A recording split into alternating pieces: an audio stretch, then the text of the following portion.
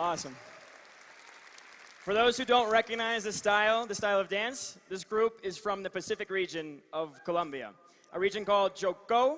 It's actually quite an underdeveloped region, and these largely high school and some university students are using dance as a way to get away from the conflict, the violence, the drugs that exists in that area. So, yeah, honestly, another round of applause. Furthermore, this isn't your typical Colombian dance show, but I think it's fitting because of that. This isn't your typical conference. This isn't your typical tech conference. This is something unique.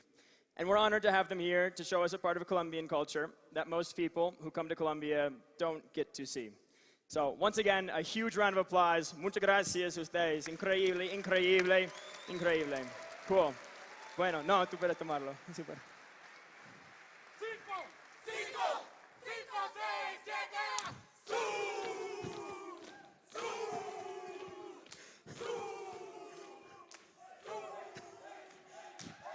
Let's give another round of applause, another round of applause, another round of applause.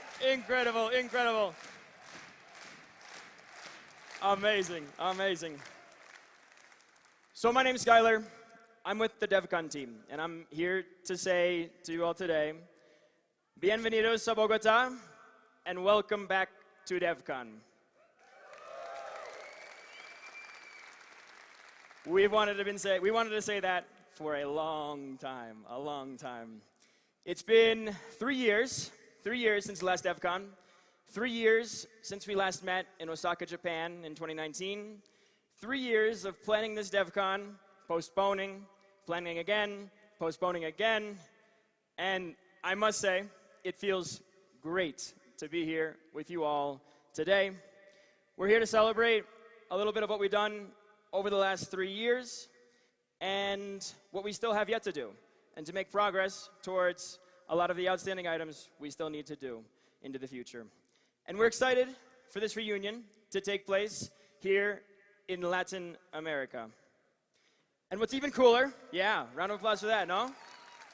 What's even cooler, though, is that there's representation from almost every single Latin American country here right now. Let's give it up for those from Latin America. ¿Quién acá es de Latinoamérica? Yeah.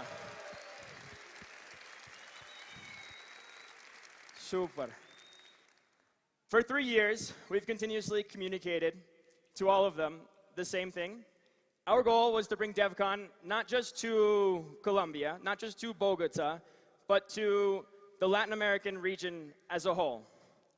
And we emphasize this with our Road to Devcon, where just in the past year, we've seen 10+ events organized around LATAM, everything from Ethereum Rio, ETH LATAM Buenos Aires, to Mexico City, to Lima, to Santiago, to Ethereum Sao Paulo, to Quito, to Bogotá where we are now, and soon to be Medellin and Panama coming up in the next couple of weeks.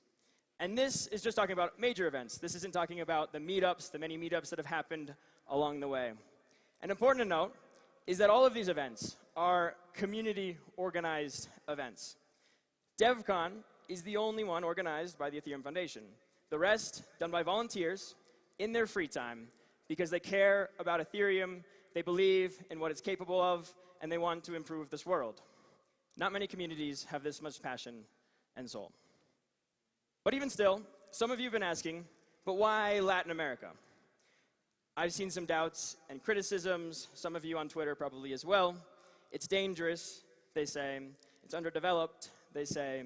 Why bring our precious community to a risky, developing region when we could stay close to home in our well-developed, comfortable countries? And quite honestly, I think that's the wrong idea. Ethereum is a coordination mechanism for all of us. It allows things like greater financial inclusion, power over your digital assets, stopping unjust censorship, sovereign control over your identity, and many more. And in my opinion, Ethereum can be most impactful today in developing regions around the world. Places where serious censorship really does exist, where many don't have access to the basic financial systems, where your identity is not guaranteed nor owned by the individual, where coordination failures are rampant in the form of corruption or even in the lack of public goods funding.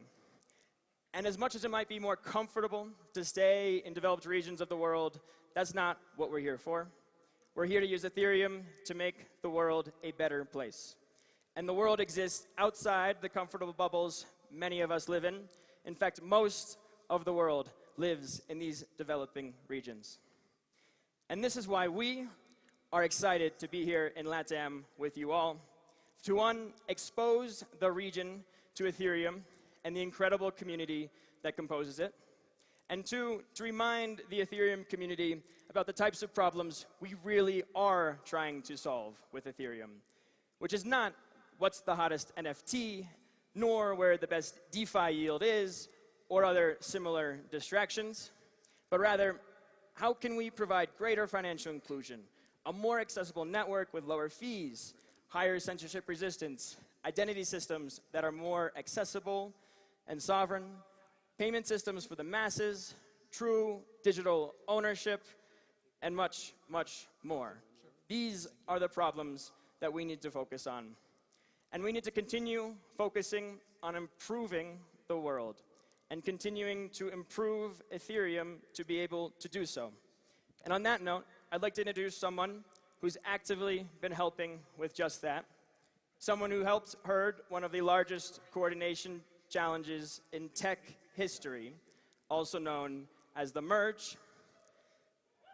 Yes. That someone is Tim Bako, coordinator for all core devs. So let's give Tim a big, warm welcome.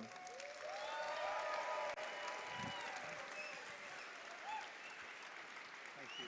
Amazing talk. What? Amazing job. Thank you. Okay. Oh, sweet. This is working.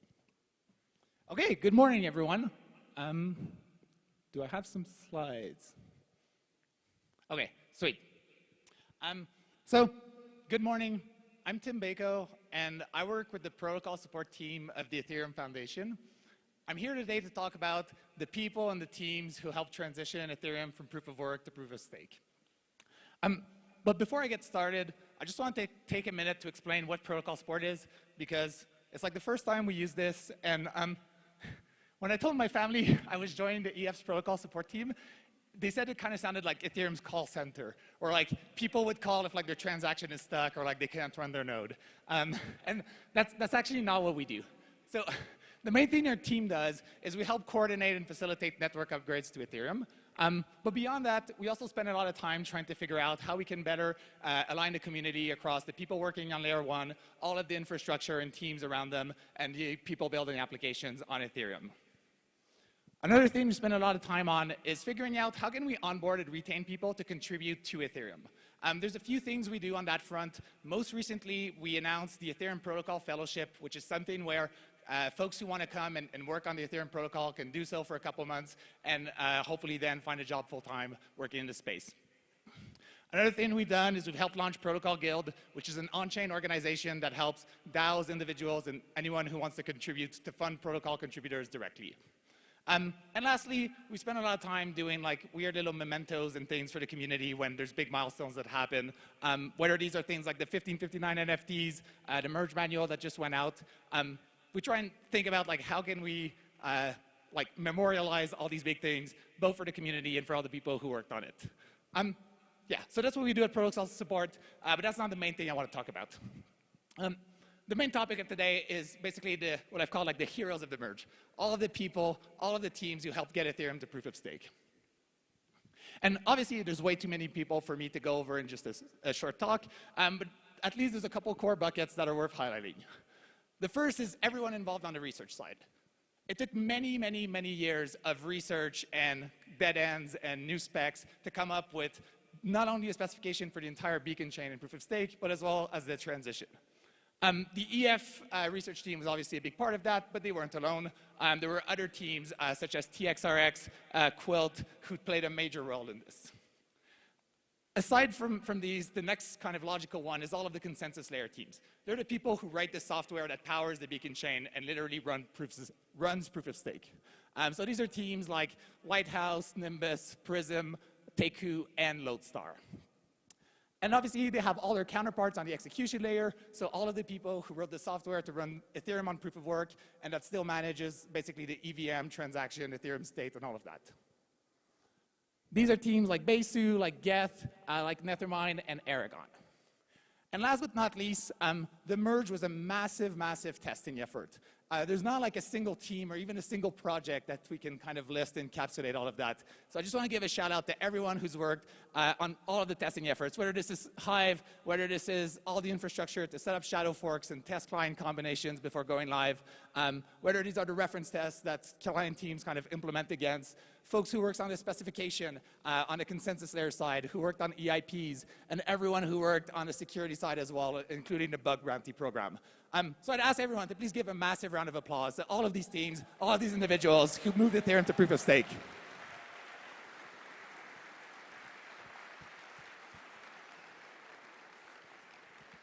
Nice, thanks. And so this is really nice, and having a shout out on stage at Defcon is obviously super cool, but as we were getting closer to the merge this summer, I was trying to think, like, can we do something that'll stay around with all these people after Devcon is over, to kind of highlight this contribution. And it was a bit weird to find the right thing, so I spent a bunch of time talking with different client team leads, people in the EF, people in the community, asking them, like, what could we do for, like, all the folks who worked on this? And I had a neat conversation with Ben from the Teku team. And so he was telling me, like, all of the people on his team often end up not being able to go to ETH conferences because they're kind of so in the weeds working on their stuff that they literally forget about tickets going live, they can't find one, and then they show up and they can't get into conference for the protocol they literally build. And it's not like they don't want to pay for it or anything, it's just like they completely miss it and then they're like stuck at the door for the Ethereum conference. So it seemed like a solvable problem, like something we could do to make their lives easier. And so I spent some time talking to some folks, figuring out the best approach for this. And I'm really happy with what we came up with. So I'm excited to announce what we call the Merge-or Pass.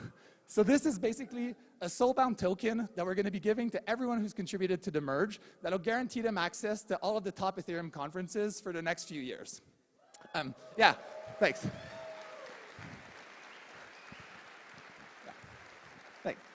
And one thing that's neat about this, because this will all be on chain, it'll all be public, so anyone in the community can obviously extend it and build on it. But I'm really excited today to say, the first partners we have for this are ETC, ETH Global, Defcon, EdCon have all agreed to honor this for the next several years.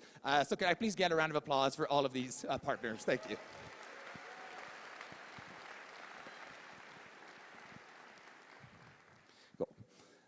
And there's one last thing I wanted to do to kind of recognize everyone's work on the merge.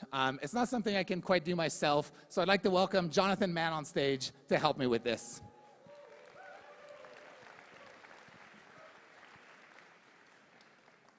Oh, shit. We lost my slides, right? We still need the slides. Sorry.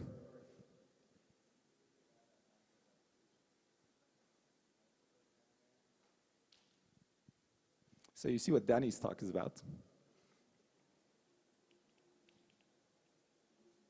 Oh, can we have the slides on the side, please? Can we get Tim's slides back up? Tim Bako, everybody. How great is Tim Bako? Thanks. What a guy. What? Okay, I think we got it. What a guy. All right. Thanks, Tim. I'm Jonathan Mann. I have been writing a song every single day for the last 5,032 days. Thank you. You don't have to clap. You don't have to clap. It's fine. It's fine. It's okay. It's been 4 years since I was on stage at Prague. I'm super honored to be back here with all of you. And I'm especially honored to have an opportunity to pay tribute to this extraordinary group of people who did this unfathomable feat of making the merge not only happen, but happen without a hitch. It was crazy how that happened. You guys. So in order to really make this tribute pop for these folks who poured their blood, sweat, and tears into making the merge happen, I need all of your help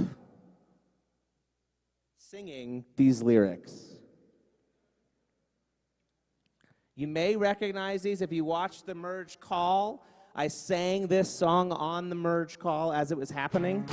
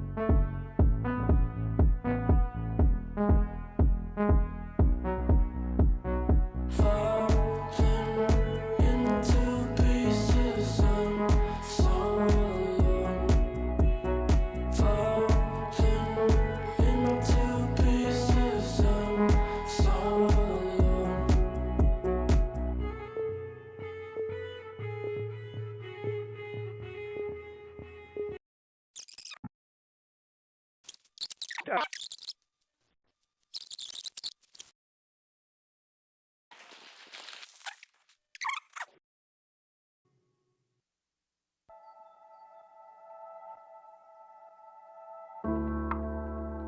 you left a hole, a hollow sat beside my bones.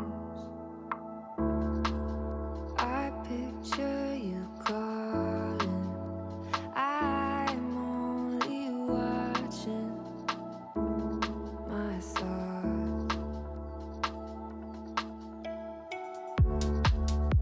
The time is rolling by without you. I'm holding on and waiting for change. I'm only lost because I found you. If I could, then I would go where you are. If I could, then I would go where you are.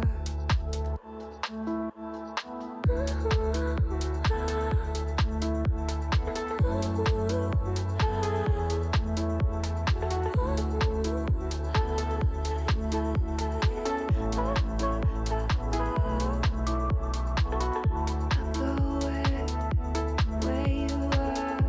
Go where you are. Go where you are. Where you are.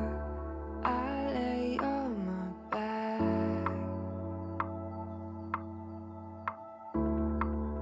The stars above my head move fast.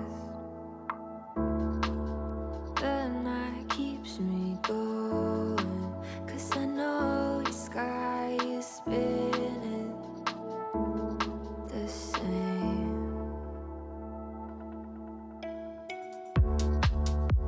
The time is rolling by without you. I'm holding on and waiting for change.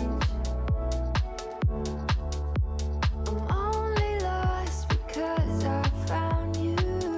If I could, then I would go where you are. If I could, then I would go where you are. Go where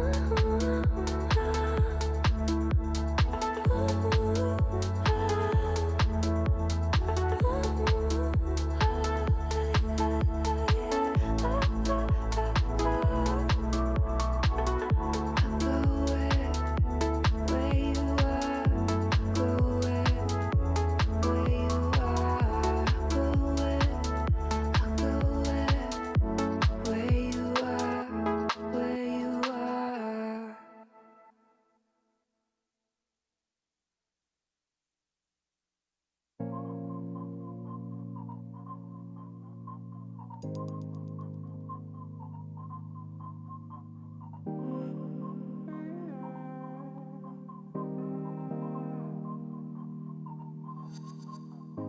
Sorry that I hesitate.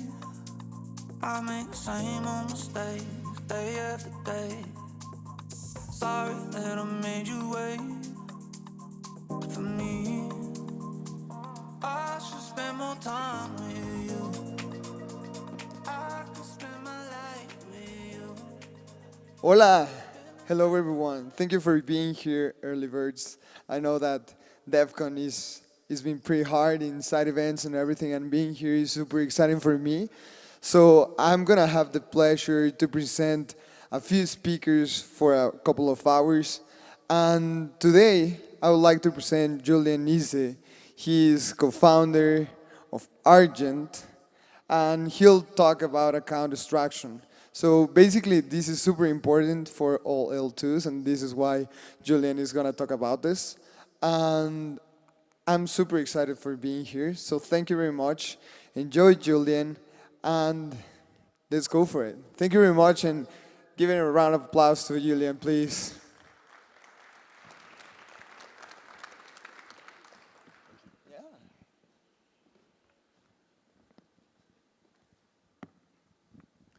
All right, so thank you all for being here. The first talk of the day after Rave is kind of a challenge, but hopefully we'll make it fun. So my name is Julien Izet. I'm one of the 3 co-founders at Argent, and this morning I'll be talking about account abstraction, why it's a game changer for the UX of dApps, but I think an alternative title of my talk could have been how to scale self-custody. So let me start with a pretty obvious statement, and I hope we all agree in this room that self-custody matters, right? Blockchain is an amazing technology that for the first time can enable true digital ownership. But of course, you don't really own an asset if you give custody to someone else, to a third party. And I think the recent event of this summer with the problem with Celsius is kind of a good wake-up call of what bad things can happen if we rely on custodial solutions. But of course, we all know that self-custody is hard, right? If we look at crypto Twitter, we'll see every day users, explaining how they lost access to their assets or how their assets got stolen. And I mean, sometimes these people are expert. If you look at the tweet on the top right, it comes from Hugh, the founder of a well-known DeFi project. So even experts are making mistakes and are basically struggling with self-custody. So the question is, why self-custody is so hard, right? And we believe at Argent that the problem lies in how Ethereum accounts were designed at the beginning of Ethereum. It really lies at the heart of the EVM. So let me dig a little bit into Ethereum account to try to understand why there are a problem and then see how we can fix that. So this is pretty basic. I'm sure all of you know about Ethereum accounts, but I think sometimes it's always good to take a step back and see things with a different perspective. So we all know that on Ethereum, there's 2 types of accounts, externally owned accounts, or EOAs in short, that can initiate transactions, and then you have contract accounts that can contain logic. And we know that an EOA has an address for identification, announced to make transaction unique, and a balance in ease to pay transaction fees. And we say that a user owns an account through a pair of cryptographic keys, also called a signer, right? And what's the link between the two? Well, the address of the account is derived from the public key of the signer, and transaction from the account can only be initiated by the private key of the signer. So there's really a link between the two. And on Ethereum, that link is not random. We need to use a very specific signature scheme called ECDSA on a very specific elliptic curve, SecP 256K1. The details are not that important, but what matters is that all of this is hard-coded. All of that logic is hard-coded in the EVM. And so if we take a step back, we see that in the user space, we have the signer, the key pair, and then on Ethereum, we have the EOA with all the EVM logic to validate and execute transactions. And we see that there's really a type coupling between the two, right? These are basically 2 sides of the same coin. And that's kind of the problem, because on Ethereum, we have merged the concept of the signer, the object that's authorized to spend your token, with the concept of the account, the object holding your tokens. On Ethereum, they are basically 2 sides of the same coin. And that's, of course, a problem, because if the signer is the account and vice versa, that means that if you lose your signer, you've lost everything. If I have your signer, I have your tokens, right? That basically means that on Ethereum, the entire security relies on users managing a secret, this private key, this signer at all costs. And as a user, you cannot make a mistake. If you make a mistake, you lose everything. And I mean, if there's one thing we've learned from 40 years of the internet is that we humans, we suck at managing passwords. And we humans, we make mistakes. So of course, I mean, this is absurd. And this concept, this paradigm, will never work for mainstream users. I mean, do we really expect the next billions of users to basically being able to manage that single secret at all costs? I mean, we're pretty convinced that the answer is no. So can we do better? And fortunately, yes, we can do better. And there's something called account abstraction. The idea of account abstraction is really to decouple that relation between the signer and the account. With account abstraction, every account is a smart contract that can contain its own logic. For example, you may want to use a different signature scheme, or you may want to use a different elliptic curve, or maybe you want to use multiple signers to validate transaction. Think of a native multisig. Or maybe you want to rotate your signer based on some logic that you've defined. With account abstraction, all of this is possible. Another way to see it is that with account abstraction, every account is a smart contract with custom logic that can initiate transactions. So no smart contract can become top-level accounts. And the good news is that with true account abstraction, there's no more EOAs, right? Because every single account is a smart contract. And you may have heard about account abstraction lately, but actually it's not a new concept. If we look back, we see that Vitalik started talking about account abstraction as early as 2016, with the first EIP being proposed early 2017, EIP 86. We at Argent and people like Gnosis with the Gnosis Safe, we started building smart contract wallet in 2018, which basically were a form of account abstraction. The idea was really to solve these UX problem for self-custody using smart contract. But we did so at the application layer, and we came with ideas like social recovery, fraud monitoring, and so on. In 2020, there was a new EIP, again, led by Vitalik, EIP 2938, where the idea was to add a new type of transaction to let smart contract become first top-level account. So enabling smart contract to basically make transaction and pay for transaction fees. Soon after, there was the EIP 3074, which took actually the opposite approach, which was trying to enable some of the smart contract feature on existing EOAs. And then recently, there was a new EIP, again led by Vitalik, EIP 4337, which basically is a generalization of smart contract wallet. The idea is to decentralize some of the infrastructure that is needed to make, to write and to operate smart contract wallet. And I think EIP 4337 is very interesting for different reasons. First of all, it does not require a fork, so like smart contract wallet, it works at the application layer, and it's actually a good architecture, I think, which can lead us in what native account abstraction should be in the future. So let me dig a little bit into 4337 rapidly.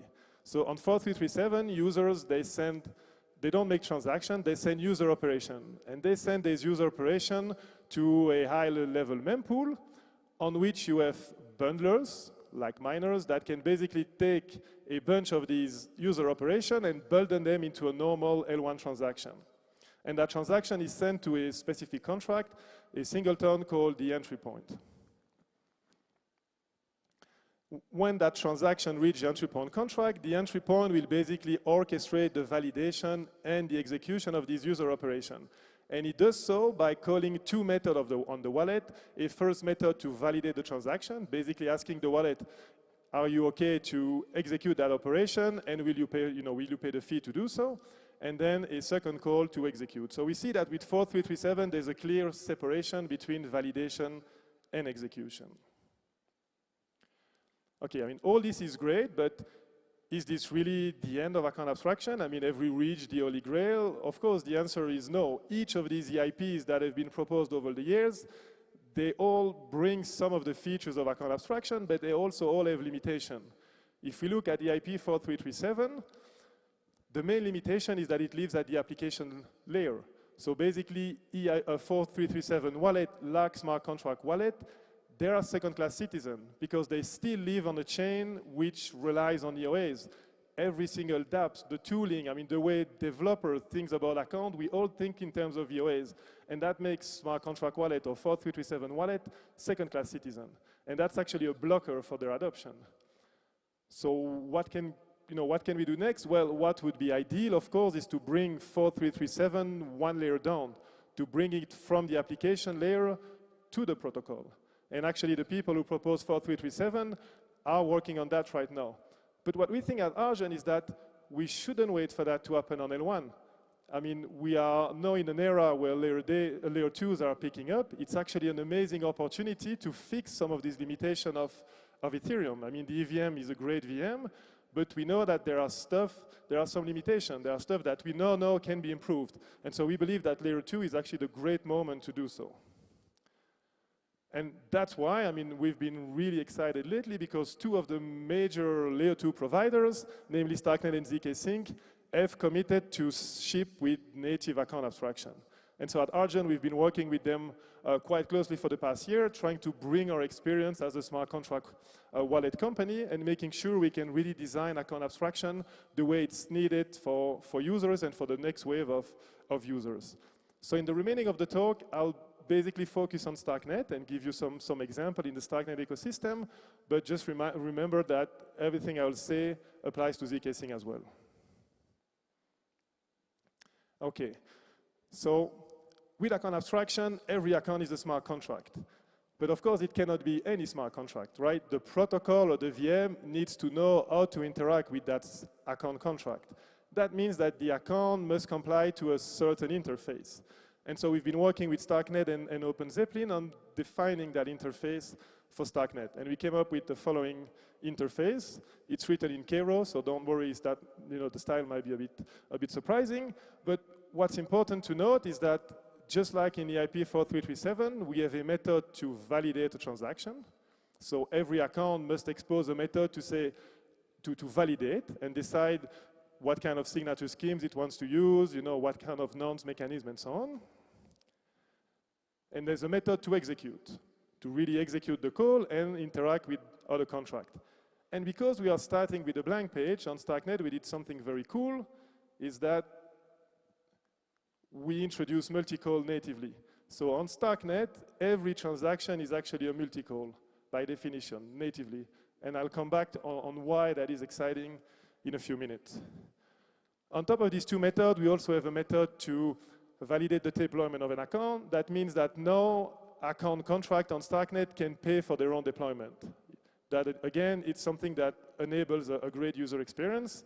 And finally, we have one last important method called isValidSignature. And the idea of isValidSignature is to basically verify off-chain transactions. Right? Again, I'll come back to that. But smart contract, they cannot sign. But they can delegate signature to signers, to keys, but they must expose a way to say, okay, this signature is actually valid for myself. And on Ethereum, this is the equivalent of EIP 1271. Okay, since this is a developer conference, there's basically 5 things that you need to remember as a developer if you want to build for account abstraction. The first one is that accounts are smart contract, and so they need to be deployed. Thankfully, this is something that wallet will take care of, but you still need to think that there is an account behind every wallet. The address of this account is computed like a smart contract, so there's no link between the signer like on Ethereum. It's a new address for a smart contract being deployed. Transactions can have multiple signatures, so you need to think that you cannot assume that for an account has only one signer, maybe it's a native multisig. So you shouldn't make any assumption, and signatures can basically be an array. And then if you want to verify off-chain signature, you cannot use a local EC recover that you've been used to. You need to actually ping the account and say, is this signature valid? And finally, you can and you should use multi-calls because it improves the user experience by a 10x factor at least.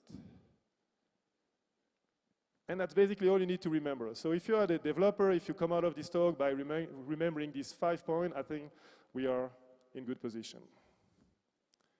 Okay, so as I said, we've been working with StarkNet on defining account abstraction there. And of course, we built a wallet because at Argent, that's what we do. And so we actually built the first wallet with native account abstraction called Argent X. I promise you this is the only slide where I will chill Argent, but it's still needed since I'm on main stage. So Argent X, first wallet on StarkNet, native account abstraction, which is quite amazing, works as a browser extension, so it works on Chrome and Firefox. You can have multiple accounts. It works on StarkNet testnet and StarkNet mainnet. And it does the usual of a wallet. You can send and receive token. You can interact with dApps. But as I will show, it does much more than that also. And it's 100% open source. So if you are interested, please check the repo. Feel free to contribute. And if you haven't tried the wallet, do so as well. And it's been actually an amazing ride. You may not know how the StarkNet ecosystem is going, but actually since we started Argent X in January, we've had more than 250K downloads, so I think that's quite impressive, and we are securing more than 90% of the funds on StarkNet mainnet today. So how does Argent X work? So Typically, when you think of a wallet, for example, like MetaMask, you think about the client and you think about the key that can sign transaction. Well, with account abstraction, you need to think about the account contract as well. So RGNX is really these three things: a client front end, keys that can sign transaction, and then account contracts that live on chain.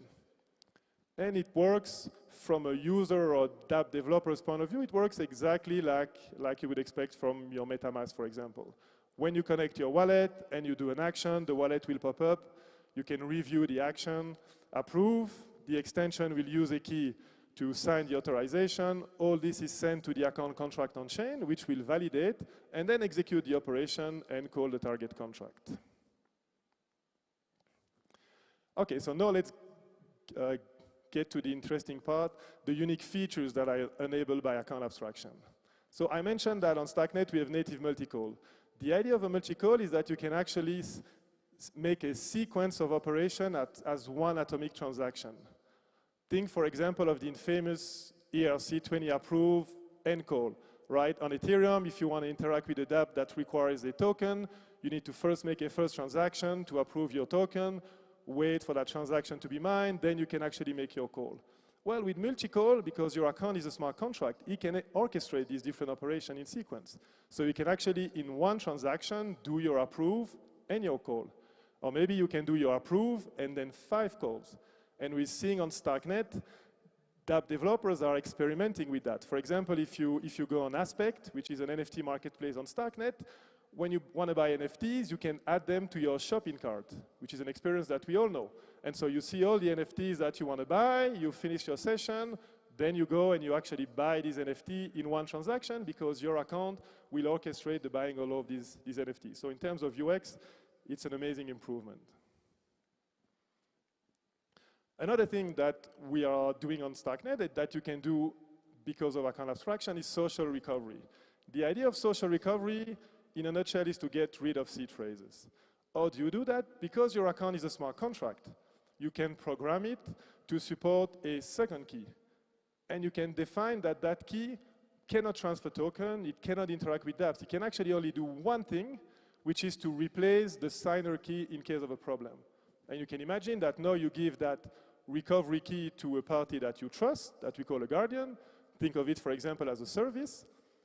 And the day you lose your computer, you lose access to your wallet, well, instead of having to think about a seed phrase, private key, no, you just contact your guardian, this service, you authenticate with whatever mean you've agreed with him, and the service will make the only transaction it can do on your account and reprogram your account with a new key. And of course, you can use a service, but you can decide to be your own guardian. You can use a ledger to do so, for example. And we are working on ledger to enable exactly that. So social recovery is really a way to get rid of seed phrase, to provide a UX that users, normal users, can understand. And it's 100% non-custodial because you, as the owner of the main key, you can decide who's your guardian and you can change that guardian at any point if you want to. So that's really cool. What else can we do? Well, we can do fraud monitoring with 2FA. Imagine that again, now on your account, you program a second key, and you decide that that second key must co-sign every transaction. So now you make your account a 2 of 2 multi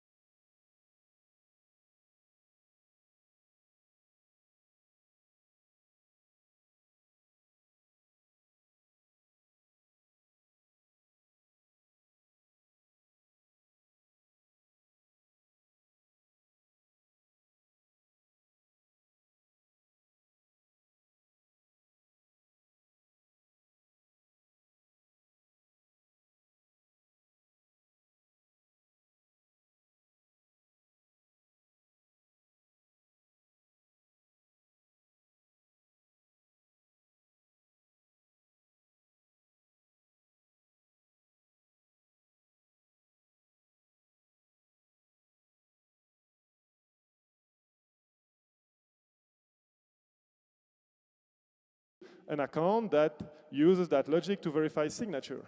So you can really now turn smartphone into hardware wallet.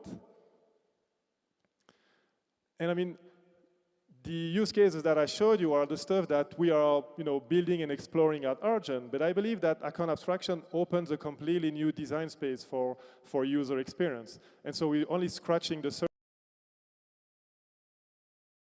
I hope that I've convinced you that account abstraction is needed for the UX of the blockchain, but I think more importantly to really scale the user experience of self-custody. And the thing is that if we don't do that, and if we stick to the EOA model that we have today, my bet is that the next wave of users, they will turn to centralized solutions. I mean, most of us in this room, we are using already a Coinbase or an FTX or Binance account because yes, it's simpler. So can we really expect the next wave of billion users to not do that? Of course they will. So we need to find a way to build a user experience that is on par with these centralized exchanges so that we bake self-custody at the heart of every interaction on the blockchain.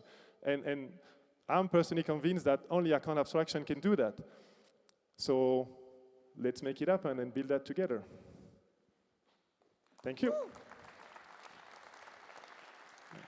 Julian, thank you very much for this. I also was looking at your Twitter and you actually wrote what the fuck is account abstraction. So that's super cool if you want to read more about it. Yes. Yeah, if you want to know more, there's a 3-part series called What the Fuck is Account Abstraction. You can find it on Twitter. And also, if you're interested, we're actually having a panel on this main stage at 5 p.m. today with Vitalik, Dan Finlay from MetaMask, and then EOAs, which has been pushing for EIP 4337. So if you want to know more, please stick around and come at 5 p.m. Perfect. Julian, thank you very much, co-founder of Argent. Give a round of applause again, please. Thank you. Julian, thank you very much. And now we're going to have Joseph Ayele. So I feel really identified with his mission because Web3 is unleashing a generation of African talent trapped within the confidence of all gateways of economy, and a new narrative places Africa differently through the Web3 lens. So please give a round of applause to Joseph Ayele. So he's going to talk about this. Thank you very much, Joseph. Thanks, man. Good to see you. Thank you.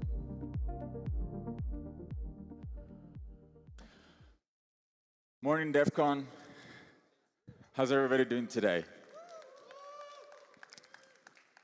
So today we're going to talk about Africa, part of the world that we all know, but oftentimes overlooked. But before we start, I want to ask you, how many of you here are from Africa? Awesome. How many of you have been to the continent before? How many of you have worked with people, collaborated, invested in? How many of you are Africa curious? Awesome. So we're here to talk about a beautiful continent that means a lot to me. A little bit about myself. I'm from Ethiopia, grew up in Kenya and Tanzania, lived in Nigeria, and when I was growing up, the predominant narrative is that you are at the bottom of the pyramid, and if you want to do big things in the world, you got to leave. The best building was the airport, the best road was the road to the airport. And so I followed that narrative, moved to the West. For about 8 years, I worked in experimenting with immigration systems to find holes within the gated world so that we can have a global talent base and a borderless vision. And then I discovered Web3. And where Web3 made sense to me was actually through the Africa lens. And that's a vision I want to share with you today. So the predominant narrative we've been using so far is that Africa needs crypto, right? Let's bank the unbanked. That's been the narrative from day one. Let's pull people out of poverty. Let's develop a developing nation. Let's make a real impact. Let's fight corruption and create financial inclusion. And there's a lot of sort of moral-based narratives that we've been using so far, and all of these make a lot of sense. But there's a different narrative I think it's important for us to really explore, and that is, what if it is actually Web3 that needs Africa to fulfill its full potential?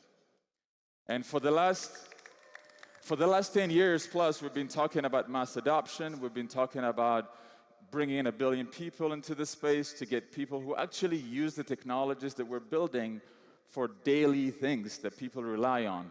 We want Web3 to be plan A, not plan B. And I believe that's where Africa plays a role, and that's the narrative that we're going to unpack today. But before we do that, I want to kind of do a bit of a high-level overview around the demographics and really understand where the continent is right now. So let's look at demographics. Africa has 1.4 billion people. 75% of us are under 35. The median age is about 19 years old. We're the youngest population and the fastest growing, and also the fastest population that's urbanizing. But that's not just the picture. The other part of it is that we're growing really, really, really fast. By 2050, we're expected to be almost 2.8 billion people. 50% of that population is concentrated in just 7 countries. And we're going to expect about a third of the world's young people are going to be in Africa. Just to put that in perspective, just in the next 18 years, there's going to be twice as many young people in Africa as in China, 50% more than in India, and 3 times as many young people in Africa as Europe and the US combined. So if we're talking about users, if we're talking about talent base, if we're talking about the future workforce of the world, that's going to be in Africa. The other bit is around the economy, and this is a mixed image here. So about 457 million sub-Saharan Africans actually have a bank account, and 370 million adults don't. There's a lot of statistics around unemployment. About a third is considered unemployed, but I believe it's a bigger number than that. And we expect about 350 million Africans today are considered middle class. And the definition of middle class kind of varies. At the moment, cost of living is really going up, and so you might be considered middle class, but you're not thriving. 43% of the population is expected to be middle class by 2030. But if we look at aggregate numbers, there's actually a huge amount of capital Africans are spending. $6.3 trillion of consumer and business spending expected by 2030, and 4.2 billion of that is B2B. So Africa is not just poor population that the world needs to go save. It's population made of people who actually have an ability to create and spend. The other part of the narrative, like understanding, is around technology, and this is also very mixed. We have 590 million Africans who have access to the internet. A lot of that is coming from mobile use, and we're expecting 6% mobile adoption over year. And the other bit is mobile money is huge, and that's concentrated in very specific countries. So we have 448 million Africans actually registered to use mobile money, but only 18% of them are active on a monthly basis. We see a huge concentration of that in countries like Kenya, where more than 70% of the population is using M-Pesa. And I was quite kind of confused when I found that there's $250 billion being transacted through M-Pesa in Kenya, but the GDP of the country is only 110 billion. So it kind of shows you how the economy is very dynamic and a little different from how we think about it. Crypto. We have last year $105 billion transacted, which is a very small amount of the global total volume transacted. It makes about 2%, but we're seeing 1,200% growth. And KuCoin expects 2,500 growth of users since last year. But the interesting bit here is actually the majority of it, 88% of the money that's transacted is for cross-border transfers. And a lot of the transfers are happening at a peer-to-peer level, and under $1,000 transaction makes up a huge part of the volume. So we're seeing a lot of small retail users getting into crypto. There's a new exchange that's launching soon, and they haven't even launched it. It's been a few months since they put this out, but they already have 2.3 million people on the wait list for the download. So if you're thinking about volume of people getting into this space, there's a lot of that happening in Africa. But the interesting bit is the biggest entry point and the biggest part of the conversation there is speculation and gambling. And there are big events, bigger events than Defcon that are happening very regularly to get people onboarded but it's primarily around trading and just making quick bucks. But there's a huge population that's actually curious about what it means to work in this space. A couple of weeks ago, I met the guy who leads the largest dev community in Kenya, and he said basically his entire community is really curious about this space, but they're trying to figure out what the hell is Web3. So with all of these aspects, why is Africa unique from everyone else? Like, why should we think about Africa as the main thing that Web3 needs to achieve its full potential? And to do that, I think we really need to understand why the current paradigm is not working for Africans. If you see the world as a food chain, Africa is really at the bottom of that food chain. And the current geopolitical, economic structures lock the continent in that position. And so basically the only option many people have to get out of there, to get into this place of emancipation, is through Web3. Let me give you a few examples of why this current paradigm is not working. First, we actually don't control our money. 40 out of 54 African countries print the money overseas. It is England, Germany, and France that do most of it, and they take 6% of the entire currency that's been printed as a fee. And there are a lot of stories about money being lost in shipments and all of that. That's not only the part of the equation. So in 2011, the United Kingdom actually withheld about £1 billion of money that was supposed to be shipped to Libya for political reasons. So once that precedent has been set, you actually don't control your money. The other interesting thing that I've been learning is that 14 African countries are part of this thing called the CFA. It still stands. It's called the French Colonies of Africa, where they basically created a euro-pegged currency. And in order to use that in parallel with their local currencies, they have to deposit 50% of their reserves in French treasuries. And what that also means is basically there's been devaluations that have happened and depegging that actually the French government has created as a result of what's happening in Europe. And these countries basically don't control their money. How many of us have heard of the Central African Republic that made Bitcoin part of a legal tender? That was an act of desperation, basically saying, hey, if we don't control our money, we have nothing to lose. Global trade is very expensive and pretty much impossible. There's huge currency devaluation in many African countries, and there's chronic forex shortage. Just to give you an example, just in Nigeria and Ethiopia, in Nigeria there's $500 a month limit of how many dollars you can get out on a monthly basis. In Ethiopia, you have to sign up on a line and wait up to 6 months just to get dollars out. If you're doing a small business, how on earth can you actually import, export, do basic things if you don't have access to dollars and trade with the rest of the world? That image, I took it last week. I was in Lagos, Nigeria, and I tried to change a $100 bill, and that was the stack of Nigerian Naira that we received. And so you're walking around with a bulge pocket of a lot of dollar bills. Close to 10%, we pay about 10% bank fees to transfer any money in and out of the continent. And sadly, as a continent, only 15% of our trade is within ourselves. The rest is with the rest of the world. And that's a lot of like trade issues and all of that.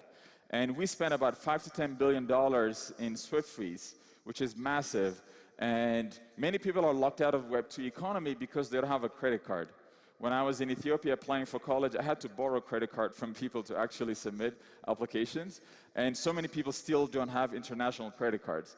And because of that, now the world will not take African money. People cannot participate in the global economy that way. The world is gated for Africans. Borders are closed for Africans. There's supposed to be so many builders that were planned to be here, they couldn't get visas to be here. African passports are the worst in the world to carry around. When I was traveling around in my Ethiopian passport, I used to wear a big cross on my neck just so that border control doesn't confuse me with a terrorist. And you talk to many Africans who are traveling around the world, there's this thing called immigrant anxiety. That's because for whatever reason, doesn't matter who you are, what you're doing, the world is shut for you. Many Africans make the bottom of the list in applications, job applications, and all of that. It's the least trusted population for employment. And Africans make the least money in technology, and I'm a little sad to see that also happening in Web3, where dozens of builders that I've been speaking with, they're earning about $15,000 to $40,000 a year compared to global counterparts who are doing the same work, who are earning a lot more for the same work. So I think that's something we've got to change. Now, there are being small steps to improve this paradigm. There's a Pan-African single trade zone that's developing. There are internal payment systems banks are creating in order to reduce dependence on foreign currencies. And there are CBDCs growing like e-Naira. But these are very small steps. Now, my biggest issue with some of this is that even though we're trying here, that the institutions are not really set up to meet the needs of the young people. You go and meet a lot of young people, they're very hungry, they're driven, they want to thrive, they don't want to just survive. They want to have a piece of this world just like the rest of us. They want to do real things, they want to maximize their creative potential. And basically, institutions as we know them are not set up to meet that need. So what do? Well, instead of just trying to fix this paradigm from within, and the answer to me is transcending the current paradigm. And part of that is building what I believe to be a borderless economy and a borderless society. To me, what that means is actually emancipation, path to self-determination. And when I talk to a lot of young people on the continent, they say, wait a minute, you can participate in a global economy. No one really cares who you are, where you're from. You can work, you can earn global income by paying local salary. You can collaborate with people from all over the world. You can build communities. You can own part of the internet. You can have part of this space and actually build tools and protocols to build the future economic infrastructure of your continent. People's eyes light up. Because this means freedom. This means moving out of the suppressing infrastructure that we have there. So I want to give you a few examples of what this borderless economy could look like. One of the areas is talent. I'll give you a few stories and examples of people I've been meeting recently. One of them is Ken. He's a student at Lagos University. The school has been in huge strikes so far, and he got into crypto through the Blockchain Association in the university. And then he kind of started figuring the space out, and within 1 year, he learned about DeFi, all the primitives, and really started getting involved in a lot of protocols. And now he's part of top meta governance DAO, and we're collaborating, and he's one of the best performers that we have in the DAO. And there was no one who held his hand in learning about this whole space from scratch. Another person is Victor, who I met recently as well from Kenya. He's an architect, and he discovered crypto, just speculation, and then he said, wait a minute, if I'm trying to build a career in architecture, it's going to take me 20+ years to even get to somewhere decent. What about teaching myself the rails of crypto? And then he taught himself Solidity on YouTube, again, without anyone holding his hand, and figured his way around a lot of DeFi protocols and DAOs, and now he's doing smart contract, he's working on smart contract solutions for a major DeFi protocol, and he's doing all of that anonymously, so no one even knows he's a Kenyan guy. There's a lady called Sherry, she's a photographer in Kenya as well, and she's been struggling to feed herself and look after herself. And she discovered NFT space, she locked herself up in her room, learned the whole space in 3 days, started minting NFTs using her photography, and has been earning real income, and is now building community of bringing other NFT artists into the space. These are just very few examples, and there are so many, many more self-taught Africans who are getting themselves into this space, working, creating, participating. Many of us know African culture all over the world, but it's just now that African creators are being able to capture part of the value from the things that they're building. Another area that's really interesting is trust. Many African countries are very low trust environments, meaning there are no trusted intermediaries, so there are very few trusted intermediaries that can actually enable economic and various activities between people. And that's actually really critical because here in Western places, we talk about Web3 kind of disintermediating our economy, right? But you go to places like that, actually, where there are no trusted intermediaries, you're building from the bottom up. And to me, that means basically, Africa is where decentralization has found the best product market fit. That is where you can actually build a lot of trust infrastructures from the ground up.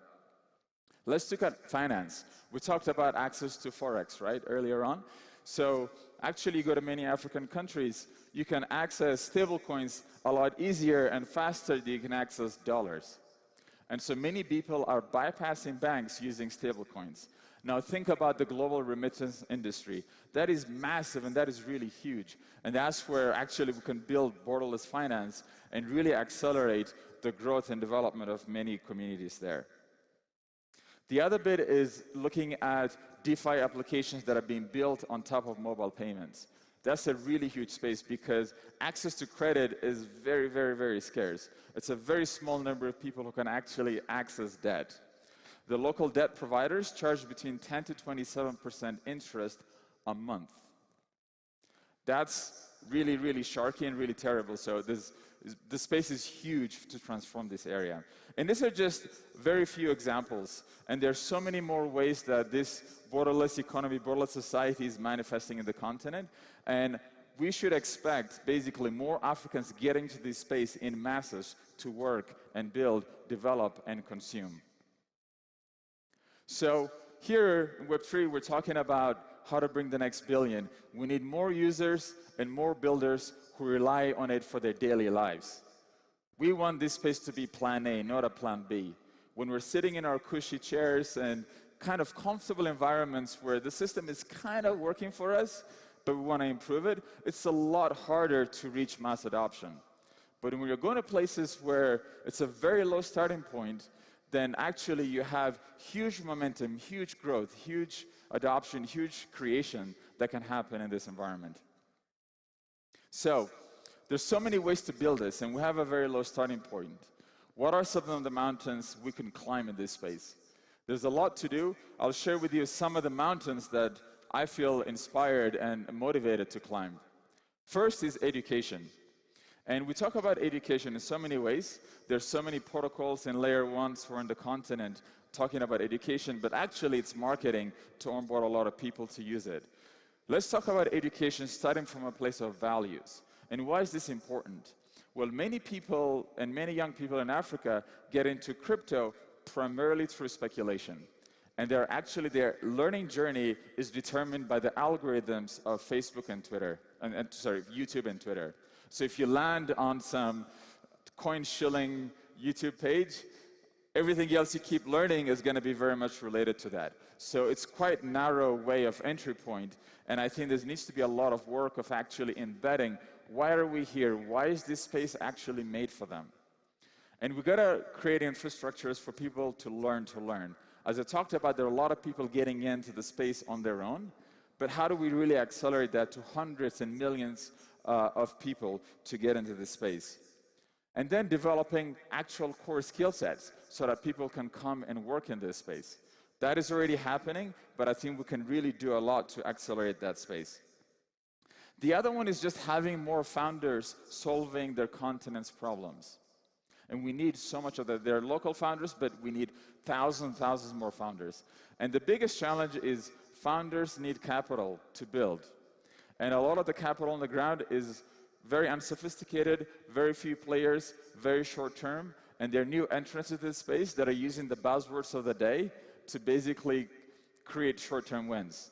And I think in order to do this really well, we got to think long-term. And long-term means, in this case, that many builders are creating the roads that they're walking on. In Western economies, a lot of Web3 was able to move very fast because we have Web 2. We have something to lean on. We have a lot of core infrastructures to build on top of. But when you're going to environments where you got to build that infrastructure from the bottom up, you got to think long-term. And that's actually where you can accrue a lot of value and build core economic infrastructures for the continent. And the other bit also of in funding space is supporting grassroots activities, because that's where a lot of the foundation is being created, and that's where public goods plays a big role. There's so many grassroots players using the same value system that we have here, helping develop the core infrastructures of mass adoption in this space, and that's a huge gap on the continent. The last bit is building community, and I'm talking about community with the principles and values of community. That really matters because there's a lot of sort of extractive community conversation that is happening around the continent, which is just trying to get as many people to sign up, get big user base, get large adoption. And that's fine. But if you actually, many protocols go there with the spirit of extraction, what you end up doing is raising a generation of mercenaries. So actually, when I go to a lot of events and I talk to the people there, they're like, yeah, we know what's going on. We're playing the game. So helping you build the numbers, but when there's something better, everybody leaves. And I think that's a big challenge because people are going not to build community, but to create the short-term wins in order to look good and have the numbers, raise money, inflate tokens, and all of that.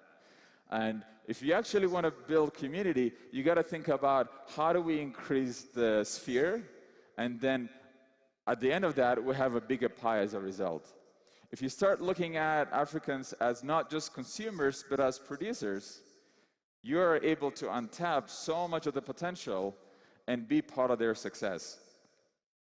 So that's, to me, that's really what feels extremely exciting. And if any of these mountains you're finding exciting, let's jam. If you're thinking about climbing other mountains, let's figure out how to support that work and accelerate your journey. Because at the end of the day, I think Africa will have a lot more to contribute to this Web3 movement. And we're here dreaming, thinking, building, and creating. But if we want actually this infrastructure to be used on a daily basis, doesn't matter if it's a bull market or a bear market, if we want this space to be used to actually meet people's needs and people to rely on and to have the space to build on, I think Africa is the right answer for me. Thank you.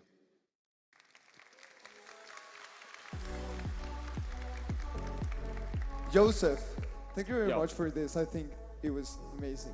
No I worries. think we should need, and Africa is amazing. I think Africa and Latin America has a lot in common. So thank you very much for highlighting all this data. Awesome. It's been amazing. And let's do Defcon Africa sometime soon. Woo! Thank you very much.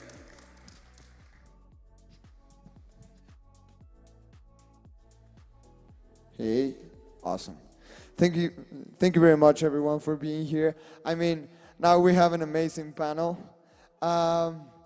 So basically, signing with Ethereum is one of the most powerful protocols in Web3. So we're going to talk about this. We're going to have an amazing panel.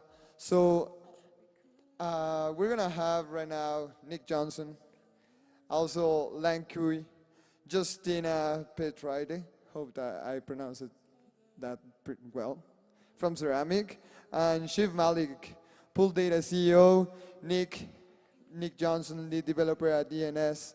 So please give a round of applause to them. The panel is going to be amazing. Guys, sign in with Ethereum.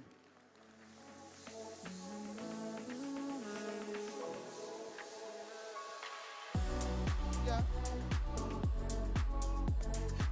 Guys, thank you very much for being here. Yeah. Thank you. So we're bringing. Okay. Jazz are coming. Chairs are, yeah, the chairs are coming. All right.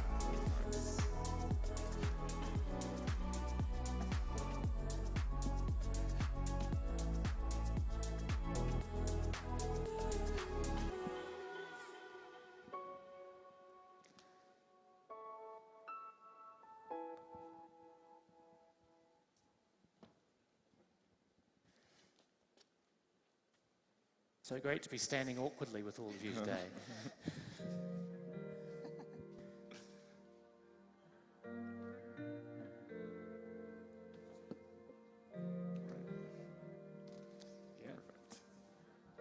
So please again give a round of applause to Justina, Lang, Nick, and Shiv.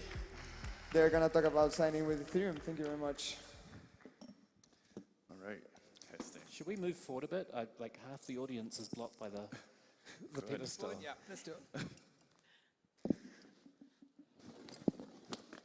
Oh, that's great. All right. Good morning, everyone. Thanks for joining. Welcome to Signing with Ethereum. So my name is Lang. I am an investor with Struck Crypto.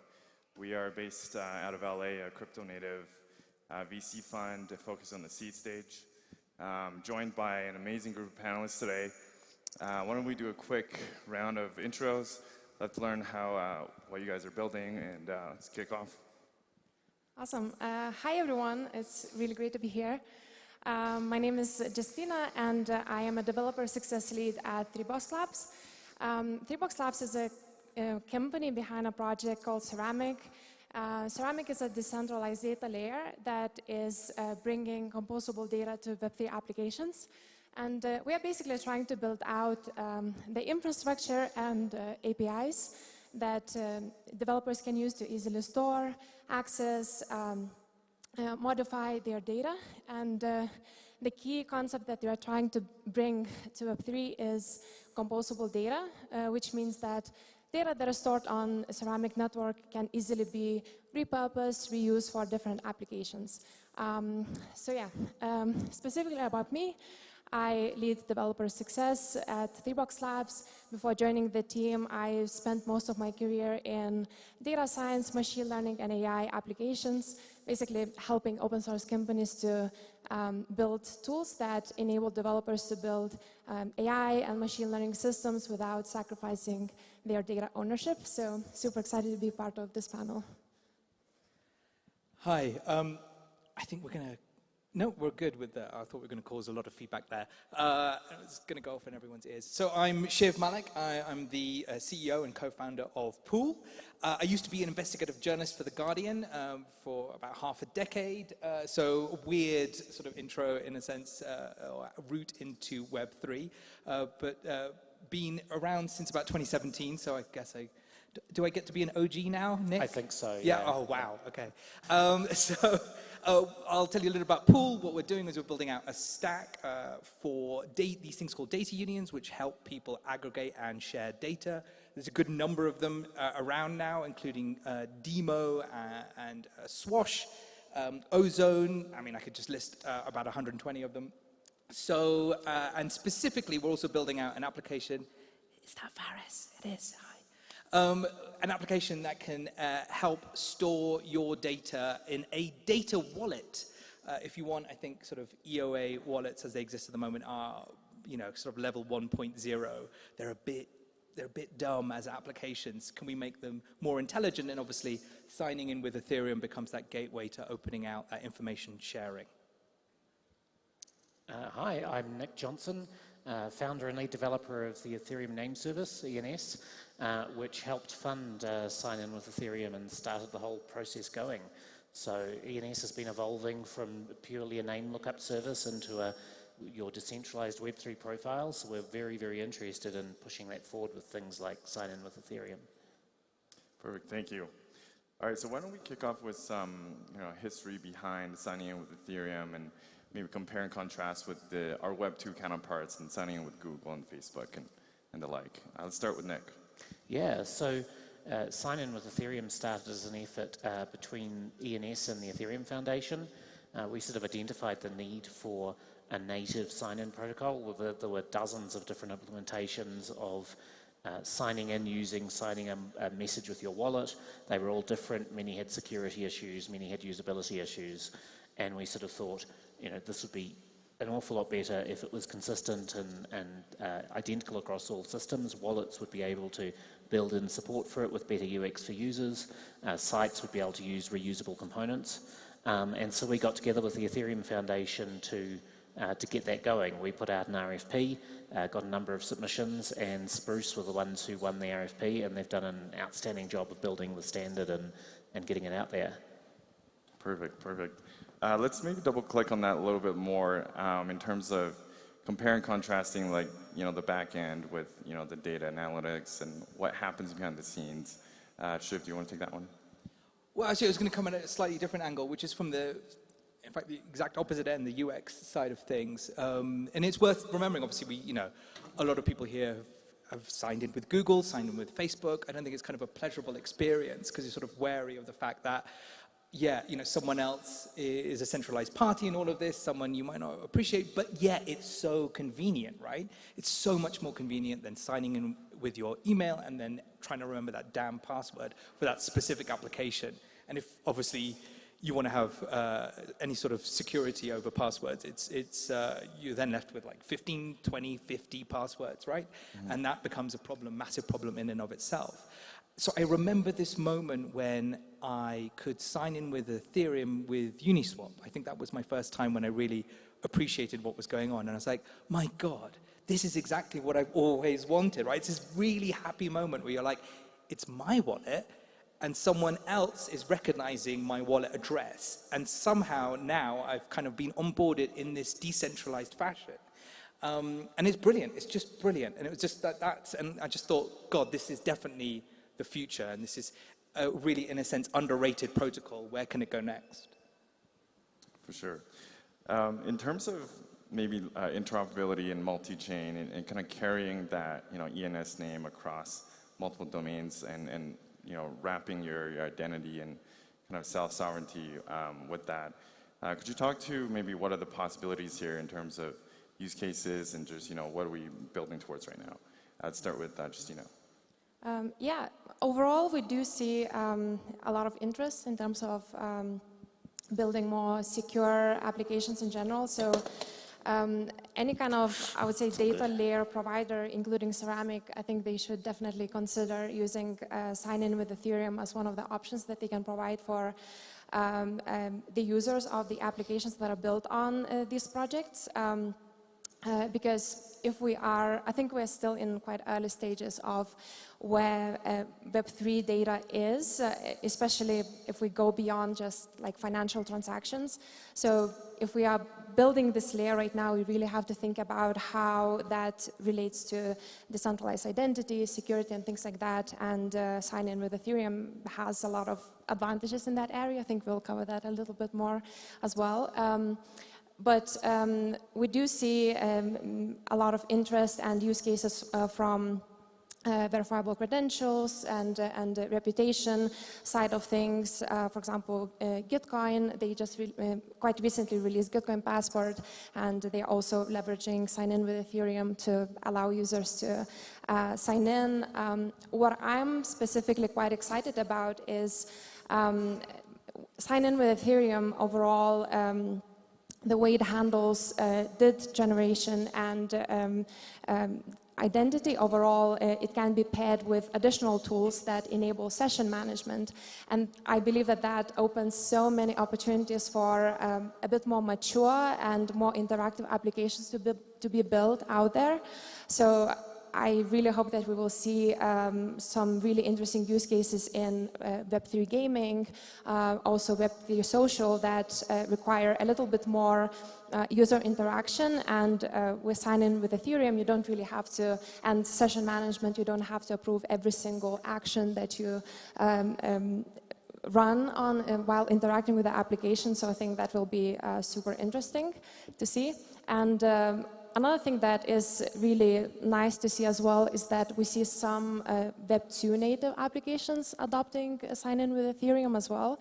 For example, discourse forums, they already have a plugin that users can use basically to sign in with their Ethereum wallet, which is great. And I just really hope that we will see more these Web 2 native applications as well using it, because it's a great standard to adopt. Shiv, anything to add to that? Oh, I mean, so many things. It's worth saying that picking up on that point about session management, it's so important when, it's worth going back maybe in history to kind of Netscape and them creating the cookie, right? In order to get some kind of user convenience in regards to session management. And if you think about it, cookies have been, they've just been terrible. As a piece of technology, they are awful. They don't actually really do the job that they've also been employed to do, which is basically kind of spying by proxy. And of course, now third-party cookies are being shut down. by Chrome in, well, they've delayed it twice now. So Web 2's got this problem too. And in fact, just generally speaking, in terms of the internet at large, not just Web 3, we've had this issue of, what is my identity on the internet? Is it my email? Is it my mobile number? Like,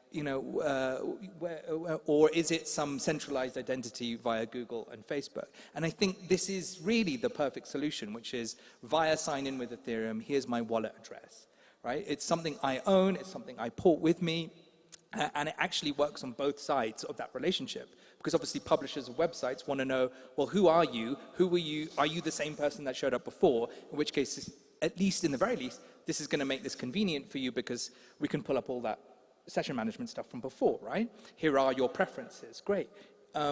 So I think there's just so much opportunity as well with cookies disappearing, right? This is the replacement in that sense for that identity aspect of cookies and session management. It's very exciting. Nick, anything else? I guess it's worth drilling down a little bit on why we need something like sign-in with Ethereum in the first place, because Ethereum serverless apps, your typical smart contract interaction, you don't need to authenticate yourself to the app because you're authenticating yourself with the transactions you make. So it's only when things with back-end services that aren't the chain become important that you start to need the sign-in thing. And so I think, this wasn't a part of the core Ethereum layer simply because initially apps were very focused on directly their on-chain backends, and as apps have become more sophisticated, they've wanted to have integrate other systems, authenticate with legacy systems, and so on. It's become more and more important to do this. But because it wasn't built in, the initial solution was very ad hoc and so forth. And so we needed a sort of a standardization moment to help move that forward. I guess talking about the cross-chain thing too, the ENS is well suited to the integration here, and obviously I'm going to shell ENS, but because ENS supports multi-chain identities and so forth, so you can authenticate using sign-in with Ethereum and you import your profile, which has addresses for whatever chain you're using or none at all. Perfect. So why don't we talk through some of the additional traction currently and maybe some barriers to adoption. Why hasn't some things picked up? What are some major hurdles we have to work through? Let's start with Justina. Yeah, so in general, it's fairly new-ish concept. So obviously, I think we will see more adoption and more traction in Web3 first. I also think that especially for, let's say, bigger institutions to adopt something like sign-in with Ethereum, there are quite a few things. They, in general, I think still need a little bit more conviction that these kind of protocols are reliable and scalable and safe. Especially, I'm just thinking, what would it take for a big, let's say, healthcare company or insurance company to adopt something like that to allow users to log into their systems. And there are a few things, I think they still need a little bit more conviction that these systems are secure, reliable, and also I think there is still an unsolved problem of users managing their keys. So we obviously shift so much responsibility to the user and then not to do some silly things with their private keys. So having good solutions there and having reliable experience for both, let's say, companies and the users is important.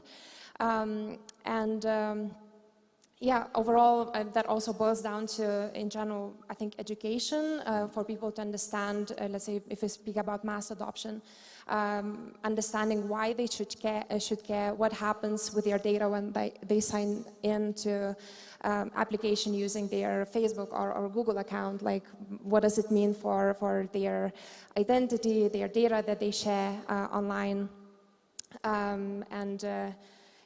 and the last thing that I think I would like to mention is user experience. This is super important, and as Shiv mentioned, that's one of the biggest advantages that Web2 single sign-on methods have. It's so simple, so easy. You just click a few buttons and you're in, and it's great. So we have to make sure that for Web3 solutions, we strive for at least similar experience or even better. So I think overall, the standardized message that sign-in with Ethereum produces, it's already a really great step towards that direction. It's easy to understand for the user. They know what kind of things they are signing up for, what permissions they're giving to the application. So yeah, we just really have to make sure that overall UX improves and is as good as Web 2 or even better as well. Do you have anything else? Yeah, obviously the title of this talk is the most powerful protocol in Web3 ? Because I think it's obviously really underrated in terms of use cases right now. Lang, is it worth asking the audience who's signed in with Ethereum in the last, like, I don't know, week or ever? Who's a frequent daily user? Wow, that's pretty good. Okay, that's good. I guess it's how it should be for a conference where everyone presumably has got an Ethereum address. I mean, in terms of usage right now, I mean, this morning, just taking today for me, I signed in to Aave, in a sense, and I was able to realize that my health factor was really low, and I might need to borrow some money to prop up my margin call. And then the second thing I did was sign into the app for this conference, which was great. And obviously now it remembers, and I'm able to personalize that experience, right? So that's sort of brilliant. And I do, you know, various things like that on a regular basis. But where this goes, I mean, Justina mentioned key management. I was listening to a podcast, and I think there's still 8 addresses which have never pulled out their Ethereum from the original crowd sale. And that's because they lost their keys. So if Ethereum devs, right, back in whenever it was, 2015, can't manage their keys, how do we expect ordinary people to do it? So that's a huge problem. But I think I'd like to see the stage where, you know, people are signing into, let's say, the Wall Street Journal, and they're able to make micropayments, right, because they're on an L2 for paying for an article. And I want that to be on that list of options, right? Sign in with Google, Facebook, and Siwi, right? Sign in with Ethereum. I just want it to be there. That's, I think, in a sense, I don't see why we're not too far off of that. Once you've got the ability to make micropayments, then the other side have got an incentive to start installing the SDKs that kind of make this happen, in a sense. Yeah, I think I just want to echo that. Like the getting more integration with Web 2 apps is going to be a huge step forward. But also just the browser UX. Sign-in with Ethereum's protocol was specifically designed so that the message you sign would mean something to a human. You'd be able to read it and tell exactly what's going on, but also that it would be formatted so it would be easy for a machine to pass. And so there's a lot of opportunity for wallets, you know, MetaMask, Rainbow, everyone else, to identify sign-in with Ethereum messages and show a nice user-friendly dialogue that says, you know, this is what you need to know. We've checked it's a real message. You know, here's what you're signing in with. Here's what permissions you're giving them. Same as you would see with like an OAuth dialogue for GitHub or Google or whatnot. And I think that's a big step forward from the text-based, you know, sign this message window. Great. I wanted to touch point on the institutional partnership side, maybe the short term, medium term. Is there a way that, you know, we work together with a lot of the large, you know, tech companies or, you know, fintech, TradFi, or is this more kind of our siloed, you know, bottoms up kind of way of starting a new movement here? Start with Justina. Yeah, no, I really hope that it's not going to be siloed and that we can collaborate with them. And yeah, I really do think it's really about understanding the challenges. Like, again, as I mentioned about, like, for example, even healthcare, which I think would be a massive thing to potentially adopt these kind of methods. We would be dealing with extremely sensitive data. So these kind of institutions, they have another set of challenges that they have to solve. Also, we have data regulations that we have to take into account, and like, what does it mean then that users use their, let's say, Web3 wallets, and then these kind of protocols and so on. So yeah, I hope that we can collaborate on understanding what kind of issues we have to address and find solutions on that end and implement them. And yeah, I think that's really the only way how we can see more adoption on the institutional level. Makes sense. So actually, we're working with Ceramic. So our vision is, so the wallet is just, in a sense, the application, right? The private key and the mechanisms for signing are the protocol. And that's really where I think the power lies. How good can you make the application, though? So as I said, at the moment, I think wallets are actually, it would be crude, but just they're pretty dumb at the moment. Smart contract wallets take you a step up, right? Because then you kind of, yes, you can get subscriptions and things like direct debits, right? More kind of refined modes of payment, not just single transactions. But now imagine, and this is why we're working with Ceramic, being able to port data into effectively a storage vault, if you want, where you're also using the same private key as you would for your wallet to permission reads for that vault.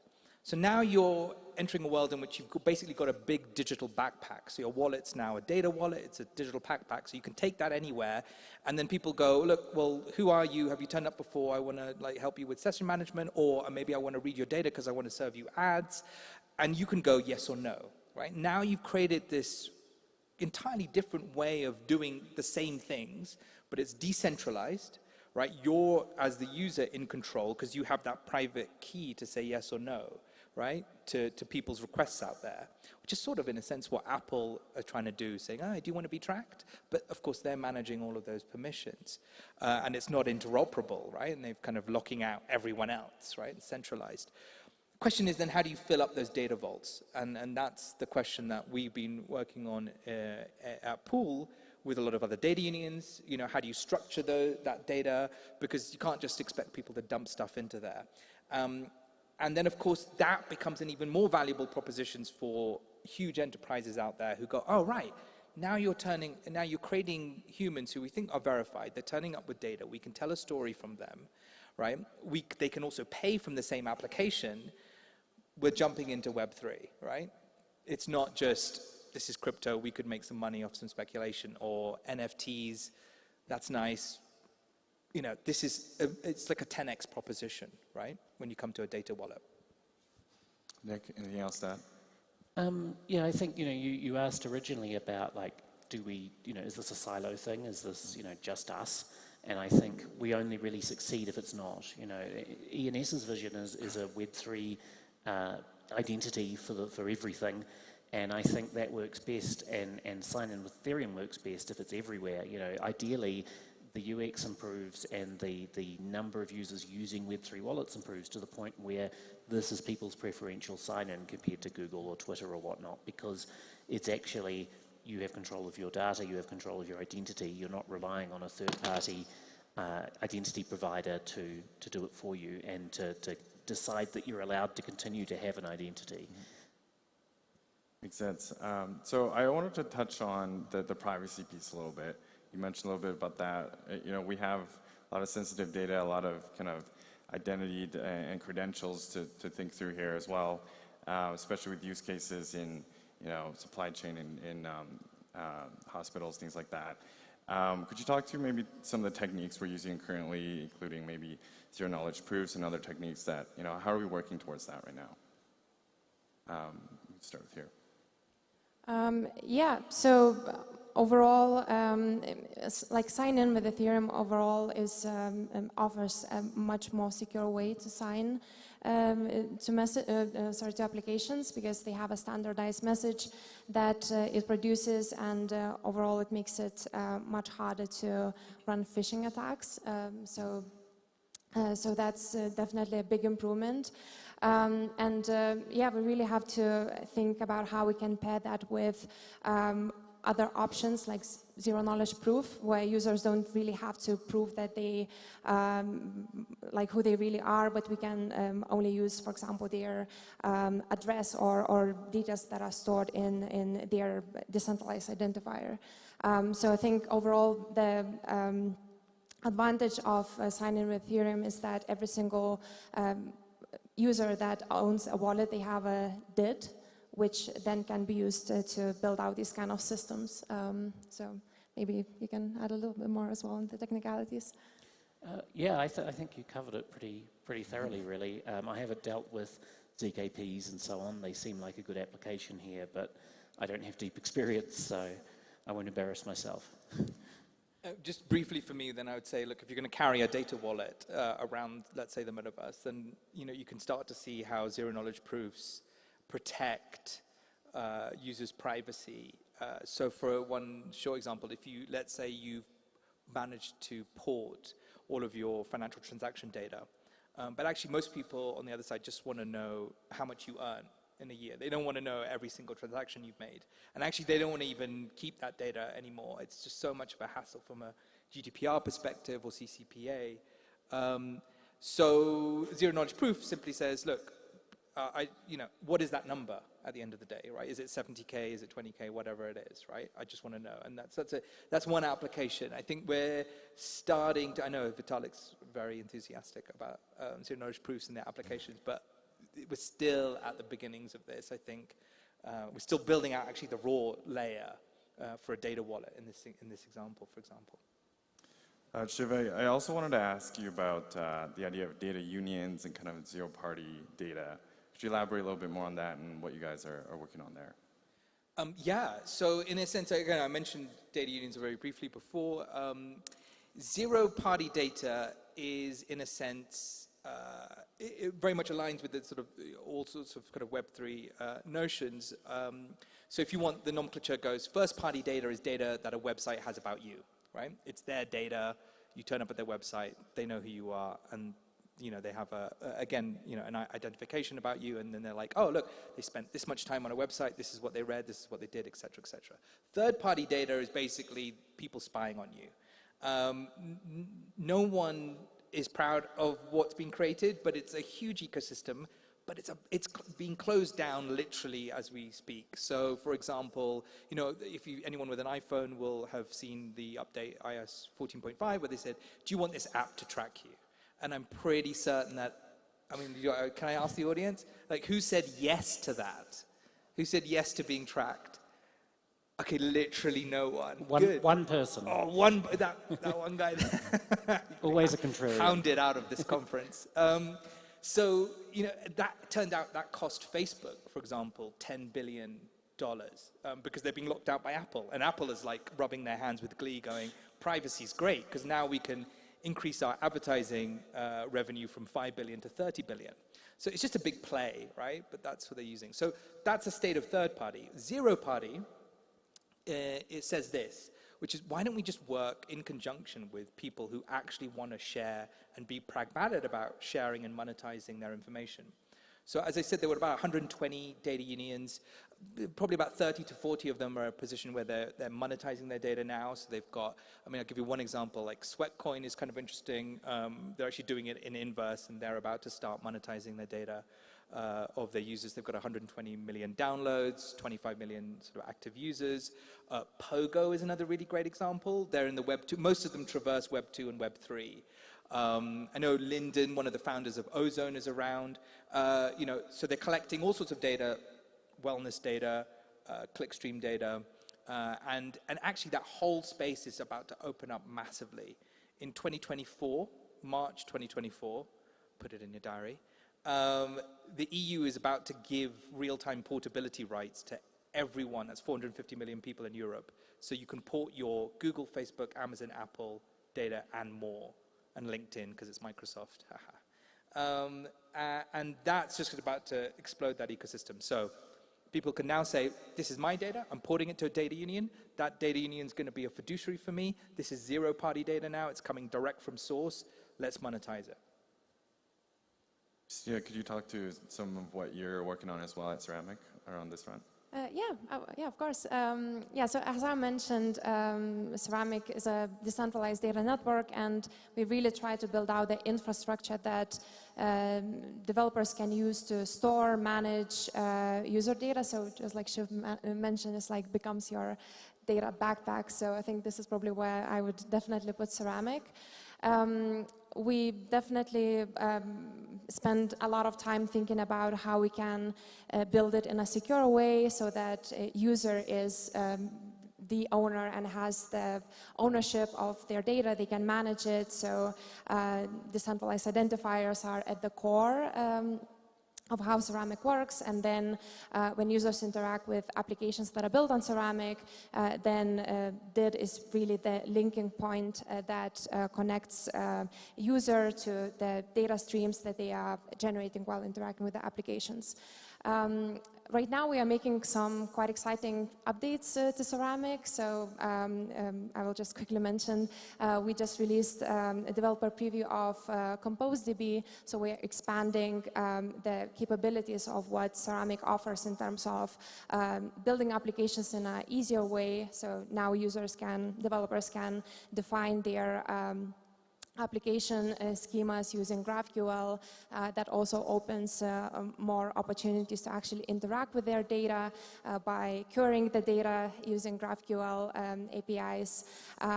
We are adding indexing and relations so that you have a little bit more flexibility in terms of how developers can interact with the data that is stored on Ceramic. Yeah, we're also doubling down on making sure that data that is stored on Ceramic is composable. What that means for a developer, like if you build on Ceramic and you build a data model, so basically define the scheme of the model, you can share the model on what we call model discovery, so that other developers that are potentially building similar application or something that they just simply need a specific feature or the model that already exists, they don't have to build it from scratch. They can take something that exists on a model discovery platform and use it for their application, or if they need some additional functionality there, they can update the models and then also share with the community. So we really try to make that development more community-driven and allow developers to help each other to build faster and better applications. Yeah, also data interoperability as well is something that we really take seriously and make sure that data, for example, if user created a profile on an application that was built on Ceramic, because their data is linked to their decentralized identifier, that means that they can take their profile or let's say, I don't know, if it's a Web3 social application, their followers, and bring it to a different application that runs on Ceramic as well. So those are the things that we're working on. Some of them are early stages. We love developers to try it out, share feedback, and help us build it better. Exciting stuff. I was going to say, if people don't know, the secret sauce of Ceramic really is, certainly from our perspective, is that you can deal in real-time data. So like IPFS is great for static stuff, right? One-off, like I'm going to store this, that's great. If you want a persistent stream, then you've got a different problem, right? Because you're going to have to kind of rewrite, and that's going to cost a lot, and it's horribly inefficient, obviously. So that's, for us at least, that's like the basic thing for why Ceramic is really a huge way forward in all of this. Perfect. Let's talk about on the consumer end with monetization of data and after sign-in, and kind of that whole user experience from end to end.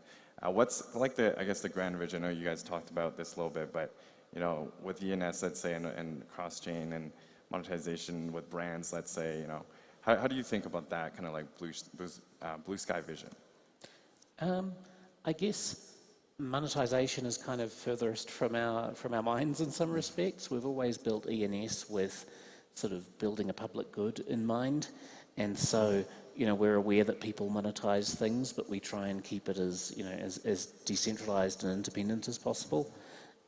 So we it's more a platform that people can build monetizable ideas on than something monetizable in and of itself.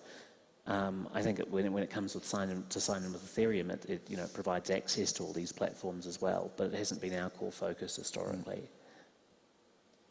Can I ask Nick a question? Yes. Yeah. I was just going to say, obviously you were one of the original authors of, what is it, EIP, is it 3165? possibly. There's so many of them. You can't remember. No, as in this original sort of CWE Yes. protocol, right? Yes, yes. Okay. And as it stands at the moment, where do you see it going in terms of it needing updating, refreshing, coming back to it, and what are its flaws? I think it was built with extensibility in mind reasonably well. The format of the message you sign allows optional fields, allows apps to specify individual things. Wallets can then support those as time goes on. So I'm hopeful that the way it will be updated is by publishing additional specs that add functionality through those mechanisms we already have, rather than needing changes to the base protocol. At least if we did our job, that will be, the goal. There's always the possibility of CWE2, but maintaining backward compatibility, I think, is really important, because in some sense, whenever you don't, you start from scratch. It's never quite as hard as the first time, but you spend an awful lot of effort just getting back to where you were in terms of adoption and so on, whenever you release something new that everyone has to support. Very cool, very cool. So I want to pivot slightly towards the idea of soulbound tokens and kind of how we can compare and contrast between signing with Ethereum and Vitalik's SP token approach. Do you want to talk about that, Shiv? God, yeah, so soulbound tokens is obviously, it's put forward by Vitalik and Glenn Weil and one other author, Priyanka. I think it's Priyanka. I forget her name. This is really terrible. It's always the third person who drops off that list in terms of you remembering. And I don't know. I don't know if it's so the idea is basically you have tokens that are inherently bound, soul-bound, to someone's address, right? So they, in essence, can't really be transferred, become meaningless after that. I don't know, Nick, if you want to kind of elaborate more on a technical perspective. And that is, in essence, wrapped up with your identities. And I think from if you take a kind of, a much higher perspective, just sort of step out, it's good at recording moments. In a sense, it's not too different from POAPs, if people know the value of that, where you're taking from a storytelling perspective, you're capturing a photo and you're here's this moment, it's perfectly captured, great. And it says something about you at that moment. What it isn't really doing, it's kind of leaving a trail of breadcrumbs for other people to then put together a story. And in a sense, it's not too different from, it's got other applications, but this is from a kind of data perspective, or from an identity perspective. People's identities are far more fluid and actually involve a good many more things. So if you just told your story, if you want, through photographs, to carry on that metaphor, you'd end up with kind of a kind of Instagramish world. But that doesn't really tell the richness in terms of digital storytelling perspective of everything that's going on, all the stuff that you wouldn't, in fact, actually really capture.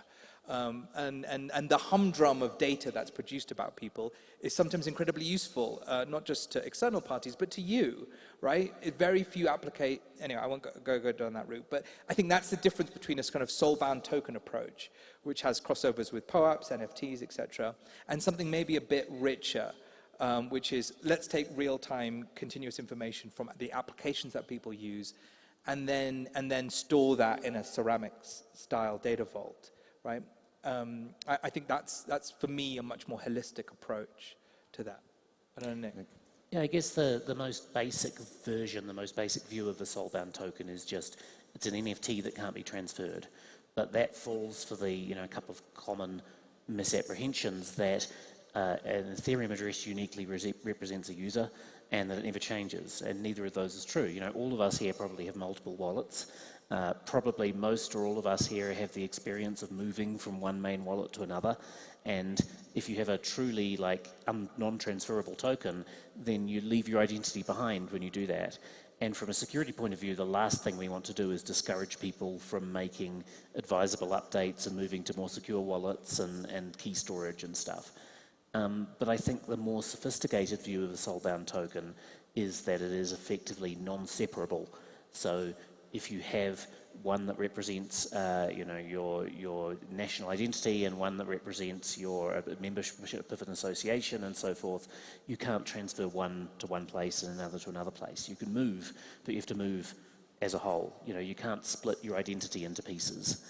And a different approach to that, which I'm quite fond of, is attestations, and particularly if you tie them to an identity such as an ENS name, because you transfer the ENS name to a new account, and all of your attestations come with you because they're pointing at, that this name is over 18, this name is a citizen of New Zealand, and so on and so forth. And the attestations are cheaper too, because you don't need to put them on chain. You can put revocations on chain, but you just need a signed message that says this authority asserted that this fact is true about this ENS name. And you can collect them and you can hand them out and you can have privacy over them as well. In a sense, again, it comes down to the fundaments of what identity is, how we not only want to build it, but what is it? Going back to who are people? People are complicated things. And to kind of, are we taking this kind of almost staccatic approach? Or are we going to have continuous streams where we realize, yes, these things are sort of fluid, but we can tell a kind of more interesting story. And obviously people, do want to shift. People's identities inherently do change. We're not static beings in that sense. And I guess, it's a good, I felt like the Solvan tokens are incredibly good theoretical exercise, but from a UX perspective, just the worst in a sense to implement, because humans are complicated in that sense. Right. Justine, could you talk to maybe some of the use cases with, let's say, AI or advertisers and, just different ways to kind of combine, signing in and artificial intelligence? Yeah, I mean, overall, that's a massive topic. Yes. This is a tiny question. Probably would take an entire hour to talk about that. Overall, I'll try to make this quick and short. I think most of people here are familiar with problems with AI and driving insights from data in Web 2. I'm speaking about users giving up their data ownership, these big companies that have algorithms that are being trained on their data, do most of their work in a closed source, so there is no way to really tell what is happening behind that. And then again, if you use traditional sign-in methods, you give out entire network of your interactions with different applications. Then on the other side, there is another challenge for developers, specifically in Web 2, that I've seen so many times. If you are a smaller company and you don't have massive user base, for example, Google or Facebook, you have two main problems. One of them, you might not have a big enough team to build out these advanced systems. And another problem is that most of the data is extremely siloed. So if you don't have access to these massive data pools, you are quite limited in terms of how good those ML or AI systems can be. But at the same time, let's be honest, these algorithms that we interact with on a daily basis, for example, YouTube recommendation algorithm that gives you suggestions for the next video to watch, they are pretty good, and I'm sure that everyone appreciates the experience that they provide. So overall, I think looking at Web3 and, for example, these sign-in methods from Ethereum side, I think there is a really great opportunity to do these kind of things a little bit better, although at the same time, I feel like it's really early days, because applications that are currently on Web3, they are not very feature rich. And to train those kind of systems, obviously you need data.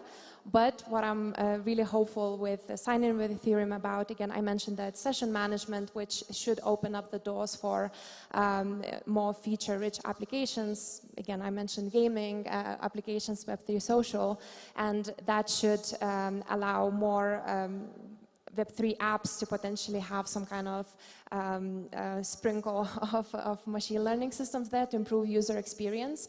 And then at the same time, there is a massive interest right now in decentralized finance, decentralized machine learning as well. And there are some methods there already that should allow users to interact with these machine learning systems built on a blockchain without giving out their data, and instead, for example, sharing the weights of the model that is being trained. I will not go too much detail into technical details there, but basically I think there are opportunities there to hopefully get to at least similar user experience in Web3 as well compared to Web2, or maybe even better, but there is still a lot of work that needs to be done to enable developers to build these quite advanced and feature-rich applications on Web3. But sign-in with Ethereum I think is getting us there.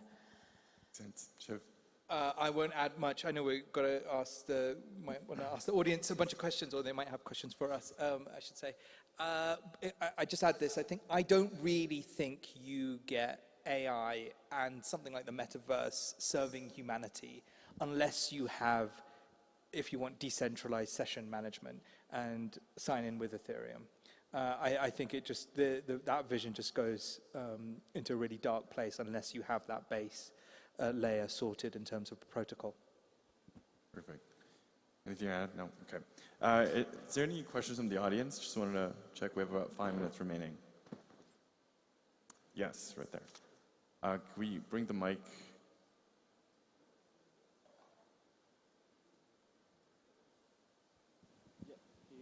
Just right there. Thank you. Yep, just keep your hand up, I think, so they can find you.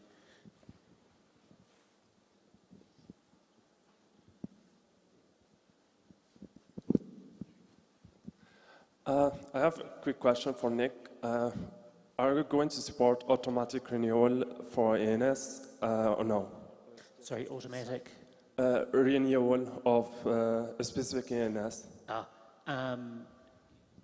The problems with that are in terms of getting user authorization and payment from the wallet. It's possible, but a bit awkward. I'd be happy to chat with you about it out of band, though. Yeah, sure. Thanks. Anyone else have a question? Right here. Fourth row, yes. Right here, yeah. Thanks. Quick question about, I think, the legal side. Have any of you spoken to governments, discussed, I guess, legislation that could help, I want to say, release this data and information so that we can bring it onto Ethereum? I can take that briefly, which is to say, this is how sad I am. During the pandemic, so right at the start, May 2020, I was just talking to a lot of people from Brussels because their worries were, they realized basically GDPR didn't do the other bit, which they hoped it would do, which is to break the back of kind of Google and Facebook's monopoly. Because from their perspective, these are Silicon Valley companies, and it's not really their vision either of a bit more of a decentralized or kind of, where the power is spread, at least to some European companies. So the rules that are now coming out in March 2024 were kind of a result of that. Lots of other people, actually, even a few people from Web3 were involved in those discussions. So that's now resulted in real-time data portability being a right. So at the moment, it's just portability rather than real-time portability. So people can now, instead of sending an email saying, I want to get all my data, and then it comes back 30 days later in a JSON file, it's like sign in to a third party, use OAuth in a sense, in fact, use their tools against them. It's great. And then you'll be able to port your data to a third party, to whomever you nominate. And so that's at least what's come as a result of that, which is bloody fantastic. It means the silos for Google and Facebook are about to be, in a sense, ripped down. We're about to witness a vast experiment, certainly in Europe. And then I can't imagine like Americans standing by going, oh yeah, all these Europeans can do all this stuff with their data, and like we just have to like lump it. At least I'm not American. So I don't know how let's see how that goes down. Christina, anything to add there? Yeah, no, that's a great question. I think overall, like we didn't speak too much about like technical details of sign-in with Ethereum, but I think it does make it easier to follow certain legislations and think about like what will be happening with user data, because again, like user becomes the owner of their decentralized identifier, which then when linked with, let's say, data storage systems, still allows them to manage their data in a way, and it's not being shared with like anyone online. So I think these kind of methods that we have being implemented should make it easier, and the same applies to, for example, NFTs are quite often also used for as decentralized identifiers, but the problem is that they are public, they are on-chain. So with options like sign-in with Ethereum, we can now leverage more of off-chain applications as well for data storage and so on. So that makes it, I think, in general, easier to be compliant with legislations and rules out there. Makes sense. Do you have anything else to add? Yeah, I guess, you know, things like GDPR are all about how companies that have your data can share it with third parties, and things like sign-in with Ethereum and decentralized profiles give you that control. So in a way, they obsolete it, and they're a very good way to be compliant with it, like the zero-party data you were talking about, Shiv. Anything else from the audience? Yes, one more. Hi. Oh, cool. Two questions. Yes. First one, for people who want to contribute to sign in with Ethereum, what is a good hub to like reach out and help build it? And second question, is the word Ethereum a limiting factor for adoption, and maybe like sign in with a private key or self-sovereign identity, a more appealing button to add next to sign in with Google or something? Yeah. Yeah, no, that's a really good question. In terms of contributing, Spruce are good people to talk to, and the sign-in with Ethereum site, which I think is seaweed.eth, as well as there's a non-decentralized version, has a lot of information about how to contribute and get involved. I agree, it's a difficult thing because technically you're not signing in with Ethereum, you're signing in with your crypto identity, which happens to be the one that we use for Ethereum and so forth. But I guess it's difficult to compress that into a four-letter acronym, and we're kind of stuck with it for now. But you're right, it's much broader than just Ethereum. I think we should be like super proud of that fact, right? Like, and we can call it Seaweed, and we haven't been calling it Seaweed on stage. Maybe we should have done that a bit more. But no, I'm like, you know, I want to know from websites. As soon as I had that Uniswap experience and the Aave experience, I was like, why isn't every other website like that? Like, I want to know, like, prod them and go, why can't I just sign in with my wallet? I don't want you to make me use Google, right? That sucks. It really sucks. I feel bad. It's a bad experience, and I get nothing out of it. Totally agreed. All right, looks like we're out of time today. Thank you so much for coming out, and let's give it up for our panel.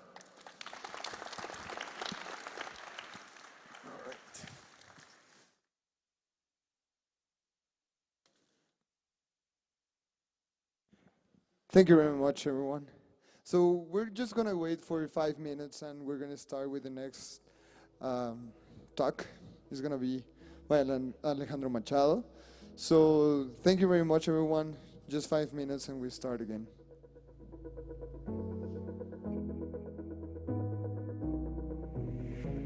As time moves by, thinking more of you and how you never let us go under.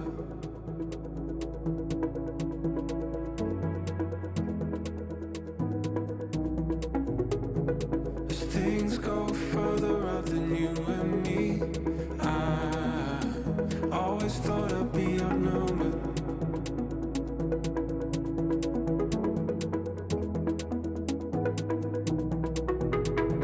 The change feels good when it's going deeper.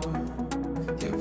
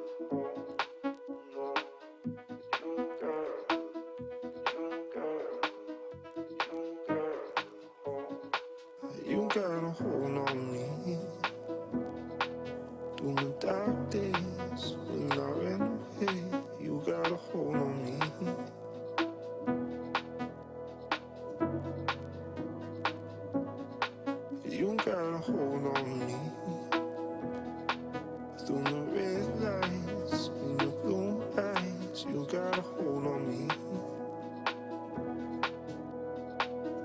You got a hold on me.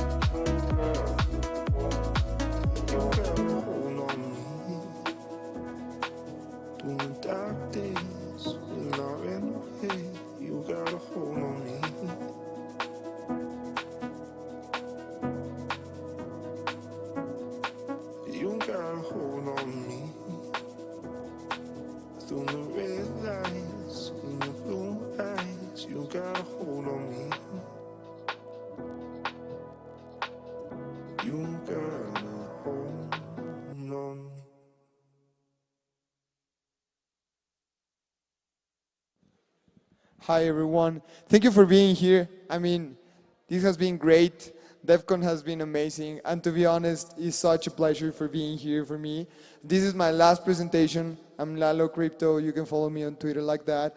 And I have the pleasure to present Ale Machado. He works at product at Bitrefill. So please give him a round of applause. Venezuelan, Latino. So that representation is super important. Ale, thank you very much for being here. And the scenario is yours. Rock it. Thank you. Thank you. Hi, everyone. It's good to be here among friends. I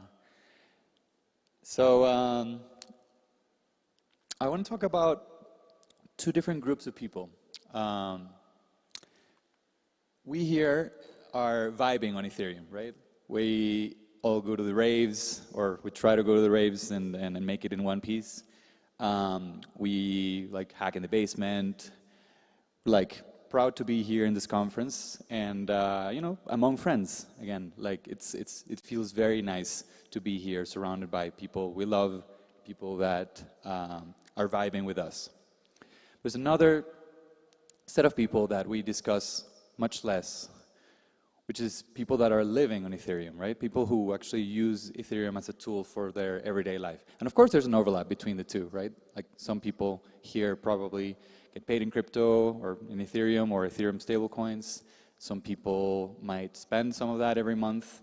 And yeah, that's one of the things that I wanted to like bring your attention to, that the fact that there's two groups, there's an intersection in the middle, but in general, I think we, or myself, given that I've like dedicated my time to explore this space because I care about financial inclusion and I care about the like good potential for this technology, even myself, I feel like I haven't dedicated enough time to talk about the other group. So I'm going to talk a little bit about what I've learned. But first, that's like recognizing that, like, which group would I be a part of? Like, do I live on Ethereum or not? This was in 2018. Two good friends and I hacked on ETH Buenos Aires. It was my first Ethereum event ever. And again, like, the vibe was great. This is where I got to meet the community. And we hacked on a project that was like non-financial, nothing related to using Ethereum as money, or like stablecoins weren't even a thing back then. It was a great community. It was a good experience. And then coming from Venezuela, like, experienced high inflation, so this is like gives me another reason to vibe with the community. You know, like the values of having better money, giving people access to better money, and all that. But the fact is, I went to school in the United States. I have a bank account in the US, and I'm part of that like group of financially privileged people that many of us also are, right? I care about, you know, FDIC insurance. I care about like having stable savings in dollars, and I know that we are building services now that are approaching those levels, or maybe even will beat those levels of resilience and trust. But we're not quite there yet. So, I mean, I use credit cards and I enjoy their convenience. So, if I were to be completely honest, I'm part of this first group of like more vibing on Ethereum than living on Ethereum. So I've tried to get closer to the other group by asking questions, by seeking them out, especially, you know, people who were maybe not so much in the intersection, because I'm sure here in this conference we can find people in the intersection, but people who maybe dislike Ethereum or maybe not even think about Ethereum much. People who wouldn't come to a conference because, or to a Defcon conference because Ethereum doesn't mean as much to them because they have other parts of their life that they value better. And that there's nothing wrong with that. So started working at Bitrefill. It's a company that's been around since 2015. It focused on Bitcoin in the beginning, but now there's other coins and tokens that we accept. And it's very convenient, for example, to refill a phone. So if you got your Claro SIM cards that you got on this conference, you can go online and top them up. And it's in a lot of countries. And this gives me the opportunity to talk to people who are not necessarily using Ethereum or services on Ethereum because they vibe with the community. They're not part of the community, but because it gives them a superpower that they didn't have before, which is, it could be filling up a phone, it could be other services that we offer as well, like buying gift cards, so you can offload your crypto that you have without necessarily going through a bank account, and so on. So while it's nice to talk to the people in this conference, and you feel like in your comfort zone, I think, yeah, like I've started to talk more to like customers of Bitrefill in particular here, and I can't say that I've learned that much yet from them, but I have it like sparked my curiosity, and I think I have more questions than answers in this talk. But I hope that you can also get questions from my explorations so far. So I've got two archetypes here that I want to discuss. Right? So the first one is George. He lives in the USA. He worked in oil and gas. And what he wants is to make money fast. And there may be some people here that also conceive Ethereum as an investment tool and as a way to invest smartly in protocols that will change the world, and you know that you'll get rewarded for it. Nothing wrong with that. George in particular, remember, he doesn't care much about Ethereum. He wants to make money fast. It's like, I mean, who wouldn't like that, right? And he can use any means that he deems, moral, legal, convenient to attain that goal. So in 2019, maybe he was working as an Amazon reseller. So he used websites like these to engage in activities like drop shipping, or just like flipping products, identifying products that would sell for a premium, because he thought this would be a good way to make money fast. Fast forward to 2020, then he discovered eToro, right? And you may be familiar with it. And then he started trading Forex, right? And he wasn't particularly interested in the financial world in the beginning, but he saw this as a way to make money fast, and it's evolved into this as a side job, right? Then in 2021, he discovered Uniswap, and suddenly he became an Ethereum user, but not necessarily an Ethereum community member, right? Because remember, this guy doesn't really care much about Ethereum. He cares about making money fast. And now in 2022, of course, he's using Binance because all of these options to earn money, the vault, the investment, the staking, all of these new verbs that will be invented soon. It's so much, there's so many options here. So you could say that Binance kind of superseded Ethereum for this guy as the way to fulfill his goal, which is making money fast. Let's go to another case. Silvia is a copywriter from Argentina, and she wants access to a US dollar account because she doesn't trust her national currency much. You've heard this narrative many, many times, I'm sure. You've probably met people from Argentina, from Cuba, from Venezuela, from other places where the situation is extremely bad. And I think we would all agree that the community values are that there's nothing wrong with wanting to have more financial stability in your life. So remember, she doesn't really care much about Ethereum. She's not part of the community. She doesn't vibe with us. You wouldn't go to the raves. But she wants financial stability. So in 2019, she discovered Tether on Ethereum. Fees were pretty low at 10 cents of a dollar. So maybe she got paid in that. She had a wallet, maybe it's MetaMask, and she got paid using Tether, and then she used Telegram groups to offload that into her Argentinian bank account. Just tried to preserve the value of the dollar as much as possible before actually cashing it out to the bank, right? And now there's better options for this, but in 2020, suddenly the fees were $15, right? And everyone remembers this. And then what did Silvia do? She just switched to Tron because, again, Tether has been a tool that has been around for a while. You may have your opinions about it, and we as technologists may have some concerns or some fears about it, and certainly the same with Tron. But guess what? It's a tool. She doesn't really care much about the technology. She doesn't care about the community. She cares about not spending $15 on every transaction that she makes. So of course, she switched there. And then 2021, maybe the fee went up a little bit, but she's still happy with Tron. And then again, in 2022, she switched to using Binance because Binance Pay is now ubiquitous. She can pay for anything. And if she ignores the casino part of Binance that doesn't really interest her, Binance is a crypto bank. And nowadays, there are people building crypto banks that have maybe more aligned goals with us than Binance, where maybe it's not so driven towards participating in money-making activities, just like the first guy, the George, but just to preserve the value, more like your typical bank account experience. So, and then it's also convenient because she no longer has to use her Telegram groups. She can just go on a peer-to-peer marketplace of Binance, and she can find an offer really fast. And it's also it's very cheap. The fees for this services are cheap, and to receive or send USDT within Binance users is free. So again, convenience wins in this case. So after that, in 2022, what may happen? Maybe she will convert from Tether to BUSD. It's because maybe Binance will provide further incentives to use BUSD.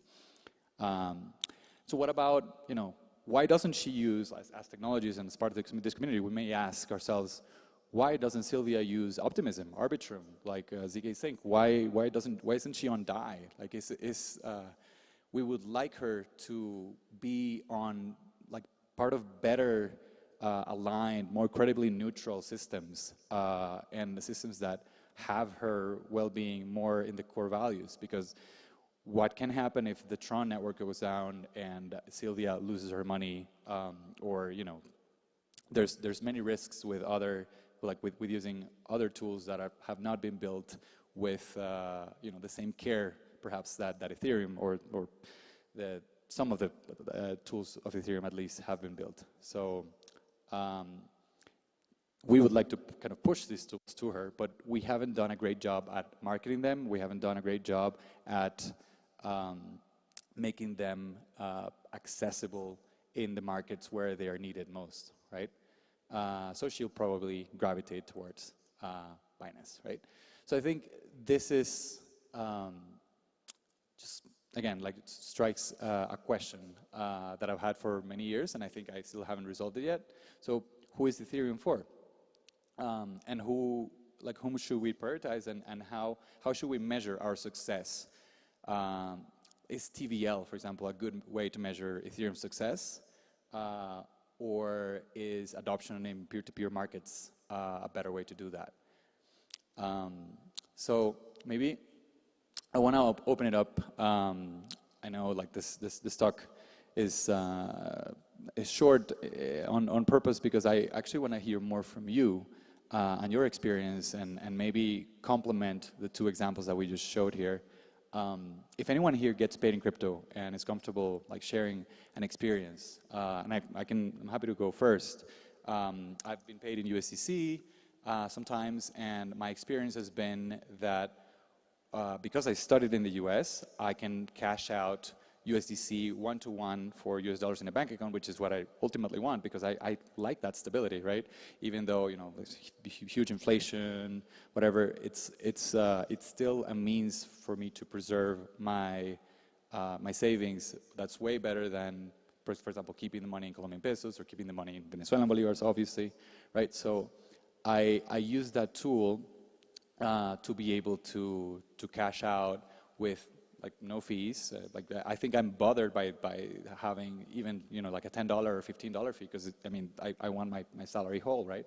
So maybe that's something that is, again, very privileged because I have access to things like Coinbase and so on. But maybe someone like Sylvia that actually prefers USDT because it's more liquid in her local market has a different experience. So if anyone here has an experience of being paid in crypto, I'd like to hear from you. What do you use? Like what or what product have you been surprised by the experience, be it good or bad? Yeah, what can you share from that, if anything? So maybe I think there's going to be a couple of volunteers here with mics, and if anyone raises their hand, I will just call someone randomly. There's over there. Hello. Yes. Oh, I'm here in the back. Sorry, you can't see okay. me. The lights are too bright. I see you. Okay, great. So my name is Mel. I get paid in USDC and in ETH and in our company's token. And I use a Visa debit card called Monolith to do all of my payments. So indeed, to solve like the problem of how do you actually live on Ethereum, like tools that tie back into the real world very easily are needed. Yeah. Okay, that's cool. Do you have any concerns with the Visa card at all, or has it worked smoothly for you always?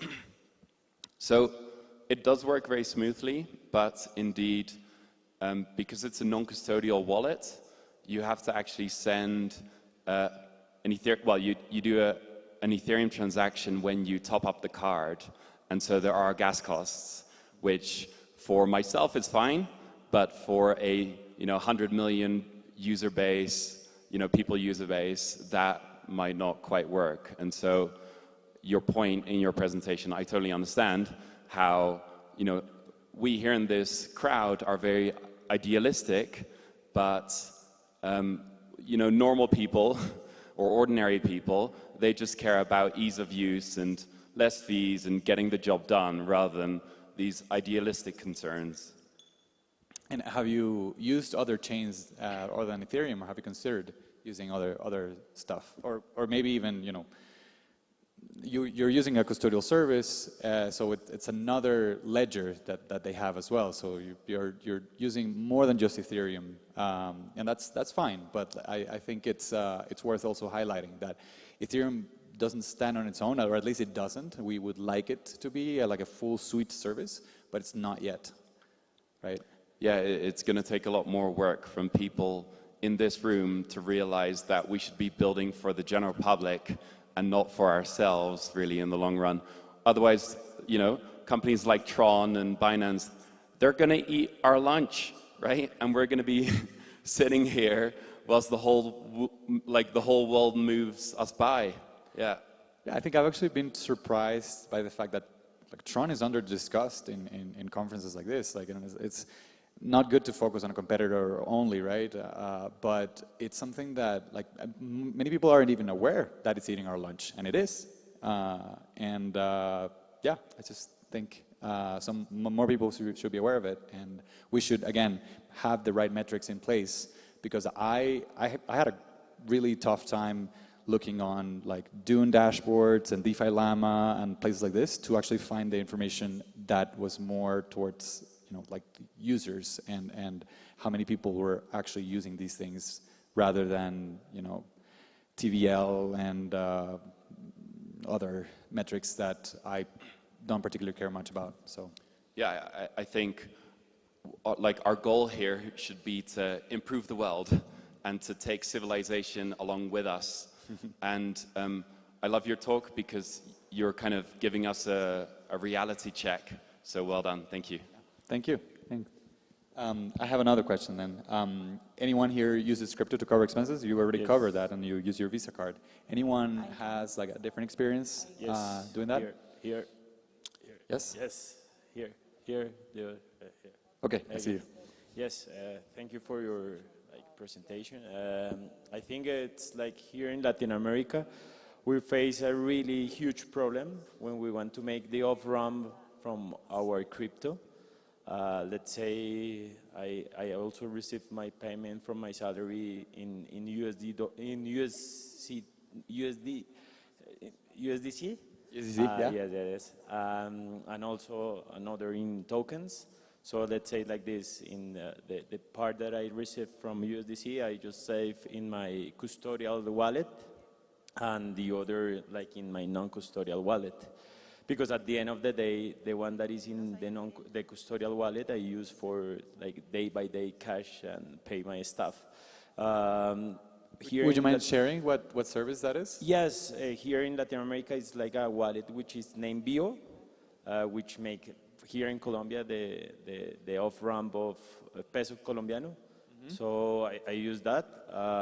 But yes, like that is one of the biggest concerns regarding how we make the off-ramp of my money, because there is not so easy channels for withdraw my money. And let's be clear, in Latin America, how everything moves is by cash. We will be there in some years, but nowadays we need cash, and that's how I solve like everything, my expenses here. So if you had one request for people building systems like these, or if you were yourself like had the resources and wanted to build something like that, like what is the biggest problem that you face yourself that like when you're trying to off-ramp the crypto that you've been paid, you know, you use that crypto to cover expenses? Exactly. What would you say? I think one of the biggest concern is easy access to these alternatives that are already linked with traditional players, because at the end the off-ramp should be, or they must be linked to traditional financial system. So I think that is like the big concerns for the future, is like how at the end the next wallets, the next solutions that help us this are already linked to the traditional system, to the traditional financial system, because these are the ones that will give us the chance for spread the use case of crypto. Yeah, thanks. I think we've dreamed for a long time of this like adoption, like merchants and like the circular economy. And at Bitrefill, we're trying to make that happen by listing private businesses on our site, where you can like buy Amazon cards, you can buy Uber, you can pay even your credit card in the US. Now it's a new service that we have. And then you can pay it with crypto. Of course, we're still an intermediary, but it gets us one step of the way to actually making this crypto easier to use. So there's one more person there. Thank you. Well, I wanted just to cover our experiences with Bitso, because I'm from Mexico. We got very lucky. We got a universal basic income through proof of humanity. So to cash it out for my mother-in-law, we used Bitso. So we had to transfer, we had to swap the UBI token in a stable coin, then we send it to Bitso. And my Which mother-in-law... stablecoin, sorry? Sorry? Which stablecoin was it? I think it was in USDC. Uh-huh. And then it was swapped for Mexican pesos and cashed out in a Mexican bank account. But the experience in Bitso is very simple, and my mother-in-law can do it alone, so that was the positive part. And she manages to cover some of her expenses through, well, through the universal basic income she gets. So, yeah. Thanks for sharing. And what about the fees? Were you satisfied with what you were charged, or do you think, like, because I think we want everyone to have kind of the same level of access, right? And it's very difficult to maybe have, like on Coinbase, again, in the US, you can swap USDC for dollars one-to-one. There's no fees, right? Because they want to promote that. And I would like everyone to have that kind of American privilege, if you will, but it seems harder to do in Latin America. I don't know how your experience was like there. Yeah, I think the fee was bearable. Like, I don't remember it being anything overwhelming. The biggest fee was transferring, swapping the universal basic income token in a stable coin because it's on mainnet. But we did it through CowSwap, and they have some gasless swap. So, well, there are perks, you know, but Yeah. Bitso doesn't have fees that are that big. Yeah. Cool. I think we may have time for maybe one more person. Yes. Can we get a mic over here? One more question. Yes? You got like a minute, so. Really quick. It was pretty funny. You just pretty much, the first guy you described was me. I'm a petroleum engineer. They found a different way to find e-commerce work, Nice. and eventually got into crypto. So it's pretty funny. But besides that, I think that there is a huge difference in type of markets. There's people that want to invest, and there's people that want to just use, right? Yeah. And that's one of the things that I love your talk about, because there's a huge disconnection, at least in South America, in how can we do what you're saying. I'm also American, so I can have the purpose of being able to just do exchange in the US.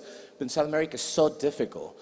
And I don't know why in this, at least in this, I was hoping to find the answer here. Yeah. But I could not find anything. I've been pretty much in We have every to build single it. talk, Yeah. and I have not.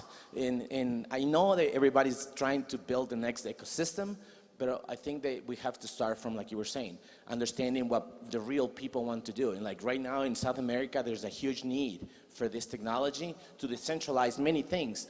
But the financial is for sure one of the biggest one. And I think that, I mean, if somebody here that's developing so many tools, at least try to think about to create this ecosystem and be able to make it easy for everybody. Yeah. And the way I was doing it before was just like trying to identify people who really need it, like Venezuelans, Argentinians, regular people. But that, I think, is a lot harder than finding people who are already using it, but not for the reasons you think, and they're not vibing with us again, like they're not part of this, but they're still using it. So like try to get the jobs to be done from that perspective. And for sure, and another thing, I think, I know sometimes some people see marketing as like the devil or bad, but I think it's so Necessary. much need Yeah. of like people to know what it is. You know how many times I talk to people and I say, I do cryptos, and they see me like the devil. Yeah. It's because they don't understand it. They don't know what it is. And like, well, that is fake. It's just not, so. Yeah. Thank you. All right, that's done. Thank you. Thank you. In 2 minutes, start the next talk.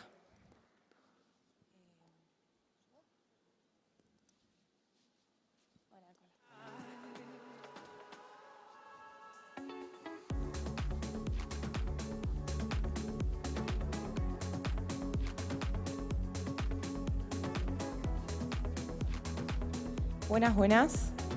Bueno, el próximo bloque de charlas los voy a acompañar yo.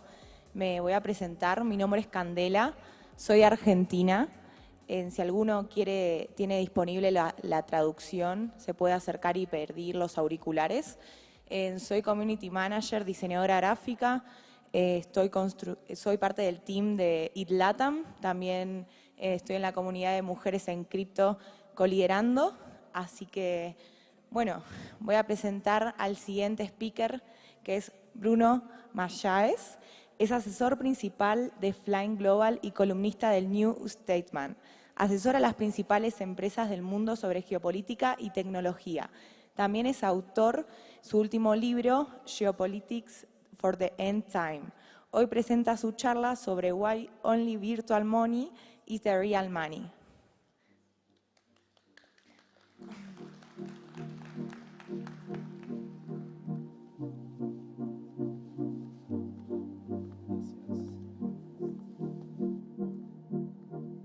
You to be mine again. Good afternoon, everyone. Hope you're doing well after lunch or before lunch. I'm a writer on geopolitics and culture. Today, I'll talk about one of my favorite topics. What is this new virtual world that we are about to enter, and how do we go about building it? My starting premise is this is the most important thing that humanity will ever build, a virtual world to rival the real world. And how do you do that? And I shouldn't hide from the very beginning that I see crypto as part of that project. After many years of trying to come up with my own view on what crypto is all about, this is where I am right now, that crypto is a ladder towards a virtual world that we're trying to build. Let me tell you a little bit about my book, History Has Begun, where I describe a theory of virtualism. How do we build a society built on virtual reality? And also my manifest of virtualism that was sold as an NFT in 2021, and that you can find easily, I think, on OpenSea or Zora if you want to take a look. And it's 15 points of how to build a virtual world. I'll start with NFTs very briefly, and then we'll move on to currency, monetary history, and Ether and how Ether fits into that. This happened just yesterday or a couple days ago. Damien Hirst, a famous contemporary artist, burned a number of his works, I think 1,000 of his works. You can see some of the works hanging there on the wall. And he burned them because they had been sold as NFTs, and the buyers were able to choose whether they wanted to keep the NFT or whether they wanted to keep the physical object. And they could only keep one, which I think is an interesting premise. Interesting, of the 10,000 that were sold, about half, 5,000, chose the NFT, and therefore the physical work was destroyed, and half chose the physical work and the NFT was destroyed. Hirst does it with considerable style. You see here, this is almost a medical COVID-like operation by which he destroys the works, and here he is looking attentively at that. There won't be any slides. Let me make a few initial comments. I see this as, not a big fan of Damien Hirst, but I see this as a very interesting premise, that NFTs only make sense if there is no physical object that they correspond to, that the virtual object, the NFT, cannot really survive if there is a physical object on the side. And you have to pick whether you want the physical object or you want the virtual object. Where I think that Hirst is not going far enough, and most of us are not going far enough, is that in this case, the NFT still refers to a physical object. It's there on the walls. And even if it's destroyed, it was there to begin with. We still haven't figured out how to have NFTs that don't refer to physical reality at all, how to truly embrace this symbolic gesture of destroying the physical object. That's what I like about this, the symbolic gesture of destroying the physical object and being left only with the virtual object. Now, how do we do that? And I think the answer is more or less clear. I'm interested in how you're thinking about that yourselves. NFTs cannot be a JPEG, cannot be a painting, cannot be a video. NFTs have to be a form of access, permission, to a program, to a metaverse of some kind. It's very different to have a painting you can hang on the wall and there's an NFT corresponding to it, but is this really what we want? You know, the NFT is in your wallet, on the blockchain, but in fact, when you show it to your friends, you show it on the wall, perhaps a video on a screen that you have in your apartment. This is not what we want. We want an NFT that lives entirely on the blockchain, that is entirely a virtual object. And this can only happen with some kind of metaverse. If you hang your painting on a metaverse, the virtual object on a metaverse, what is really happening here is that you're having access to the metaverse program. You are becoming a co-creator in that metaverse, and that's what an NFT is about. An NFT is a form of power over a virtual environment. With an NFT, you become a co-creator in that environment. An NFT is not a physical object and does not refer to a physical object. An NFT can take the form of a painting that you hang on a virtual apartment in a virtual building in a virtual world. That already involves some access and deployment of the metaverse program. But more radically and more interestingly, a metaverse would be, for example, the ability to drive a car in the metaverse, where the access to the program is much deeper and allows for much more functionality. And many other possibilities, as we know, in the future. If you operate a shop in the metaverse, you have an NFT that allows you to operate that shop. This, I think, is much more interesting than the commerce-driven idea of NFT as giving you property and perhaps access to income. The NFT gives you power to enter the code, to enter the program of a virtual world. Now, with this in mind, with this symbolic gesture of destroying the physical world and migrating fully to a virtual world, how do we think about money? And I hope I'll give you a broad perspective rooted in monetary history of how, in fact, we are very close to what I would call the holy grail of monetary economics. What is money? Money is not real. Money is virtual, and by definition, it has to be virtual.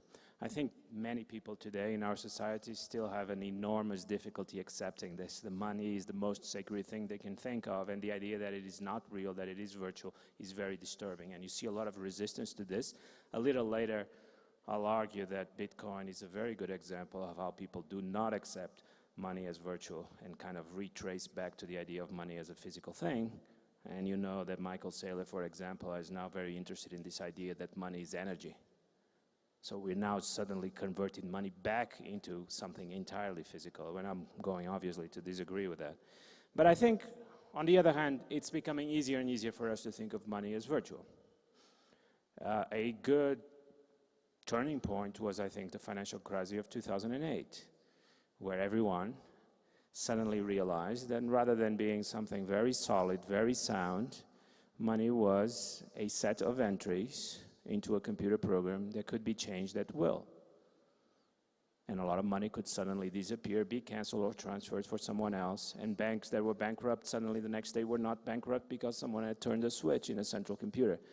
For many people, this was traumatic and still is, and it's affected our politics very deeply, but it was a learning moment of money as virtual. Many people in the system already knew this, but I think 2008 was a moment when the public in general suddenly woke up to that reality. Crypto, I think, is also part of this learning process. Perhaps some of you are going to resist the idea that crypto is not real, that it is virtual, but I think it's easy to make the argument that it is virtual. After all, before 2010, before 2008, there was no crypto. So it can't be something that has always existed like gold. It's something that is created. It's a product of free creation. 8 years ago, Bitcoin was worth, I don't even remember, almost nothing. And today, it is worth, I think, about 20,000 one Bitcoin. So how does this correspond to something real and not to the way we look at it, not to a virtual world? And finally, and this is very much in the line of my work, what happened to Russian central bank reserves back at the beginning of March? You remember that after Russia invaded Ukraine, Janet Yellen and Mario Draghi had a phone conversation, and they came up with the idea that the reserves that the Russian central bank had in Europe and the United States were going to be frozen. And it turns out that all these treasuries and bonds were not something that Russia had. They were, again, only an entry in a computer program, and they could be disconnected from central banks in the UK, in the US, and in Frankfurt, the European Central Bank. even cash that Russia had in facilities at these European central banks was suddenly canceled. Very easy to cancel. You just have to ban your central banks from dealing with the Russian central bank. And suddenly, all the 300 billion of reserves that the Russian central bank has parked in Western central banks have been frozen and cannot be touched. Think about this, that the very top, the apex of the money hierarchy, treasuries, suddenly evaporated, and Russia found out overnight that it no longer had those 300 billion. In the future, I can conceive very easily that this will be used again, and not after a phone call between two central bankers, now converted into politicians, but actually demanded by the public. Imagine 10 years from now, Bolsonaro is still president of Brazil, the Amazon is burning, Bolsonaro doesn't do anything.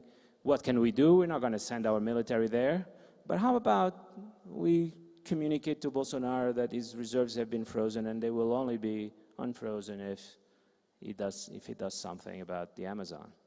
It's very easy to do. I think the genie is out of the bottle, and it will be very difficult to stop this. This affects how we think about money, because suddenly it's difficult for many developing countries to park their reserves in Western countries, as they're always thinking about what could happen in the future. And the way this is going to affect the dollar is a very important story.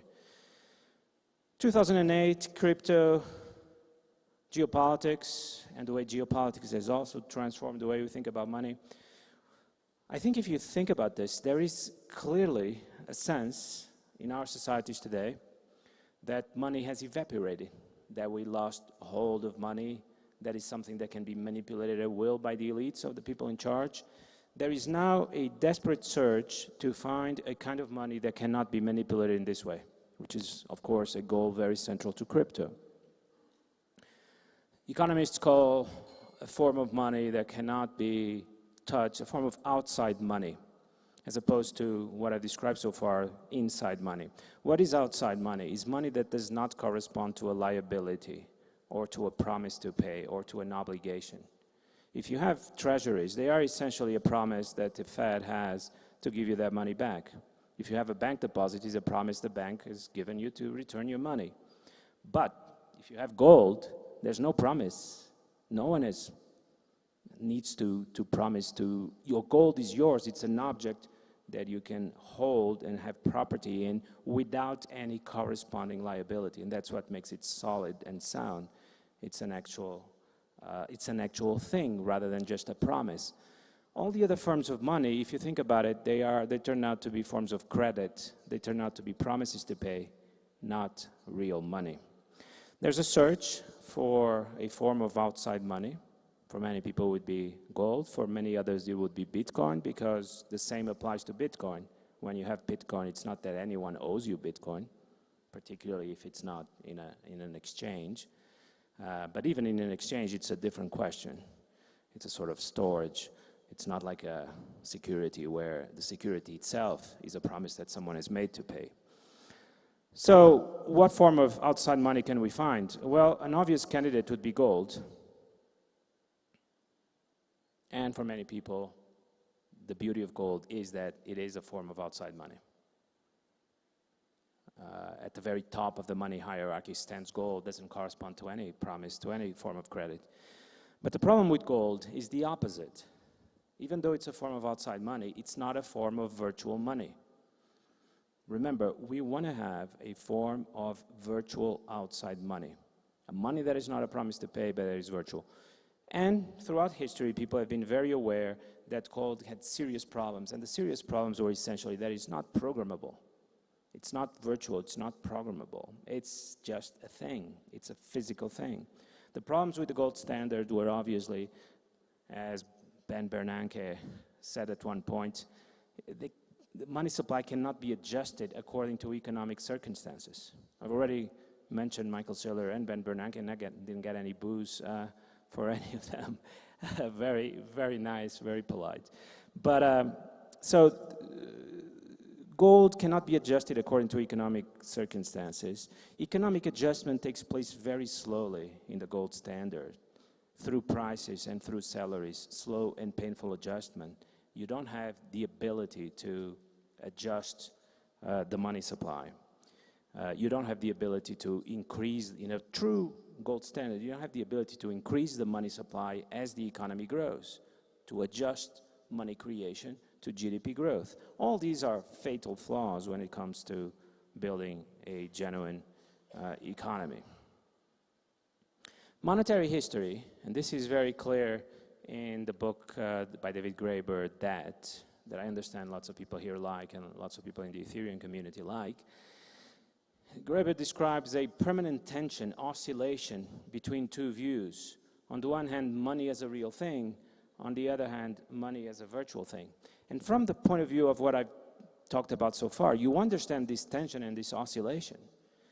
On the one hand, you want money to be something real that cannot be freely manipulated by those in power. So you turn towards gold, for example. But then, when you embrace the gold standard, you end up with a problem that it's not programmable. And you cannot build a modern economy on a form of money that is not programmable. And then you return, as you did after 1971, abandoning the gold standard, you return to a form of virtual programmable money, which is what we have today. But then you run into the problem that it's not really money. It's just credit. Today, all the money around us is credit, it's not money. So you see, the goal here, the holy grail, is to have a form of money that is virtual, but that when it becomes virtual, does not stop being money and does not turn into credit. The turn towards virtual money often destroys money and turns it into credit, but the turn towards physical reality also destroys money because it turns it into a physical object. A piece of gold is not what we call money and is not what we want from money. So I already mentioned Saylor, this idea that Bitcoin is a real thing. It's a quantum of energy. Each Bitcoin corresponds to a quantum of energy, and apparently he likes this. But I think the view in the Ethereum community is quite different, as we'll see. Is Bitcoin virtual, or does actually the Bitcoin community kind of refrain from going all the way and accepting a form of virtual crypto? Crypto does offer the promise of combining what people used to think was impossible, combining the idea of virtual money with the idea of outside money. A money that is virtual but does not correspond to an obligation or credit or promise to pay. I would argue, and I'll finish with that, I will argue that Ether is, like Bitcoin, a form of outside money. Again, if you have one ETH, no one owes you one ETH, it's yours. It's you, the relationship is between you and the ETH, and there's no one else, there's no third party. This is what defines outside money. But, as opposed to Bitcoin, I think this is how I would distinguish Bitcoin from Ethereum, the idea of virtuality. As opposed to Bitcoin, Ether is also a form of virtual money. And I'll make two preliminary arguments, not being an expert and talking to an audience of experts on Ethereum. Two initial comments. First of all, the idea of layer 1 and layer 2 and roll-ups. I find the idea very promising and very intriguing because it allows you to do what money always has to do, to have a level of elasticity, to be able to expand according to circumstances, not just according to economic growth, but to kind of follow people in what they want to do. You don't want a form of money that is a restriction on economic activity. You want a form of money that allows people to do different things. Now, in the system that we have today, that's also possible. I can personally create money. If I pick someone in the audience and I say, no, a year from now, I will give you a house in Florida, and here is an IOU. This IOU is actually a form of money, and then the question is whether you trust me and you accept it. So two of us can create a form of money, and we want to have an ecosystem where this is possible. Now, I think roll-ups in layer 2 allow this to be possible. People can create different apps on top of the Ethereum network to do different things, and they can create their own currencies. These currencies are going to be different from Ether.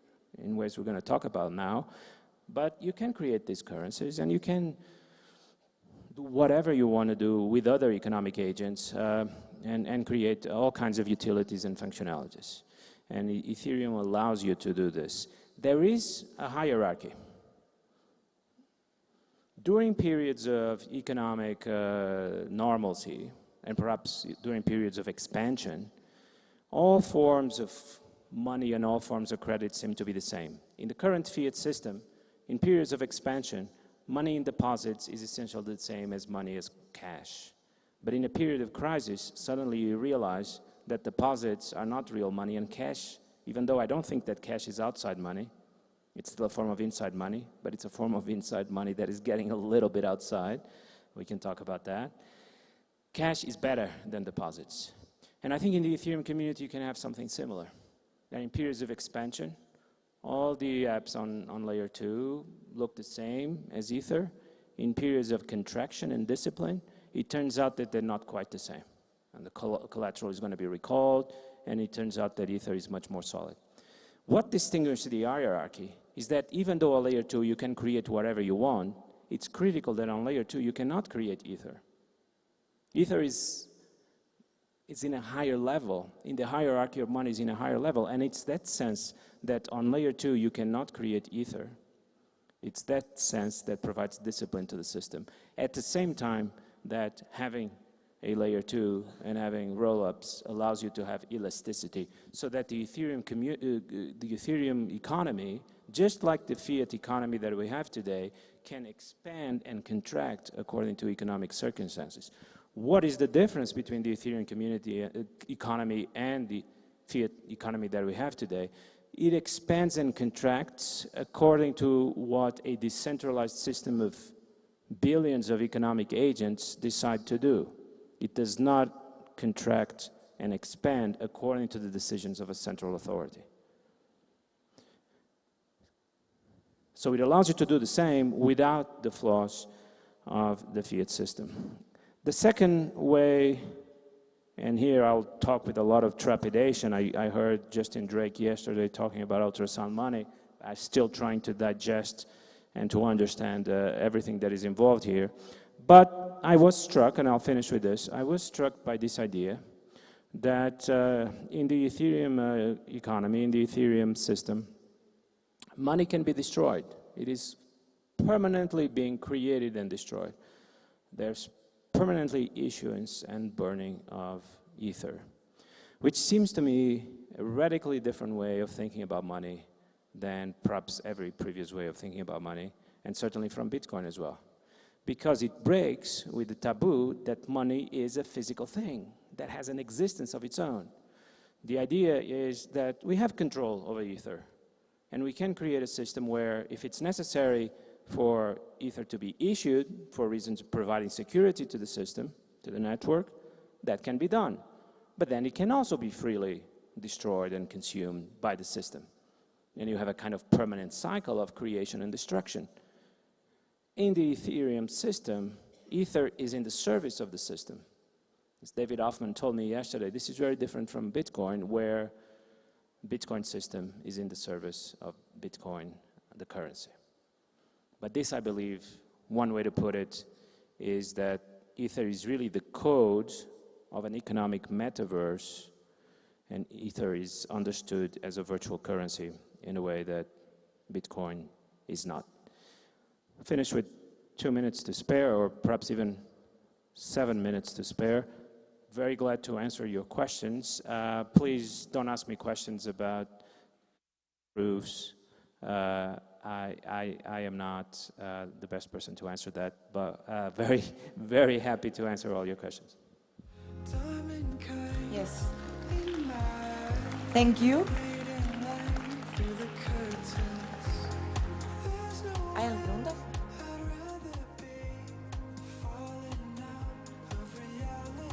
Thank you. Is there an issue for the moneyness of Ether that it's not backed by men with guns? It's not backed by? Men with guns. Yes. I mean, I think it is.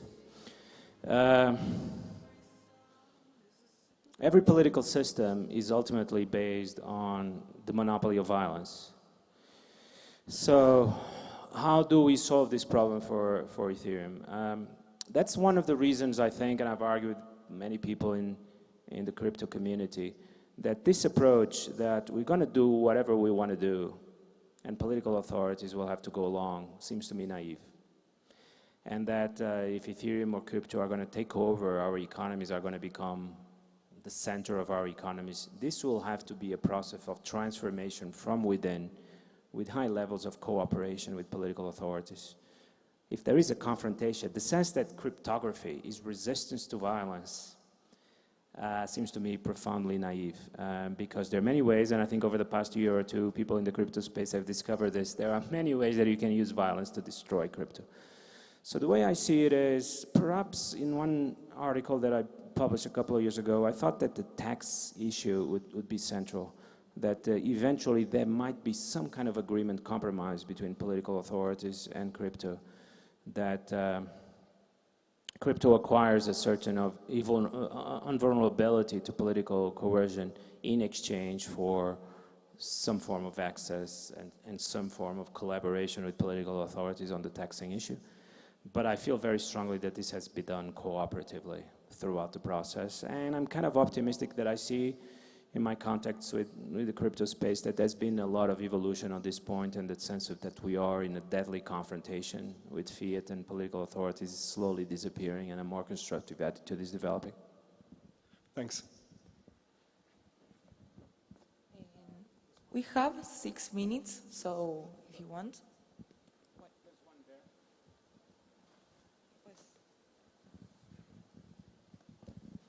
Hello. I want to ask you, how do you think is going to be the transition from fiat money that we have today to virtual money, especially regarding how fast this is going to be and how traumatic this is going to be? I think it will be traumatic. That I agree with a kind of consensus view in the community. I don't think, and you can probably tell from my comments, I don't think the question is really about inflation. I don't think and again, Bitcoiners are very obsessed with the idea of inflation. The question for me is fundamentally about this surge, which is becoming more and more desperate for a form of outside money. That the system we have, where money has really disappeared, I would go so far as to say we live in an economy where there is no money. There's only credit. There's credit everywhere, and everything is credit.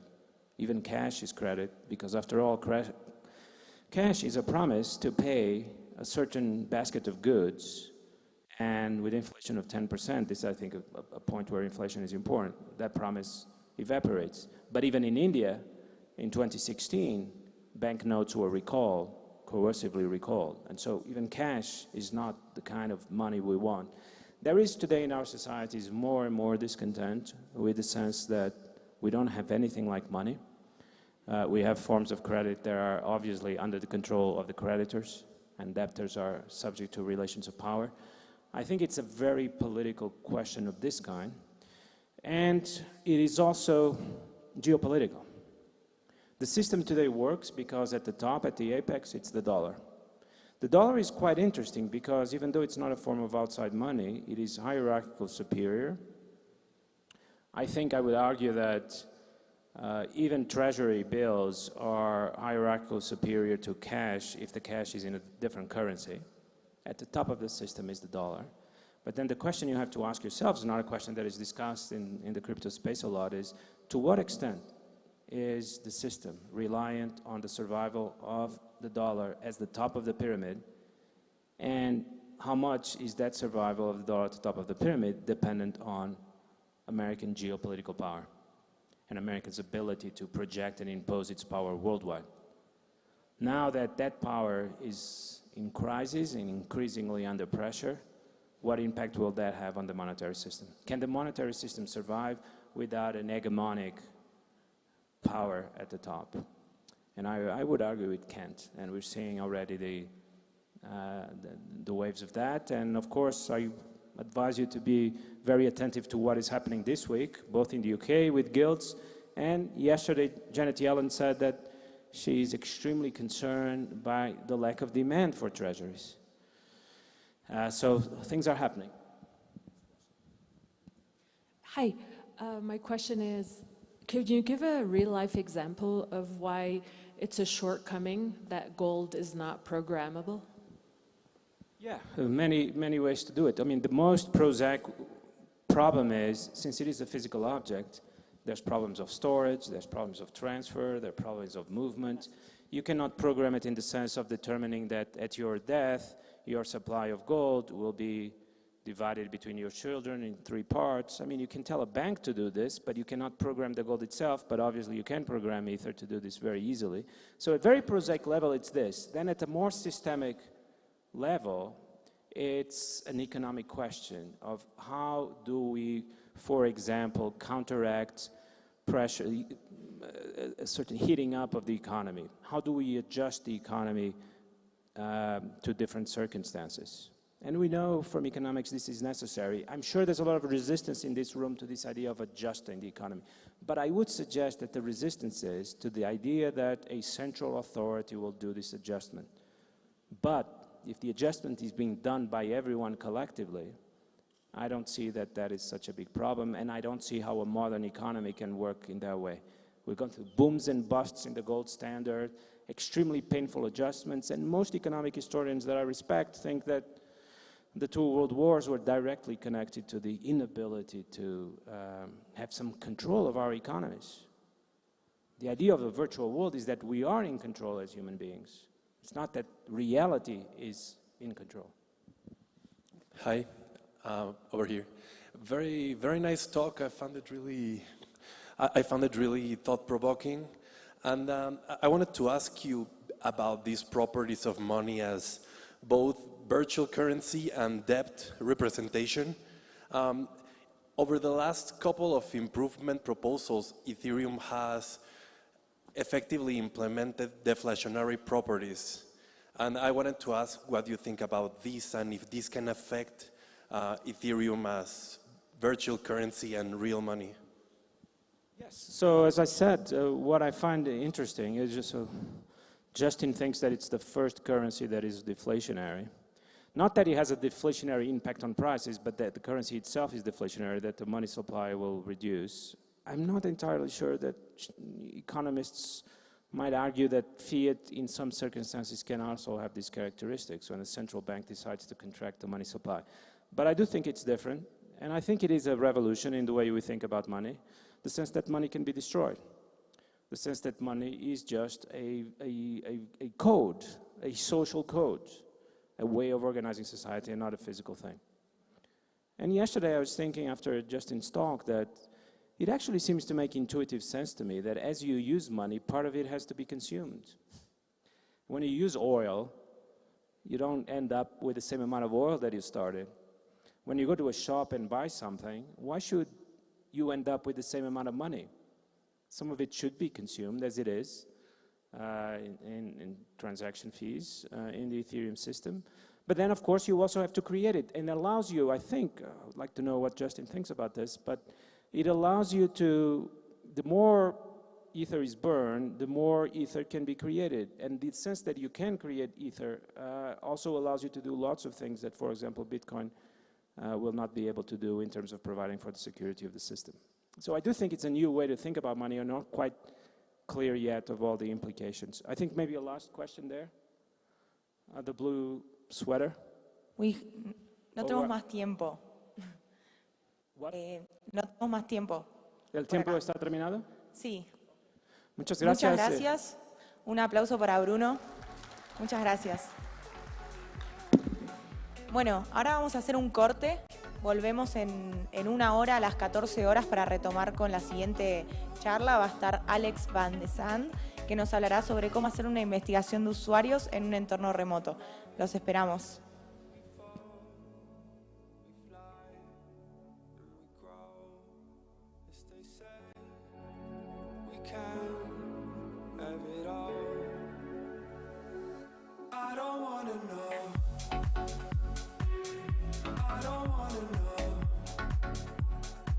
But I can let it go.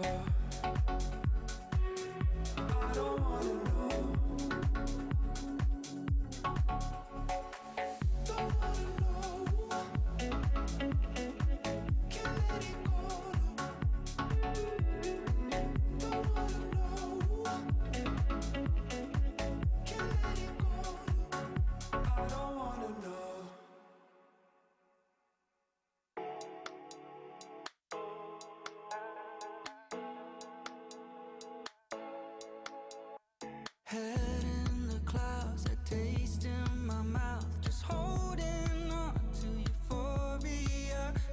Lost in your eyes, drunk every time, holding on to euphoria.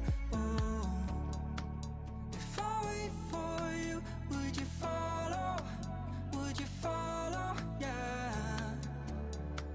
'Cause I can't hold out for tomorrow. Would you follow? Follow.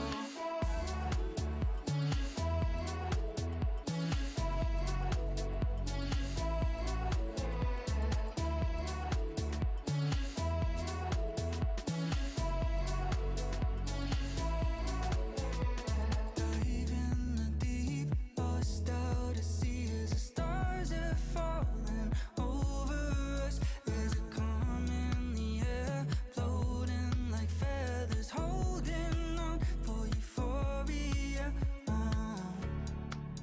If I wait for you, would you follow?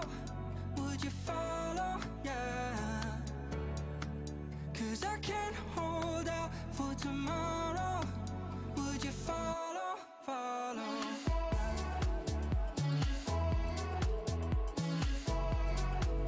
If I wait for you, would you follow?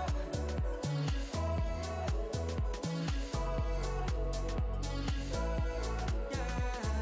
Head to the sky every night. I've been running, running, ghost in my mind. So high, so high. If I wait for you, would you follow? Would you follow? Yeah. 'Cause I can't hold out for tomorrow. Would you follow? Follow. Would you follow? Follow. If I wait for you, would you follow? 'Cause I can't hold out for tomorrow. If I wait for you, would you follow? If I wait for you, would you follow?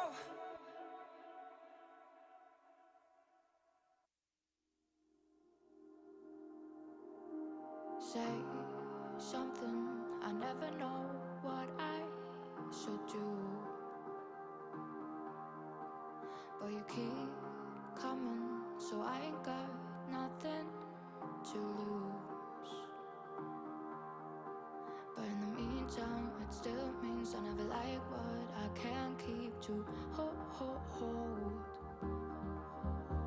And I don't mind what you did, but I show you that it's getting old. That's what I like about you. I don't know, it might be wrong. I don't miss you till you're gone. I never know if I belong. That's what I like about you. I don't believe the things you say, but every time you walk away, that kind of makes me wish you'd stay. That's what I like about you. That's what I like about you.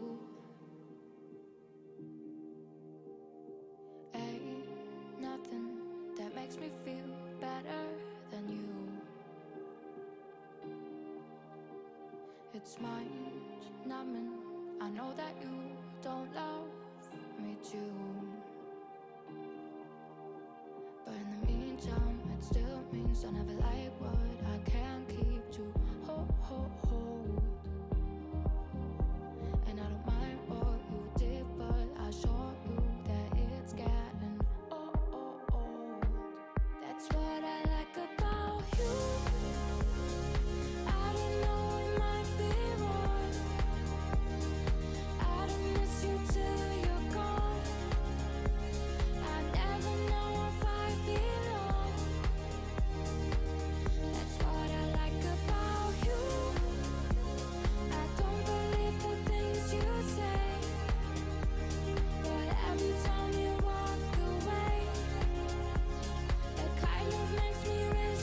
stay. That's what I like about you. That's what I like about you.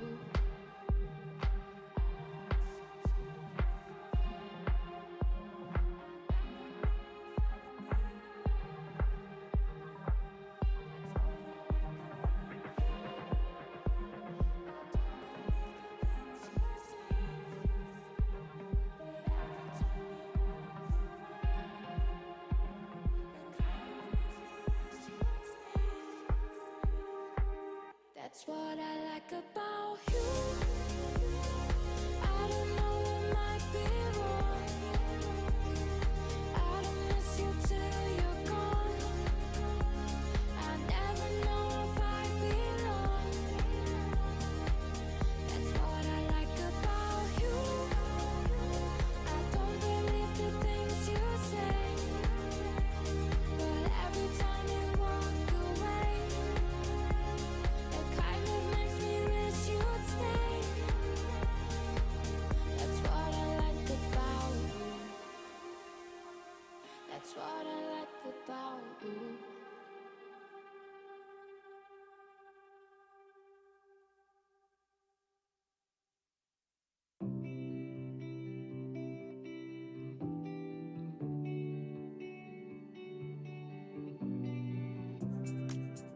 Your love takes me higher than I've ever been before. And your heart's on fire. It lights me up. But your heart aches in love, and I know it, and I know it. Your heart aches in love, and I know it, and I know it. Your heart aches in love, and I know it, and I know it. Your heart aches in love. And I know it, and I know it. Your heart is in love. And I know it, and I know it. Your heart is in love. And I know it, and I know it. Our love's on the wire, and it feels like we could fall. Yeah, we're both just treading water, and it cools you down. But your heart aches in love, and I know it, and I know it. Your heart aches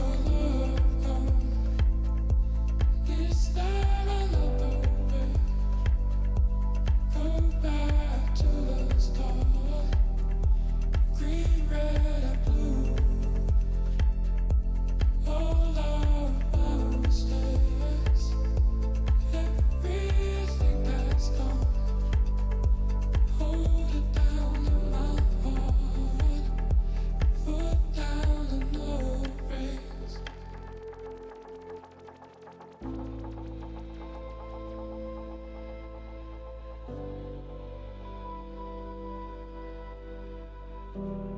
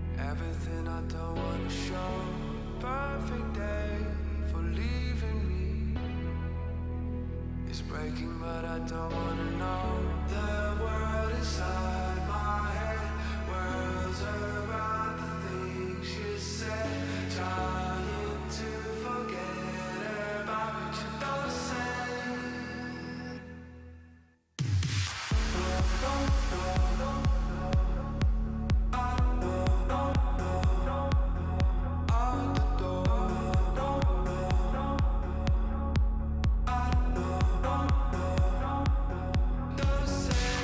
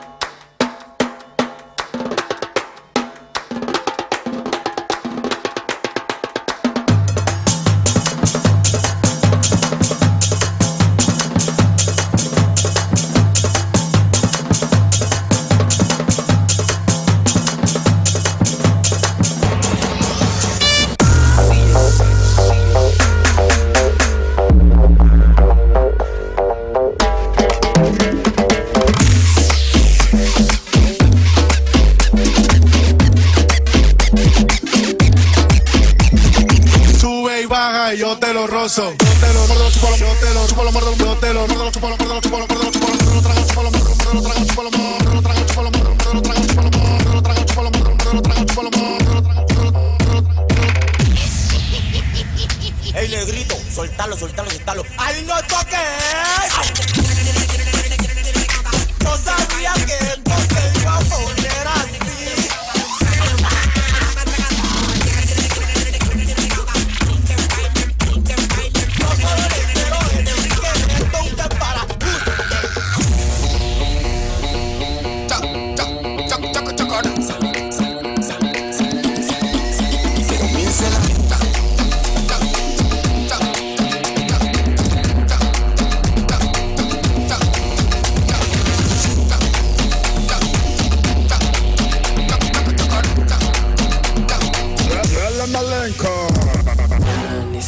Oh shit.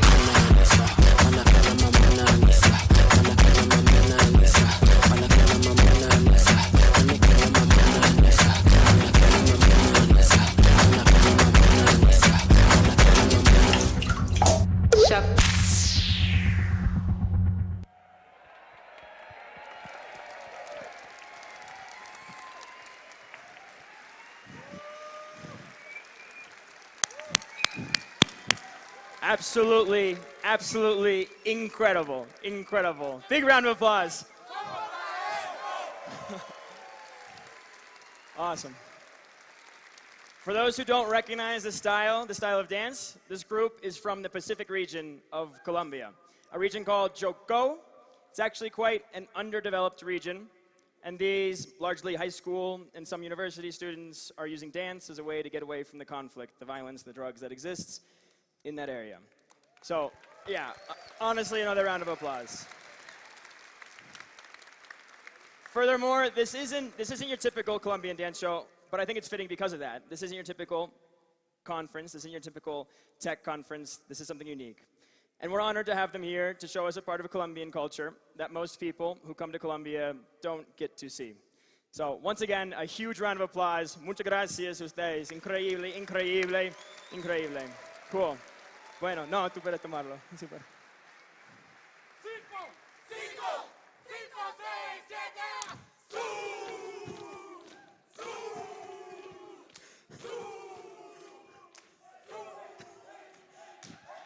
Let's give another round of applause, another round of applause, another round of applause. Incredible, incredible. Amazing, amazing. So my name's Skylar. I'm with the Devcon team, and I'm here to say to you all today, bienvenidos a Bogotá, and welcome back to Devcon. We wanted to say that for a long time, a long time. It's been 3 years since the last Devcon, 3 years since we last met in Osaka, Japan in 2019, 3 years of planning this Devcon, postponing, planning again, postponing again, and I must say, it feels great to be here with you all today. We're here to celebrate a little bit of what we've done over the last 3 years and what we still have yet to do, and to make progress towards a lot of the outstanding items we still need to do into the future. And we're excited for this reunion to take place here in Latin America. And what's even cooler, yeah, round of applause for that, no? What's even cooler, though, is that there's representation from almost every single Latin American country here right now. Let's give it up for those from Latin America. ¿Quién acá es de Latinoamérica? Yeah. Super. For 3 years, we've continuously communicated to all of them the same thing. Our goal was to bring Devcon not just to Colombia, not just to Bogotá, but to the Latin American region as a whole. And we emphasize this with our Road to Devcon, where just in the past year, we've seen 10+ events organized around LATAM, everything from Ethereum Rio, ETH LATAM Buenos Aires, to Mexico City, to Lima, to Santiago, to Ethereum Sao Paulo, to Quito, to Bogotá, where we are now, and soon to be Medellin and Panama coming up in the next couple of weeks. And this is just talking about major events. This isn't talking about the meetups, the many meetups that have happened along the way. And important to note is that all of these events are community-organized events. Devcon is the only one organized by the Ethereum Foundation. The rest done by volunteers in their free time because they care about Ethereum, they believe in what it's capable of, and they want to improve this world. Not many communities have this much passion and soul. But even still, some of you have been asking, but why Latin America? I've seen some doubts and criticisms, some of you on Twitter probably as well. It's dangerous, they say. It's underdeveloped, they say. Why bring our precious community to a risky, developing region when we could stay close to home in our well-developed, comfortable countries? And quite honestly, I think that's the wrong idea. Ethereum is a coordination mechanism for all of us. It allows things like greater financial inclusion, power over your digital assets, stopping unjust censorship, sovereign control over your identity, and many more. And in my opinion, Ethereum can be most impactful today in developing regions around the world. Places where serious censorship really does exist, where many don't have access to the basic financial systems, where your identity is not guaranteed nor owned by the individual, where coordination failures are rampant in the form of corruption or even in the lack of public goods funding. And as much as it might be more comfortable to stay in developed regions of the world, that's not what we're here for. We're here to use Ethereum to make the world a better place. And the world exists outside the comfortable bubbles many of us live in. In fact, most of the world lives in these developing regions. And this is why we are excited to be here in LATAM with you all, to one, expose the region to Ethereum and the incredible community that composes it, and two, to remind the Ethereum community about the types of problems we really are trying to solve with Ethereum, which is not what's the hottest NFT, nor where the best DeFi yield is, or other similar distractions, but rather, how can we provide greater financial inclusion, a more accessible network with lower fees, higher censorship resistance, identity systems that are more accessible and sovereign, payment systems for the masses, true digital ownership, and much, much more. These are the problems that we need to focus on. And we need to continue focusing on improving the world and continuing to improve Ethereum to be able to do so. And on that note, I'd like to introduce someone who's actively been helping with just that. Someone who helped herd one of the largest coordination challenges in tech history, also known as the merge. Yes. That someone is Tim Bako, coordinator for all core devs. So let's give Tim a big warm welcome.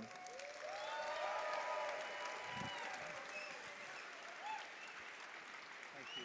Amazing talk. What? Amazing job. Thank you. Okay. Oh, sweet. This is working. Okay. Good morning, everyone. Do I have some slides? Okay. Sweet. So, good morning. I'm Tim Bako, and I work with the protocol support team of the Ethereum Foundation. I'm here today to talk about the people and the teams who help transition Ethereum from proof of work to proof of stake. But before I get started, I just want to take a minute to explain what protocol support is, because it's like the first time we use this, and when I told my family I was joining the EF's protocol support team, they said it kind of sounded like Ethereum's call center, or like people would call if like their transaction is stuck or like they can't run their node. And that's actually not what we do. So the main thing our team does is we help coordinate and facilitate network upgrades to Ethereum. But beyond that, we also spend a lot of time trying to figure out how we can better align the community across the people working on layer 1, all of the infrastructure and teams around them, and the people building applications on Ethereum. Another thing we spend a lot of time on is figuring out how can we onboard and retain people to contribute to Ethereum. There's a few things we do on that front. Most recently, we announced the Ethereum Protocol Fellowship, which is something where folks who want to come and work on the Ethereum protocol can do so for a couple months and hopefully then find a job full-time working in the space. Another thing we've done is we've helped launch Protocol Guild, which is an on-chain organization that helps DAOs, individuals, and anyone who wants to contribute to fund protocol contributors directly. And lastly, we spend a lot of time doing like weird little mementos and things for the community when there's big milestones that happen. Whether these are things like the 1559 NFTs, the merge manual that just went out. We try and think about like how can we like memorialize all these big things, both for the community and for all the people who worked on it. Yeah, so that's what we do at Protocol Support, but that's not the main thing I want to talk about. The main topic of today is basically what I've called like the heroes of the merge. All of the people, all of the teams who helped get Ethereum to proof of stake. And obviously there's way too many people for me to go over in just a short talk, but at least there's a couple core buckets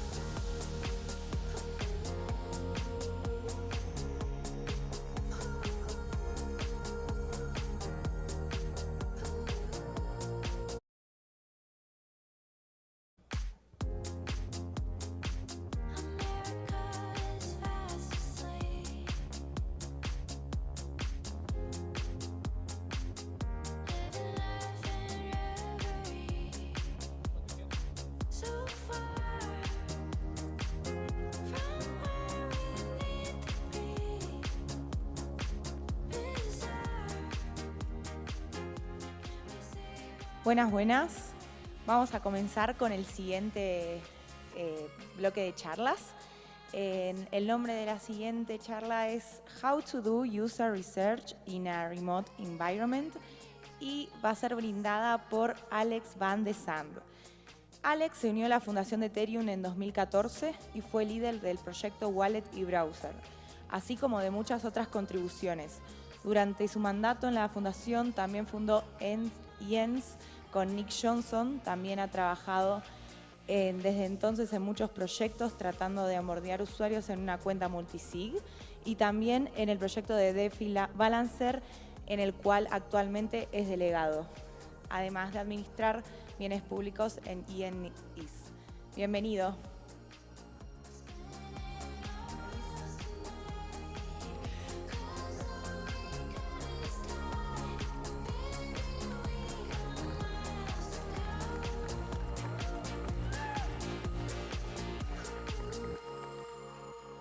Thank you. So, sorry I lied to you. I have no idea how to talk to girls at parties, but I can talk to you about how to talk to users in your app. I'm Alex, also known as Absa, if you have seen it from my hat, from my pin, and from my badge here. So, I have an interesting, curious story on Ethereum, because you could say that my resume is a long list of flopped projects, and a long list of dead and failed projects. But I'm very proud of each one of them because from each one of them, they were built with bricks that have outgrown and outlived the original projects that they were. And I think you don't actually see that in other industries. It's this wonderful thing, I think, about working on open source. But most of all, I'm a designer. And I think the role of the designers in the space is you need to be a translator, right? You are connecting the users. You need to both understand the project and good enough that you can translate it into simplest words for the users, but you also have to talk to the user and figure out what's really missing, what is the real hurt, what is the real problems, and you need to take back that to the engineers who might often not see that because they are not typical users, they are power users. And often they will tell you things like, oh, we can solve that, this isn't possible, and it's your job as a designer to understand what they're saying, understand what the users are saying, to figure out a way that you can talk back to the engineers in a way that transmits the needs of the users. And if needed, you should also be able to talk to the CEO. And that's where user research is very important because you can go there to the test and say, you know what? We are taking this approach, but I tested this other approach, and people were a lot less lost by doing that. And that's why I think it's so important. And I think it creates sort of what I call this design gear, in which you have user experience, which is this idea of how we want things to work. And then you use that to build your UI, which mostly are what the pixels are. You're pushing pixels around and painting stuff, right? And then use that UI to test with real users to figure out, okay, how much the experience I wanted to give is the experience that they had. And you keep turning on that gear, and at some point you should be connected to the dev gear, and sometimes you'll be pushing that gear and helping them get along by just doing a lot of tests before they build it. Sometimes they will be coming back to you with things, so it's a two-way gear. If your dev team is just coming to you saying, we've built this product, make it pretty, then something is going very wrong in that company. And I think anyone can do it. And I mean, if you have a startup with 3 people, you're just the CEO, you don't even have a designer, it's just a CEO, the CTO, and a dev guy. You can still do it with online tools, and I hope to give them to you. And the first thing you need to remind is, whenever you're talking to a user, this is not teaching your users how to do your app. This is not a tutorial. This is not a moment where you're trying to do a marketing on board people. You're listening to them speak. You're not explaining your app. And you need to remember that your app is being tested, not you. So it's not, oh, do you think you can do this in this app? Do you think you can click this button? It's really about, do you think this app will allow you to do this? Do you think that, can you put money in this thing, right? Use generic words like that. And classic user research is basically, there's like one-way mirror rooms with big prototypes, or even like paper prototypes that you build around and just get random people in the office. But if you don't have an office, it becomes a lot harder. And I had to learn that the hard way when I spent like mostly a year working in Balancer doing user research. And like, there are great tools online. I want to give them a few for you. Usability Hub is a great place where you can learn those things. For instance, 5-second test.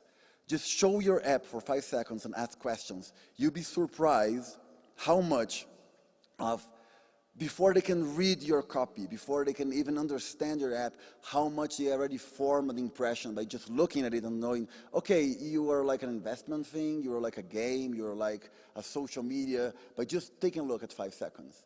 Then you can go one thing further and just ask the user for a first click.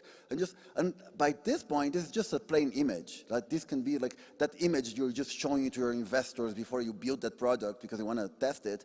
And you can figure out that, oh, if everyone is clicking on your hero image instead of the button that you want them to click, maybe you shouldn't have a hero image. Maybe you should just show the information they want. And then from that, you can do a navigation test, which is just slides that you can try to see where people are going. And one of the nice things with navigation tests is that you can use them to benchmark your competitors. You can just screenshot the flow, a typical flow of your competitors, and then screenshot the flow that you want your app to test, and just see, is it any better? Is it faster? Are people more confused? Sometimes you don't even want to, you just want to see how much people are clicking on the wrong links. That's more important than the right links. But mostly, a lot of user research is actually talking directly to people with online meetings. Online meetings, of course, you schedule a meeting with Calendly, get like them on the Zoom or Google Hangouts. But there's also a great website called UserBrain, which allows you to give them a link, give them a script, and then like about a few minutes, they will give you a video of someone using your app and looking at it and describing. And it allows you, again, this great feedback cycle. There were days in which you wake up, design a little bit, put a prototype in, throw it to UserBrain, go back to like check my emails, come back half an hour later, and there were like 3 or 4 videos of people struggling with the prototype I just built. And honestly, you just need often 3 to 5 users. It's not a numbers game. You get most insights with like 3 or 5 numbers, and then you can just go there, fix it, and create like a new user thing, and like get your coffee, and then when you come back, it's like it's still early in the morning. You've already like run that prototype a few times, and it's not the reason that often you get those fast videos on UserBrain is because they are like you have to pay them. In almost case you have to pay. UserBrain may be expensive, but you know what? What's more expensive is spending weeks of engineering building something that it shouldn't have been built in the first place. Sometimes when you're just having Google Hangout calls, you can like, be creative. I've tried giving NFTs to people that I created. I promised them to pay gas fees, and which like when gas fees were expensive, that was a very nice thing. And I just was offering people, hey, I want to give you money. I want to give you money to watch you do stuff, which is weird. Right, and that's where your users might feel a little bit uncomfortable with that, because there's a lot of things that scammers and user researchers will have in common. Like, both of them are promising you easy money to do something like in 10 minutes. They are asking you to click on shady links, like Figma links or whatever that is. They're asking you to download some browser thing that allows me to show your app and see you while you watch your wallet, right? So your users might be, like the only difference is one of them wants to see you type your password, the other doesn't. How do you overcome that? First of all, try to use yourself as a leverage. Like if you have a reputation, just tell them, look, I am a real person, I'm not a scanner, you know me from whatever. Or sometimes I would start a meeting by telling them how to be safe on the internet, like how can you do a Google Hangout and share just one screen instead of the whole, just one window instead of the whole screen, or just tell them, I don't want to see never show your passphrase, get your MetaMask window in somewhere else. And you can also be creative in many ways. So there was a point in which I wanted to know, is there a way that we can, like a pool, the Balancer is a DeFi app and had these pools, and we had there's a lot of information that goes in a pool, and I was wondering, can you translate that into a tiny icon? I wanted to know how small the icon can be. And I created a little game, a prototype game, which I just ask users, can you find the die? The fastest person to find all the dies in this Google CAPTCHA thing will win. And of course, I didn't care for people who to find the dies. What I cared is that as each step was progressing, I was making the icon tinier, tinier, until at some point, all they had to work with was the two-color gradient, and they still found it. And it's a great way for you to understand, oh my God, you can reduce it a lot by just making it small, right? And another super important thing is that options are never equal. It will often happen that you have a system in which there are two modes, right? Balancer had two modes in which you had deposit money. Doesn't actually matter what the modes are, because for the user it's just wah, wah, wah, wah, wah, wah, right? It's just random noise for them. And the wrong way to do it is just to ask the user to, if we have two modes on the system, we have two modes on the UI. And that's often the worst way to do it. First of all, you can do a better job by just selecting a default. It forces you to think about the default, forces you to think about which one is better. Often I've seen people who would think that mode A would be more important because everyone on the team was using mode A, but turns out mode B was the most common because most users don't have all the tokens or have connected their wallets or have done all the things that most people in your dev department have. But a better way is don't make it a choose choice thing. Just make a checkbox, and then you have to explain it. In a tooltip, no, never try to, your users do not read, and there's often this mistake of thinking that your users, they must understand your app, when the opposite is true. You must understand your users and try to reduce whatever explanation is there into a 5-word explanation. But a better yet is, instead of having your users pick a choice, just allow your users to do whatever they want, and just add later a little thing saying, hey, click this button and we'll, I see you're trying to do X, click this button, you save money or something like that. Often it gets even worse when you have multiple options there. So try to make them in different ways. Maybe one is a checkbox and the other is an action. You have one big submit button. Maybe you have 2 submit buttons. Notice that the submit, I also picked the default in both of them because one is big, one is the normal. Something is also great, if you're a designer who can code a little bit, you should try Framer, which is an wonderful thing, because often in an app, you are thinking about some sort of behavior, and is there a way that I can make the video go? Okay, can you, just click there. Often you're thinking about something, and then in the end, it's going. You're thinking about a behavior that you can only understand when you see it. So this way I was testing a thing where I realized, oh, you can put money in many ways. You can select it by the amount of tokens you have, the percentage of tokens, the dollar value. Maybe you can click on the total, and you can type it and you can scroll it. And it was a wonderful idea on the design space. But of course, when I tested with users, they were all confused on, wait, I click this and I click that, and it's all confusing, right? But it's the kind of behavior you only understand when you actually make it work with real, can you click the video there? Thank you. And then, hello, thank you. So, and then I realized that there's a lot of things you can do by just testing the behavior of people. You just allow people to click around and do whatever they want, and just allow them to click around and check, hey, if you click this button, suddenly your numbers will change here. Because numbers are also UI. If there's a button there and they realize, oh, if I click this, then this goes up, this goes down, it really simply works. And you can do a lot of things like that in which you can, like, and those are the sort of behaviors you only realize when you are like just running a live app. And that's something that you can do as a designer all alone in your office and then keep testing it, keep testing it, keep testing it. And it's really important. Don't overdo it, because I've seen cases where everything is clickable, everything is great, and the user is just clicking things around. He has no understanding of what they're doing, but they're just glad that they disable. It becomes a game of, can I disable all the warnings, right? I'm going to click around until all the warnings are gone. Okay, yes. Other things. There's always a facepalm moment whenever you're talking to a user. And I think this is one of them, where we had like a little box just setting all the actions that have happened. And then I realized that users are a little confused about that. And then I realized that they don't know that this is a feed of actions. They think that this is a menu of things that they should be doing. And then, yeah, maybe we can redesign it as a social feed. And that's another thing in which, you come back to your product team and they're just going to say it's sort of impossible because not everyone has ENS name. Not every ENS name has photos. That's okay, you can solve that. Just give them nicknames, just call them whales, give them emojis, right? The problem is just make it look like it's something more that they expected, like activity.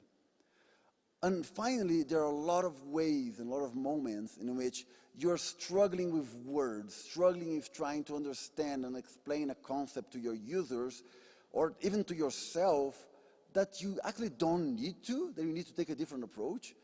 A lot of my time I spent in Balance, I was thinking about what is impermanent loss.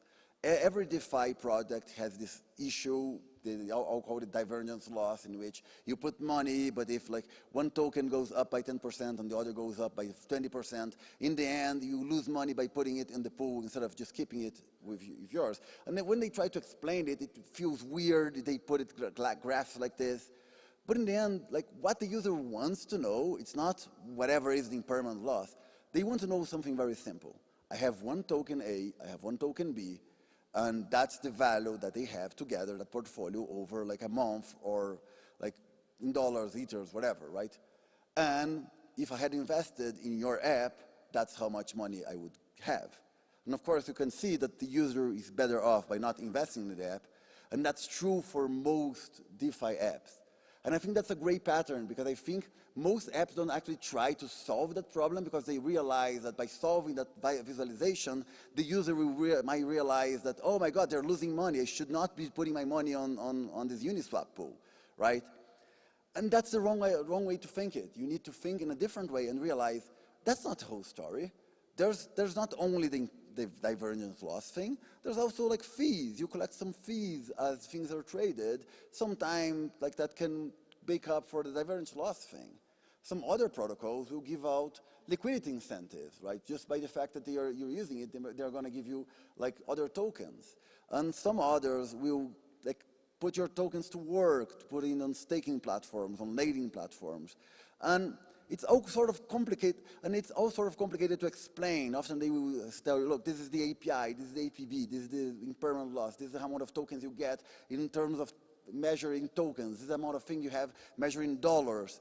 But really, what the user just wants to know is what I call this like rainbow chart that I developed, which is just the dotted line is what would happen with my tokens if I did nothing, and the colored bars are everything that this app does for you. And the interesting thing about this is that little difference, I'm not sure you can see it before, the bottom green, and the dotted line is impermanent loss. That's how you visualize it. That's the best way I've learned to visualize it. But the funny thing is that by finding the best way to visualize it, I learned that you don't actually need to visualize it. You don't actually need to explain it to the users. Right? All they care about is not the bottom of the bar, it's the top of the bar. And that helps you explain what the product is. Your product is just taking that and doing all that stuff to make your money work for you, right? And then you can take all the other information, like the volume trading, etc., and put it in an order. And I think that was one of the best ways I could explain to someone how your API works into a DeFi protocol. And I haven't seen anyone do like a solution like this. If you're a DeFi guy, just feel free to use it, right? But my point here is that in order to get there, you need both to understand deeply the product by just understanding, okay, this is what we do, this is what is divergent, what is divergence loss. But you also need to understand the user. What does the user really want to know, right? What do they really care about? They just care about how much money they made. And I think you were in the middle trying to connect something that is complicated with something that the user wants into something that is roughly easy to look. And other great insights I've had is often never treat an unknown variable as zero. Very, very often your user, like, just the fact that you don't know how many tokens you have in your user wallet doesn't mean that they have 0 tokens. Maybe just because that information hasn't loaded yet, that doesn't mean it's 0. And often I've seen users fall into errors because they were like, they would open the app, there were a bunch of errors, and those errors were not like actual errors. It was just that because the users had not collected or something had not loaded. A lot of issues are like that. Don't tell users, show them things. As I said before, is like often instead of trying to explain your user how to do it, just allow them to click around. And like if you want to tell, look, if you click this button, this thing will happen. Just allow them to click the button, and they will see the thing will happen. Because numbers are also UI, right? And I think that goes for both of them. Often I would ask a user saying, look, what is this number represents? And they would think a little bit and think, I think this number represents that number multiplied at that number. And they would like do it in their head. And if it made sense, they would be, yeah, that's it. I found it. They would be gratified. So often just showing numbers and allowing people to think with numbers, or just saying, look, this way is cheaper than that other way, that's the best UI you have, right? If you just, like, you can put like a red button, but if I tell you this way is $5 cheaper, they will find and click that little icon there. And users love to see other users, like just allow them to see action in your app. Like they always would love when you say, oh, I had a user would say that he liked watching the activity on a pool because he knew that every time a user traded, he was going to get a few cents on that. And he was like, yay, someone traded. I just got a little more money on that. And if you do it live, they will love it. And finally, avoid gray patterns. Often not solving an issue is an issue. And I think a lot of DeFi protocols do this because like they are not sure how to solve it, or they are not sure, or as I said, like by solving it, showing them the information, the user might realize it's not a good idea. Just think about it. You can thoroughly solve that. And that's the main message I want to tell you, is that like as a designer, your goal is to connect both sides. And as a developer or as a CEO or as anyone in your company, you can be that designer. You can be someone who can try to always connect and talk directly with users, because you have to know your non-customers also. Just the people in your Discord server, they are not your market fit, right? They're often people who like are already most knowledgeable about your project. What you really want is people who don't understand the product, and you need to go there and grab them and make them understand the product. And that's it. Thank you. You can find me on Twitter at Avsa, and I really like to thank the whole Balancer team that helped me during the year, and the whole ENS community that I've been working on the past year. Thank you. I think I have time for questions.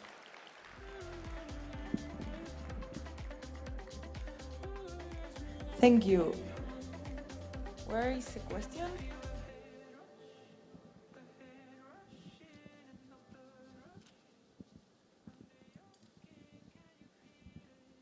Hey Alex, great talk.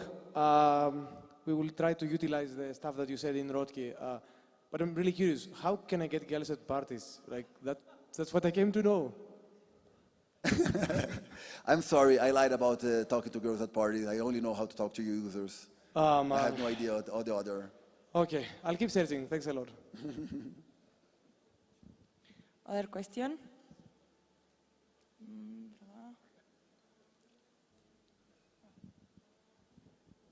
Hey, great talk.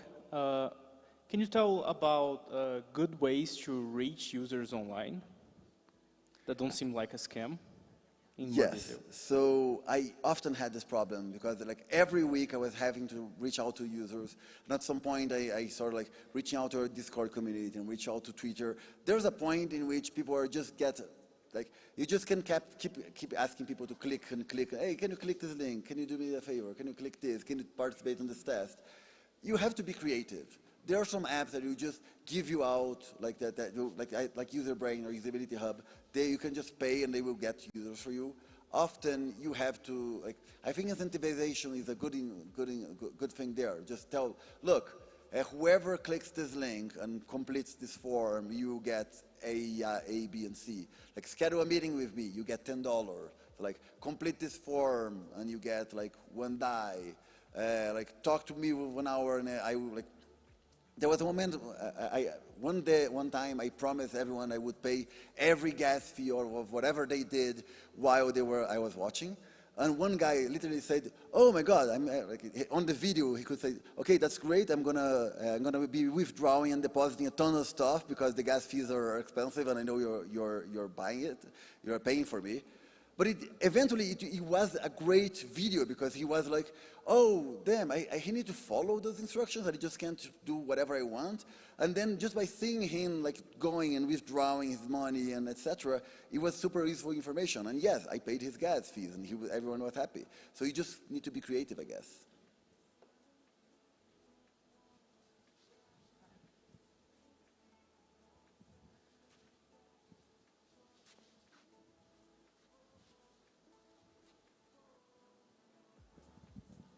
Hi, Alex.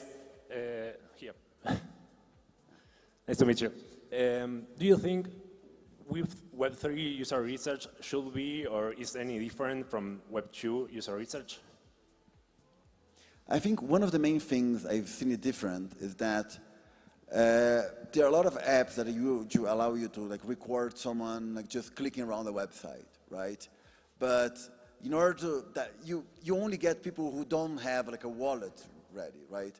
And often, if you want to see someone actually using your website with a wallet, you need to be recording them on a Google Hangout. And then, as I say, they will be uneasy about that because you're like, why do you want me watch like 2 transactions? And it's complicated because they might be worried about you like getting some information. I think that was the main difference for me. It was, first of all, making sure that I was reaching the people who had like MetaMask, who had everything installed, but those were precisely the people who would not be like very likely to just be using their wallet while some weird guy was watching.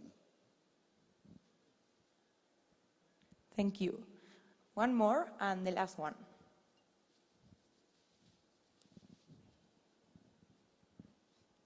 I wanted to ask you, I mean, you just mentioned the tools that, I mean, you can use to record the users and so on.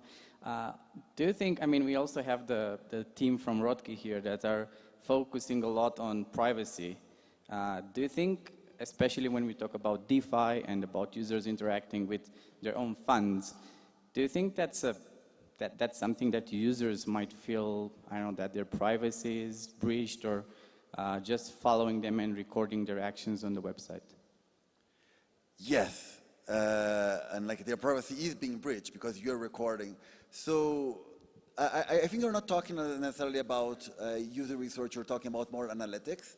And I actually think that user research can help solve a lot of the problems with analytics, right? If you just create a website with a bunch of trackers everywhere, you get basically the same information that you get if you just watch 5 users use your website, with the difference that those 5 users have consented to be in your research thing.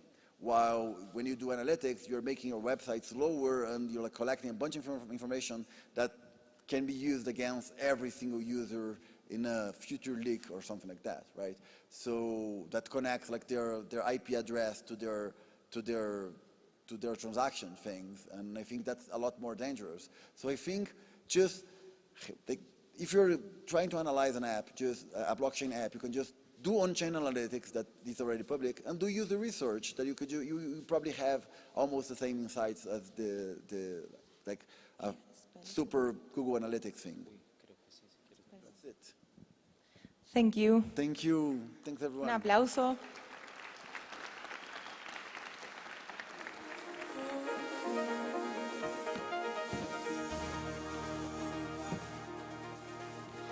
Bueno, ahora vamos a presentar a Connor Spelsley. En su charla, el nombre de su charla es Luchando por el futuro de cripto, el estado de la defensa, de la regulación y la defensa. Bueno, Connor tiene formación en economía e informática, comenzó a trabajar en Consensus en 2015 y luego en Gitcoin en 2019. Inicialmente se centró en el crecimiento de la comunidad de desarrolladores de Gitcoin a través de hackathons virtuales y más recientemente tras el lanzamiento de Gitcoin DAO. Adelante. Bienvenido.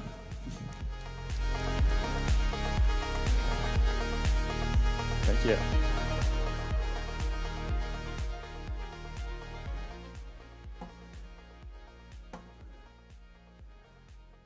All right. Okay, to start off with, thanks everyone for being here today. I appreciate that crypto regulatory and legal is not the sexiest topic being discussed at Devcon, and you had a lot of choices, so thank you for joining us. I'm Connor Spelsley, as my fabulous host mentioned, and I do a lot of stuff in crypto advocacy. I co-founded 2 industry associations in the space, which are the Blockchain Association, Canadian Web3 Council. I work with foundations on advocacy, and then I also work with the Gitcoin Grants Round and help lead their advocacy round. Why I think it's so important, and I'm so excited that so many of you are here today, is that crypto advocacy, while it doesn't get too much attention, it gets a little bit of attention on crypto Twitter, is going to be one of the most critical considerations for this community going forward. And for it to be successful, and for this industry really to continue to look like it does today, we're going to have to do a lot together very quickly. I'll start with the fact that I'm formerly a lawyer, but none of this is, of course, legal advice. So I won't bury the lead here. Over the next 2 years, regulation will have a greater impact on crypto's future than technological innovation, particularly in the US and the EU. And I know that's a fairly big statement, but unfortunately, I think that it's true. And while I think technological innovation will play a huge role in getting us past some of the pitfalls of regulation, it's going to be something that really very much materially impacts your use of crypto day to day in the next 2 years. So for our agenda today, actually, can I get my notes up here? I don't see them on the right here. What we're going to discuss today is essentially the fact that while that is a big statement, it's fairly nuanced, right? It's not as doom and gloom as it initially appears. There's a lot that we can do to steer advocacy in the right direction, but we're going to have very limited time in order to make that happen. And we really need to work as a collective to go forward with it.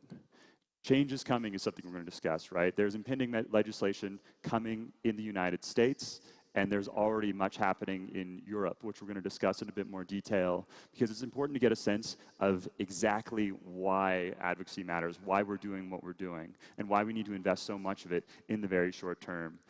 Ultimately, we end up talking about strategies that we need to use in order to really take advocacy in this space to the next level. Right now, there are a lot of fabulous organizations that are doing very good work, but there's much more to be done, and they really need your support.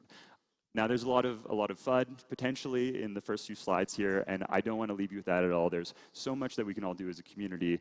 I'm going to save the last 5 minutes of the presentations to go over questions and hopefully allay any fears. But if we run out of time, feel free to find me after or find me on Twitter.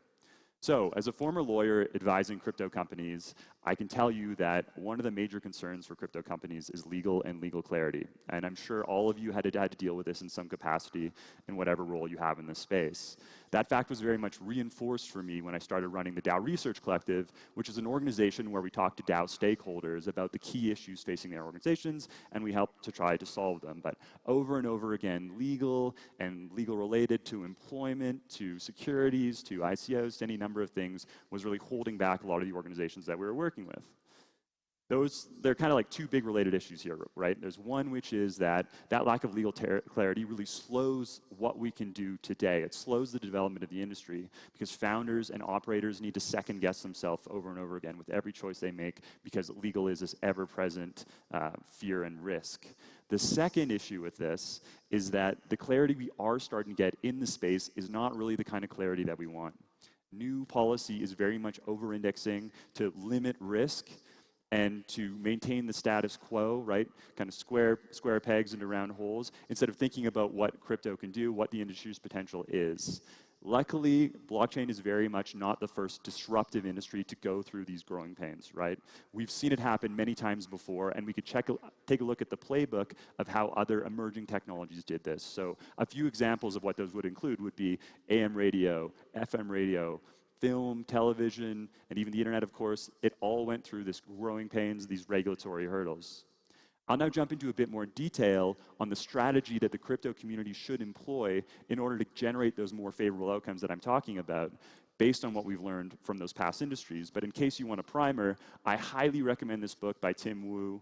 Josh Stark also recommended it. It's called The Master Switch. It'll give you a sense of how those industries started and how they got through the regulatory hurdles which they had to battle all along the way. And Josh also wrote a post about how this book and this like sort of philosophy applies in crypto, which I highly recommend you read. He co-authored that post. So zooming out a bit here from where we are in crypto today, it helps to understand how the cycle of innovation and regulation works in the United States and also just in the West generally. Now, this is a global problem. Crypto regulation is a global thing, and we can't just escape it by moving from one jurisdiction to the next, exactly.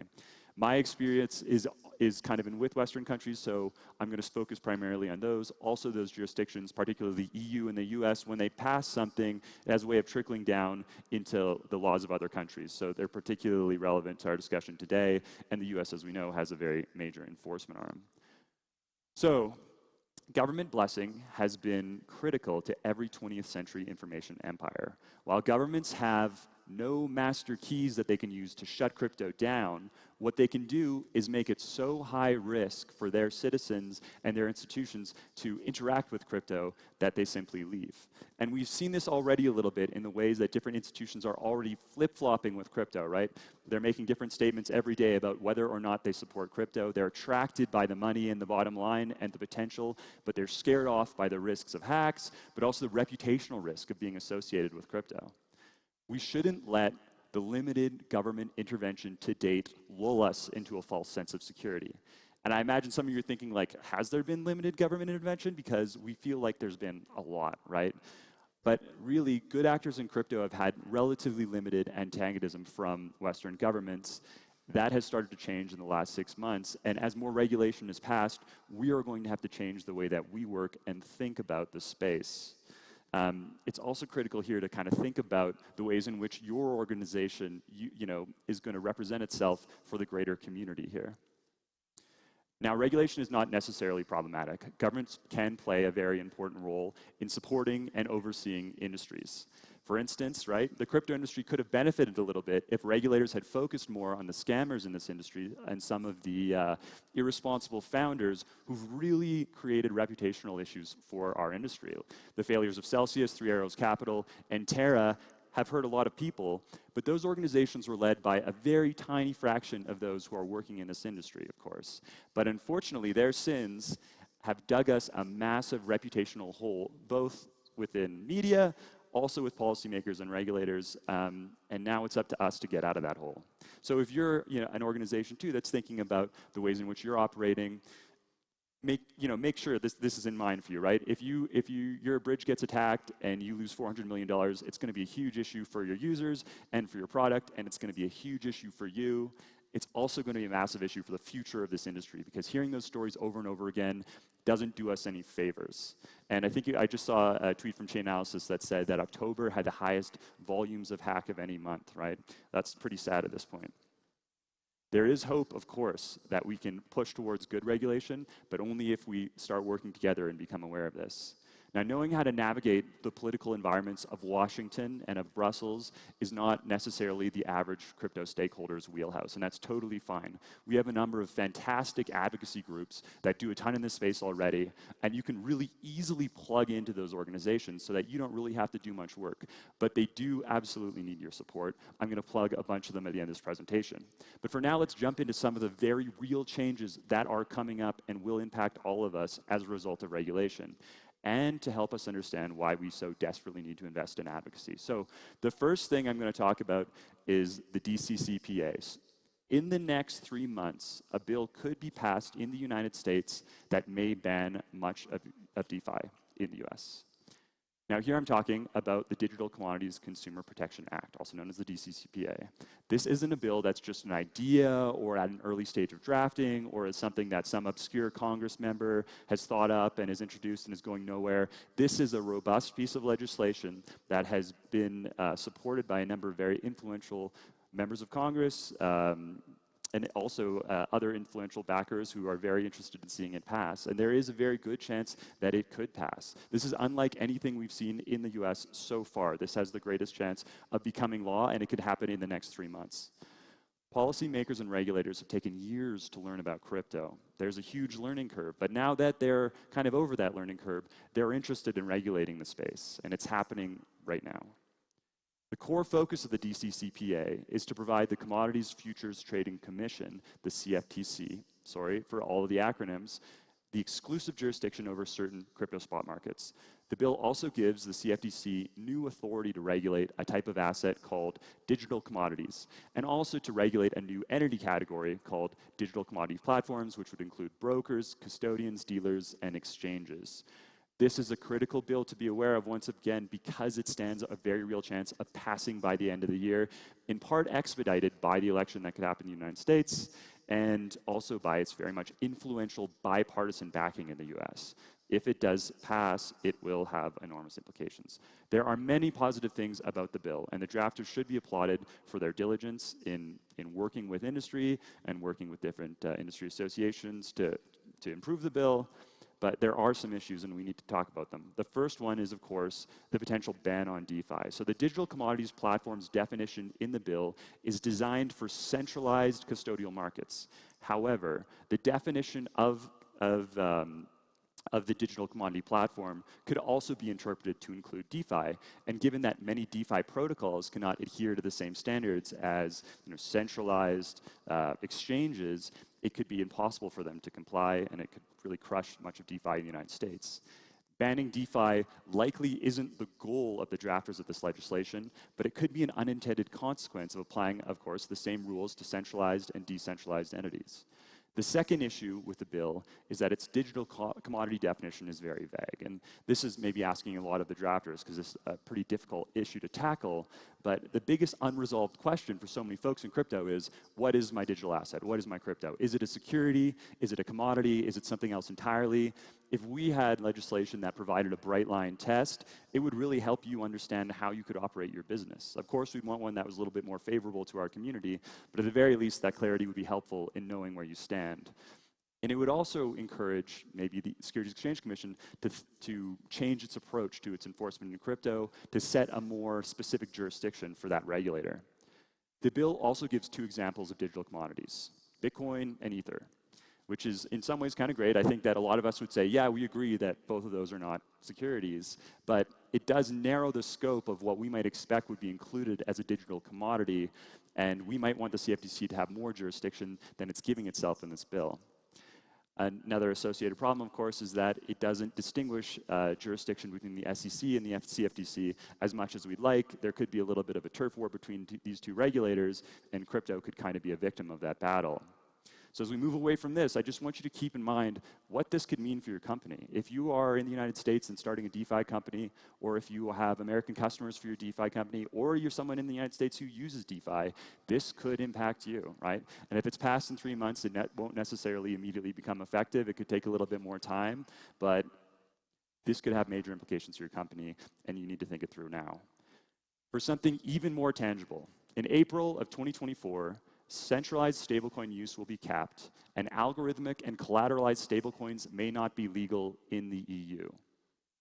While we just discussed a US bill that might pass, now we're talking about a bill that was already agreed upon and will change the way the industry works. We know this with certainty. The Markets and Crypto Assets Bill, MiCA for short, is a comprehensive framework for crypto asset issuance and service providers that was just agreed to by the European Council and published last week. These regulations will massively alter the stablecoin industry. MiCA is too comprehensive a framework for us to get into much detail today, but we'll dive into one of the areas that is going to be most effective, which is stablecoins. Specifically, MiCA is putting a cap on the daily volume of transactions for non-EU denominated stablecoins at 200 million euros per day in the EU. While the details are still a little bit hazy, what it likely means is that in April of 2024, USD-denominated stablecoins like USDT or USDC will only be able to do 200 million euros worth of transactions per day in the EU. While we have to wait for further rulemaking for absolute clarity, given that both USDT and USDC do billions of dollars a day in transactions, they would probably exceed that cap on particular days, or maybe every day, I'm not totally sure. It appears very much that these issuers that Circle and Tether might have to find ways to limit their stablecoin use within EU countries to stay compliant with MiCA, which might require them to look to new solutions of geo-blocking or performing some very cumbersome KYC or create an entirely new tool. It also makes US stablecoins much less competitive in Europe than euro-denominated stablecoins, right? For instance, if you're in the EU and you want to use a payment in USDC, what happens if USDC has reached its cap for the day? Do you have to wait for the next day? It's not totally clear yet, but these kinds of issues flag for us that maybe this bill and this level of specificity is coming a little early, considering the market is still very much nascent. At the very least, what we know is, according to the language in the bill, if you are an issuer, and your stablecoin has exceeded the cap per day, then you need to go talk to the regulator and stop issuing new stablecoins. And you can start issuing them again, potentially once the regulator has agreed that your new strategy for reducing your volume per day is satisfactory to them. Stablecoin issuers will also have to have offices in the EU, report consistently to EU regulators, and meet reserve requirements that will likely require them to hold the vast majority of their funds in fiat. Now, we don't know this for sure, but that is what it's looking like.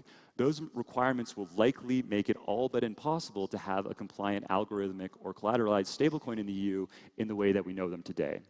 While the future is not as clear in the United States, there have been several stablecoin bills that have actually gotten a lot of traction, and they're looking not totally dissimilar from this. Their impact on algorithmic and collateralized stablecoins in the industry could be very similar in the United States as we're seeing right now in the EU, and it seems like there's a very, very good chance a stablecoin bill will pass the United States in the next year.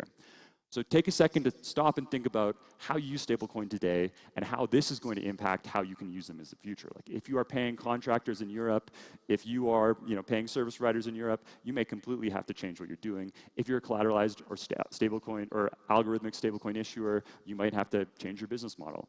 This is something that you should really jump into right now. So I've been honest with you about all of the issues with crypto and all of the hurdles we're facing in advocacy side, but it is not all doom and gloom because there are a ton of things that we can do to get over this, right? And steer regulation, rather, in the right direction. How can we do it? Well, luckily we have a list right here.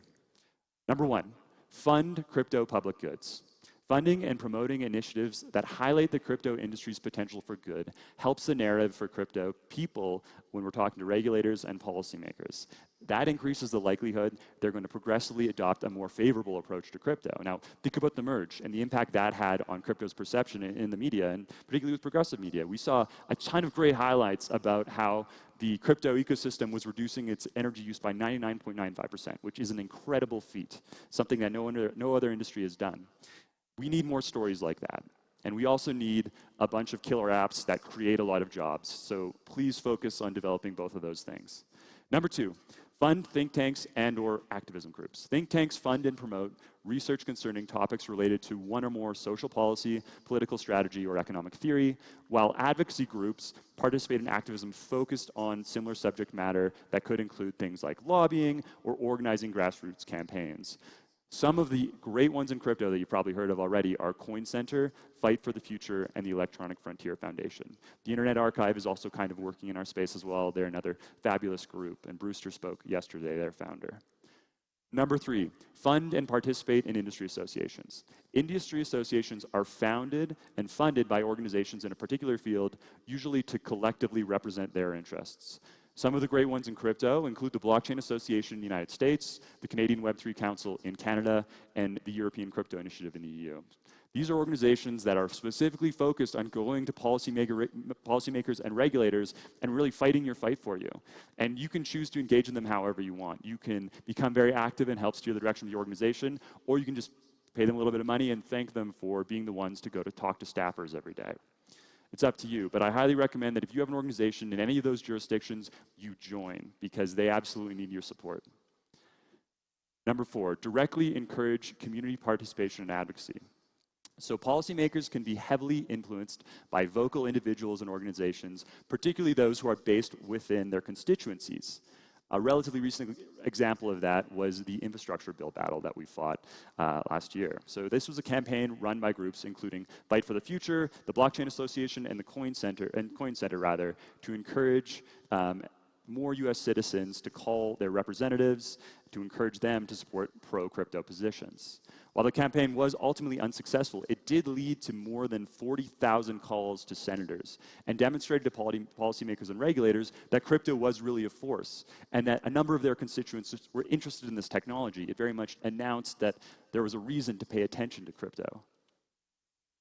Number 5 is lobby directly, right? Lobbying is an attempt by individuals or private interest groups to influence decisions of regulators or policymakers. The practice has a lot of very negative connotations, of course, but it's actually a really fundamental part of rulemaking in many jurisdictions.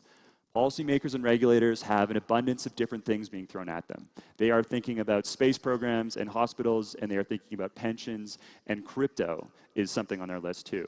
Crypto is particularly annoying to learn about at first, potentially, if you're not interested in it, right? So we need to get in front of them, and we need to educate them about it so that they don't misunderstand what we're doing, and so that they can understand the public goods upside of crypto and build that in when they're making a decision.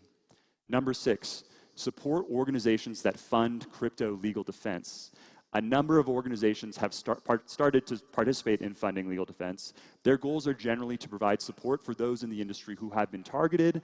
Another goal, which is really critical to all of you, is to create legal precedents that make the industry stronger and provide us with a more favorable position from which to build our organizations. A great example of this is the DeFi Education Fund, which recently filed an amicus brief in a defense of the contributors to OkiDAO. OkiDAO, which was sued by the CFTC, but would likely not be there to defend itself. Just yesterday, the judge in the case accepted their amicus brief, so they can essentially participate in parts of that hearing in order to make a case for OkiDAO and others out there, so we're not saddled with a bad precedent because of the bad facts in that case. LexPunk also filed a similar brief, and I believe they were accepted yesterday as well. So, in case the previous list of options was very dense, I apologize. I'm going to make this really easy. Please take out your phone and take a picture of all of these amazing organizations, because these are the organizations that are fighting for crypto to stay the way that it is or to improve. Regulation in the space is really important. There are a lot of problems that we have, and we do need some oversight. But we want to make sure that policymakers and regulators are very well informed and understand what crypto can do for the world before they start passing legislation that could completely alter the course of this industry. Another quick start to advocacy. So you could also send your contributions to these organizations in part or in whole through Gitcoin's advocacy round. So this is some information on the first Gitcoin advocacy round that we ran. We raised more than $1.3 million from 22,000 different contributors, helping all the organizations that I just listed. If you put your money through the Gitcoin matching round, of course, there's a chance that you could get $1 more for that organization, or $2, or $5, or $8. So another option for a place to spend your money and participate in advocacy. And that is it. So if there's one thing, though, that I would love for you all to take away from today's talk, it is that we are definitely facing an uphill battle for crypto to continue to exist in the way that it does today, or in an improved form. There is a ton of hope, though, but only if we act collectively. We invest a lot of resources, and we do it now. So if you want to connect with any of those organizations I listed, just reach out to me, see me after, or just DM me on Twitter. I think we'll now have a few minutes for questions, but thank you very much for your time. I really appreciate it.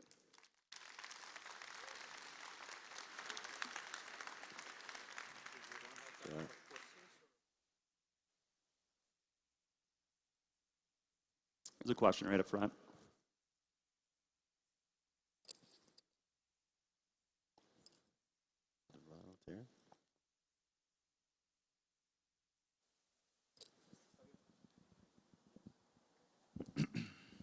Yeah, thank you. Thank you for your talk. It was very nice.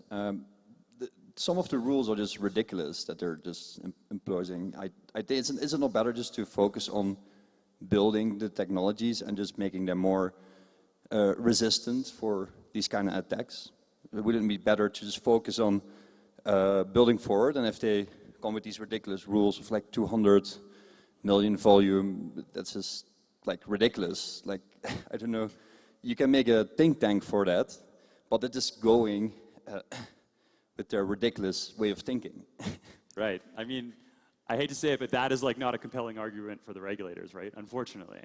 Yeah, but that's the only, I think it's a thing that they need to, they cannot just come with these ridiculous rules. It's just, right. I mean, the thing is that they can.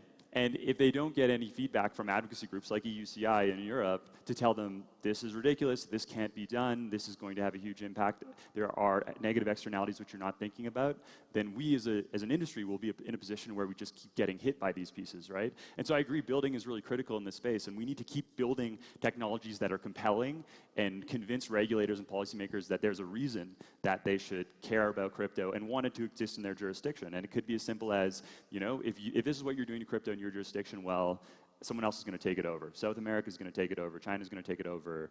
Another jurisdiction with which you're competing is taking it over. So those are the kind of narratives you use, right, to try to convince them you need to participate in this now and pay attention to it. But we need someone in the room telling them that. They won't just know it on their own.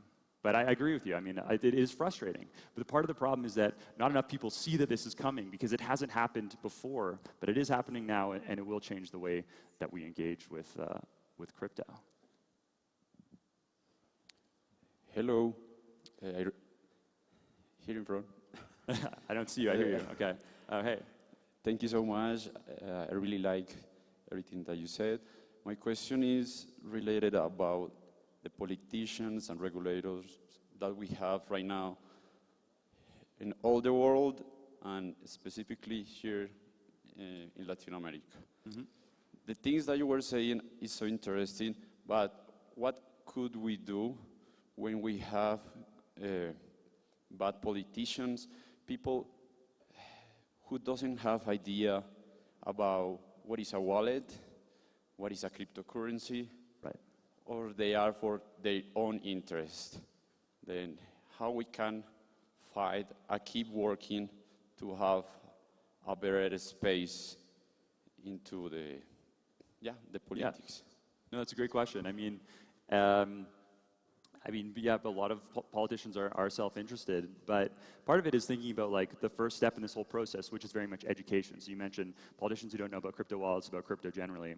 And that was certainly the case when we started the Blockchain Association. And I no longer work with the Blockchain Association, though I'm close to the organization, but Kristen Smith there did an amazing job of spending so many cycles educating regulators and policymakers. I think when we first started the organization, we thought, oh, we can just immediately begin and push for policy that could be really impactful and provide clarity. But we needed to take many steps back and spend years teaching these politicians about the benefits of crypto, what is compelling to them specifically, right? Because you think about policymakers from the left or right, some are motivated by competition with China, some are motivated by financial equity. You got to think about what incentivizes them to want to participate and want to support your position. And that's largely what, I mean, lobbyists help do, advocacy groups, industry associations. That's something that they're always keeping in mind when they make these kinds of decisions. It's a great question, though, and I unfortunately don't know as much about how to make it happen in South America, but I certainly want to learn more. Yeah, right here. So I just want to thank you for the presentation. It was very informative, and especially highlighting some of the groups that are fighting the good fight. My question is, as pertains to the U.S., I guess, regulations, are there any particular politicians and either congressmen or senators that you feel that they're doing a good job of getting informed and putting good legislations, and maybe on the opposite side, maybe some that are not so friendly? Well, I wouldn't want to name names at the moment because I'd probably forget somebody, but I can tell you that there are a number of like amazing members from both sides of the aisle, bipartisan support for crypto. We do have a number of champions, but we really need many more. I'd highly recommend following the Blockchain Association because they do a great job of amplifying the voices of those policymakers in the States who are supportive of our positions. So that would, but I'm happy to chat more after. Thank you. Thanks so much, everyone.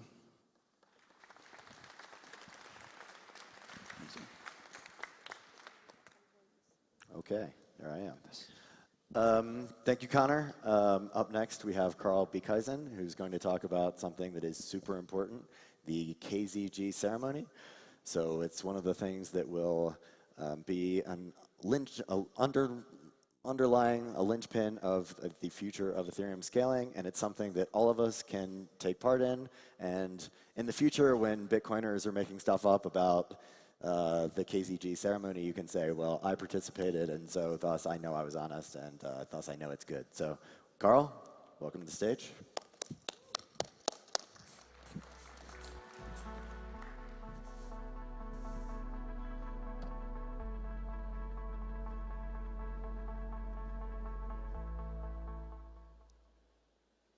Thanks, Evan.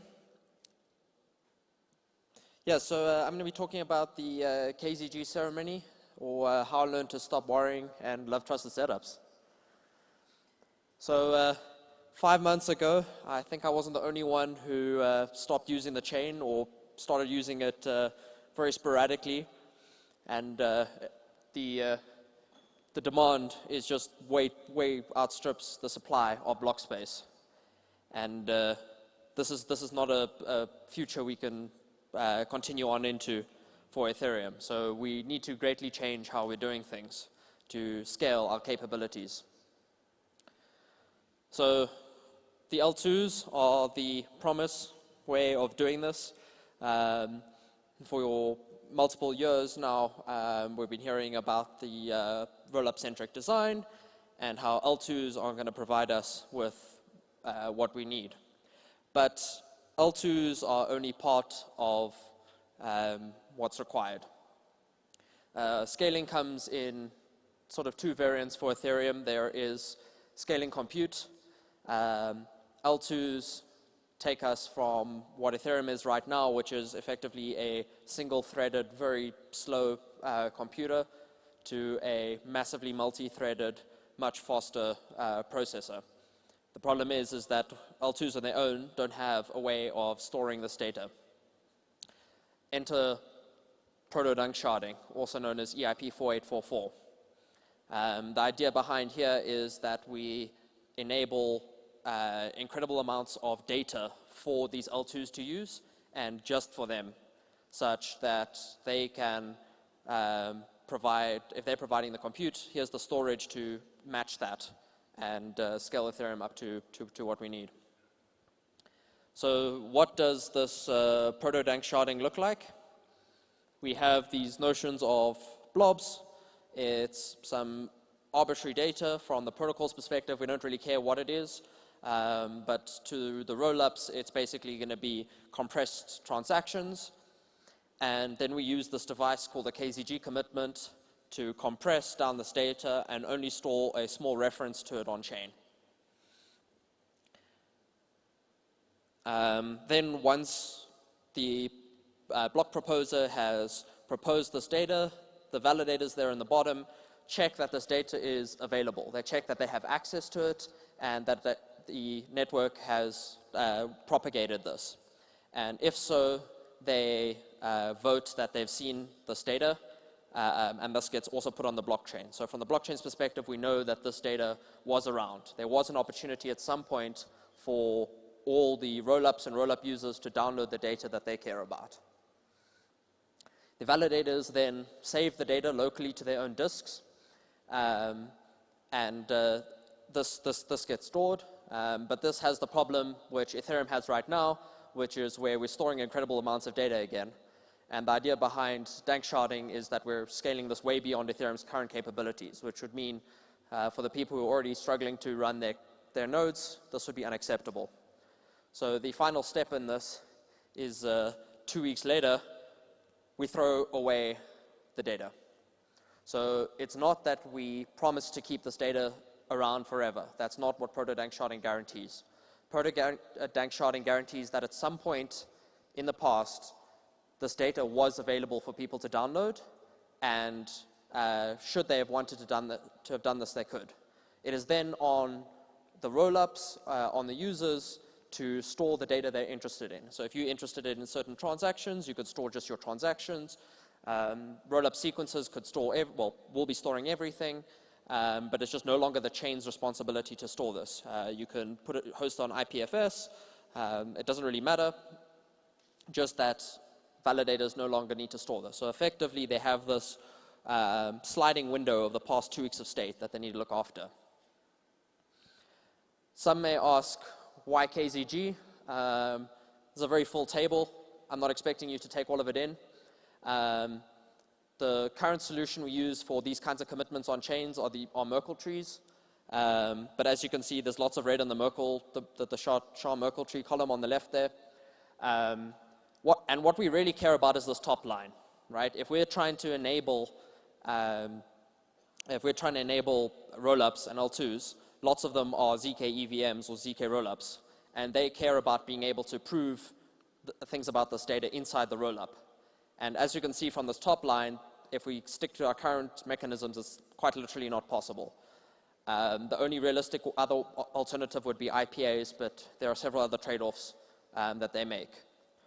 So KZG is a very promising looking thing, but it has this one big red negative, as you see over there, and that's this trusted setup. And that's what I'm speaking to you about today. So trusted setups, this I hope should make everyone a little bit nervous. Trust is not a thing we have in the system. It's trust but verify, so ideally you shouldn't need to do this. I'd like to be able to convince you today that in this case, this is something you should be able to trust, and that you can verify lots of things about it. So the idea is that collectively, as an Ethereum community, and hopefully including many of those outside of our community, we're going to summon a secret. There's not a single person, entity, doesn't matter what scale, that will be able to know what the secret is, but together we will have generated this. It runs on a so-called 1 of n trust assumption. The idea here is that we need one person not to have actively been malicious.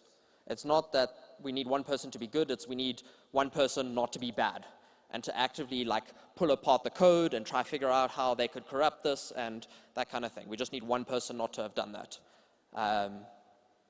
So what does this look like? The ceremony is going to be written by people. People make mistakes, so there will be bugs. This is part of the plan. So we have multiple implementations that people can use. You can write your own implementation. The idea being that even if there is a bug in one of the implementations, there's still a lot of contributions that people have made via the other implementations that keep us safe. There will be malicious people. In the blockchain setting, it's very adversarial. Theoretically, if you could collect all of these secrets that people contributed, it would be worth a lot of money because you could do a lot of bad things. So in some sense, there's some value behind this. Not really, because you really need to get all of them. Having one short is not enough, but there will be some people who will try to be malicious and try spread FUD. So we lose a few more of these contributions. But the idea is that there'll still be many contributions which won't have this problem. And by many contributions, I really mean a great scale. That's not even close. Not even. This is my sort of low bound goal for the number of people I'd like to contribute. This is 8,192 contributions. This graph is something I personally care about. It's a bit silly, but hopefully this ceremony we're running will be the first ceremony ever where there are more participants than we have powers. So normally you have these very big, hard-to-run ceremonies and 1 or 2 people contributing. Here we have a ceremony that's very easy to run, and we have ideally tens of thousands of people getting involved, ensuring the security of all of this, making sure that those candles stay lit. So a lot of this came to the design decisions of the ceremony. It's designed to be quick and easy for everyone here no matter what your level of technical skills. There is an easy option, which is there's a website you can go to, click contribute, and it will walk you through it in about 5 minutes. Very easy to run on your computer. If you want to write your own implementation, The specifications have been kept to an absolute minimum, even at the cost of some efficiency of the setup, just to ensure that it's very easy to do. And then in other ways, we've just tried to keep this ceremony as minimal as possible. There's also the idea of the ceremony is updatable, which will mean something to the cryptographers. But for us is that in 10 years or so, when our communities progress, when hopefully I'm less relevant to the protocol because we're less capturable and we've grown further, and we've adopted many more people, that we can add to the previous ceremony, build upon it, to update it, such that we'll have even more people keeping those candles alight. So how does it work? This sounds like some big scary math, but in reality it's not. So the idea is that each individual generates a secret and they mix in their secrets with everyone else. So in this example, the first person mixes in the number 3 into like the overall secret. The second person adds the number 5 to the secret. And then the third person multiplies the number 2 in. So the idea is that this brown colored 30 is the mix of all the colors / all the secrets from the various people that came before, and that it represents all of these secrets, and these people generated these numbers randomly. But there's a problem with this, and that's that as it stands here, anyone can read this, right? It's just the number 30. That's not a great secret. So we need to encrypt these, and we encrypt these by quote unquote hiding them in the exponent. We turn them into elliptic curve points. This allows us to still perform the math that I was saying. It is quite literally multiplication, but it is done in this encrypted form so that no one can read the overall secret. There's one other thing, and that's that we have the role of the sequencer. The sequencer's job is to do 2 things. One is to decide who's going next. There are thousands of people who want to participate. How do we decide who's the next contributor? And the sequencer basically holds the files, and when someone asks for it and they're available, they'll pass over the files to the next person to contribute. The second thing they do is they verify these contributions. So we need to be sure that these contributions that people give back to the sequencer, someone hasn't tried to delete some of the points or try to do some weird crazy math that breaks it. So the sequencer just double checks that the files that they're getting back are still valid files, so that the ceremony can keep progressing. This sounds like the sequencer has incredible amounts of power. This is not true. So the sequencer's abilities are basically the only thing they can do is censor things. They could lie and say that the file you gave them was corrupt or invalid. They could also just not give you a turn. So you would log in with your Ethereum account, and then they'd be like, oh no, sorry, your Ethereum account's not valid. Or we've got certain validity conditions, it doesn't meet those. In this case, we have signatures which hold the sequencer accountable for this role. So should they try to do these kinds of things, we'll have a proof that we can publicize to show that this is happening, and we can decide how to progress from then. So realistically, the sequencer doesn't have any weird and funny powers. It is just a server that runs a very simple algorithm, just verifies things and passes them on. In the end, it'll be up to the community to verify that the sequencer did their job correctly. So there's a transcript file that will be spit out of the ceremony at the end, which contains the secret, this final secret, and we can verify that what the sequencer did along the way was correct and valid. So I kind of lied a little bit earlier when I said that's how it works. There's a little bit more complexity. So how does it really work here? You might have heard of something called the powers of Tau. These are the powers. So it's not actually a single secret. We store multiple copies of the secret. We store the secret's a number, by the way. We store the secret squared, cubed, etc., all the way up to the secret to the power of 2 to the 12, all as these encrypted points. Then, when it's your turn to contribute, the sequencer will pass you this file, and you will come up with a secret, obviously with the help of your computer, right? And you do some computations. So you also calculate your own personal local secret or entropy. You calculate the powers of this. And you do basic multiplication. So you multiply the corresponding power with the corresponding elliptic curve point given to you from the sequencer. And by the linear properties of elliptic curve multiplication, we end up with this final thing, which is basically showing that now your secret has been incorporated into this overall secret, and you can now pass this on to the next person. That you then take this powers and hand it back to the sequencer, who verifies that what you did was correct, what you did was valid, and that you haven't tried to cheat the system. So, when can you participate? We should be launching a testnet very shortly, ideally in the next few days.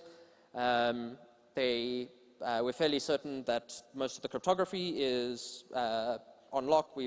That's pretty reasonable. We've already had a first audit on that. But there are a bunch of UX bugs that we need to sort out, and we're handling that. And that's a part of the testnet, is to get people to participate and help make this the best process it could be. We've got a final audit launching early November, which will hopefully be concluding after that. Should anything arise in that audit, we'll squash those bugs, review that, and then hopefully launch the ceremony by the end of November. EIP 4844, I'm sure lots of people have heard discussions as to when that's going to be. Ultimately, it's up to the client devs and the community demand for when this gets shipped. But as this is a prerequisite, we'll basically be running the ceremony up until that point, which is a minimum of 2 months, but obviously will run longer should it take longer to get to EIP 4844. There are grants. I'm sure many of you have heard never to roll your own crypto. I'm trying to tell you should roll your own crypto. All that's needed to implement this, like from scratch, is to do elliptic curve multiplication. Maybe some of you have heard of this or like had it explained to you on a whiteboard. It really is a relatively simple thing to do. You have quite a lot of time to do this participation. So if you are going to write your own implementation, it doesn't need to be super optimized. You don't need to read all the latest papers. So if you've ever wanted to understand what's really going on under the hood of elliptic curves, this would be a great way of doing it. Alternatively, you could use an existing client, an existing elliptic curve library, and on top of that, you could just implement the client side of things, like the secret generation, how you're sampling that randomness, and how that gets passed on to this elliptic curve library. And then the second category of grants is for crazy randomness generation and contribution. So if you'd like to go on some weird vision trip that somehow is going to bring out the secret that you can prove to other people has been done in an interesting way, or you want to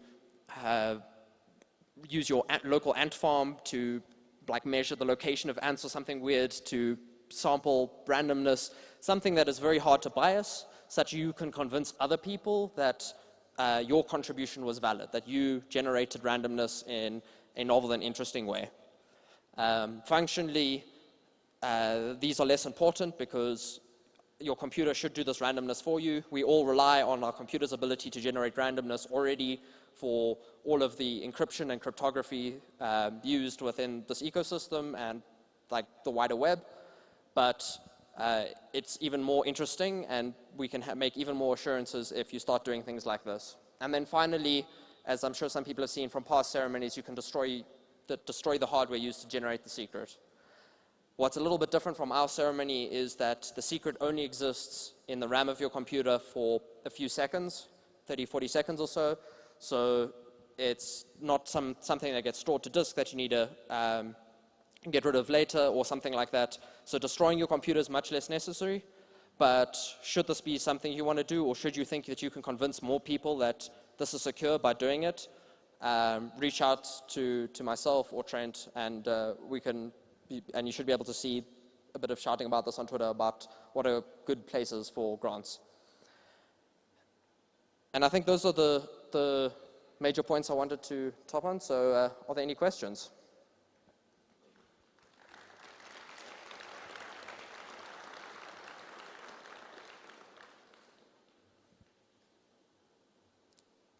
There's someone in the front row.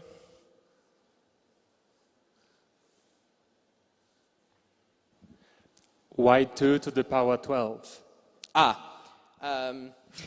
We actually have several ceremonies. So the ceremony consists of 4 sub-ceremonies, 2 to the power of 12, 13, 14, and 15, which are basically all the sizes of data blobs we could see ever needing for dunk sharding.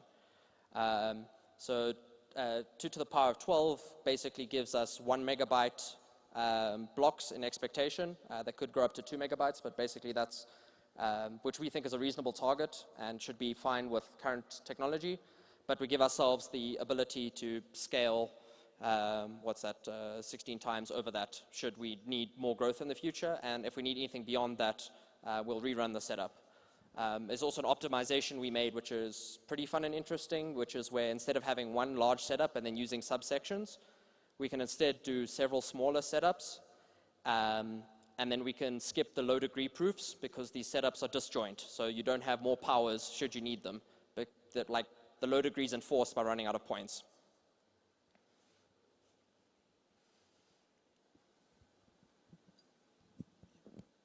That sounds like the mic's live. Hello. If I understand correctly, then everyone who's participating in a ceremony could have like the chance to see what the current secret is. So is there a chance that if you be the last one picked in the sequence, then you would have a higher chance to kind of ruin the whole process? So not really, and that's because we don't operate over the secret in plain text. We operate over the secret encoded as an elliptic curve point. So it's not, we don't use, in my example where the secret was 30, we don't actually use 30. We use 30 times the generator of the curve, so it's some elliptic curve point. Which means when I give you the powers, I actually hand you this elliptic curve point, which means you can't see into what the secret is. So if you have something you build on top of there, it's useless to you. It just looks like a random elliptic curve point, which is the same security assumption we depend on for the rest of Ethereum's signatures, etc. Okay, thank you. Sure. Hello. Okay. You mentioned the quantum vulnerability. Yes. What is the mitigation for that, and also BLS signature aggregation, and when is that going to be a problem? When it's going to be a problem, I wish I knew. I think it's a lot of money we'll be able to answer that question. If we want to switch away from this to less quantum vulnerable things, we would have to switch to probably hash-based commitments, Merkle trees. The issue about it being not verifiable easily inside of snarks would go away because snarks would also be broken. So like depending on like what your commitment schemes are, you would have to tailor all of that, but we'd have to see quite a big re-architecting of this entire system. So it's not something we have like a built-in backup like we do for many of the other schemes. In answer to your BLS aggregation or whatever question, for the signatures we're using for Ethereum right now, under the hood for your private keys, there's also a Lamport key pair, like Lamport signature key pair. So we can always revert to that to execute a one-time transfer should that need to happen. So there's there's resilience built into that already. And you don't think it's going to be within the next 10 years that the quantum will happen then? I don't think so, or at least not at the rate where all of a sudden we're going to have to throw everything away. The good news is we probably won't need a trusted setup in the case that quantum is broken, so we should just be able to switch out the commitment scheme we're using. But yeah, I don't see it happening in the next 10 years. If it does, I don't think it'll happen overnight. Thank you. Yep. I was wondering how, like, on a test net, what kind of tooling are you using to like execute these adversarial conditions? So the thing with do you mean adversarial against the sequencer or against the like setup in general?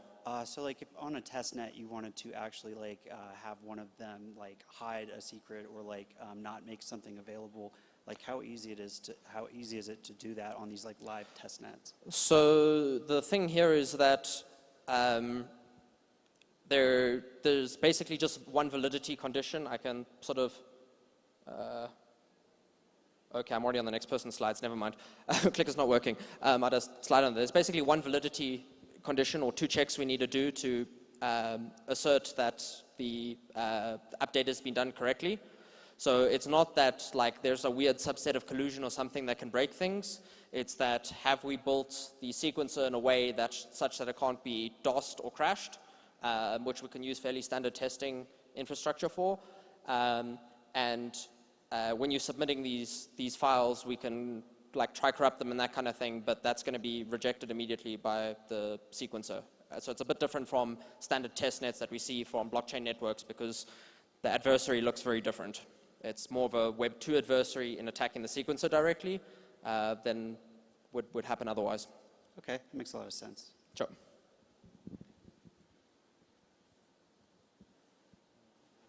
Yep.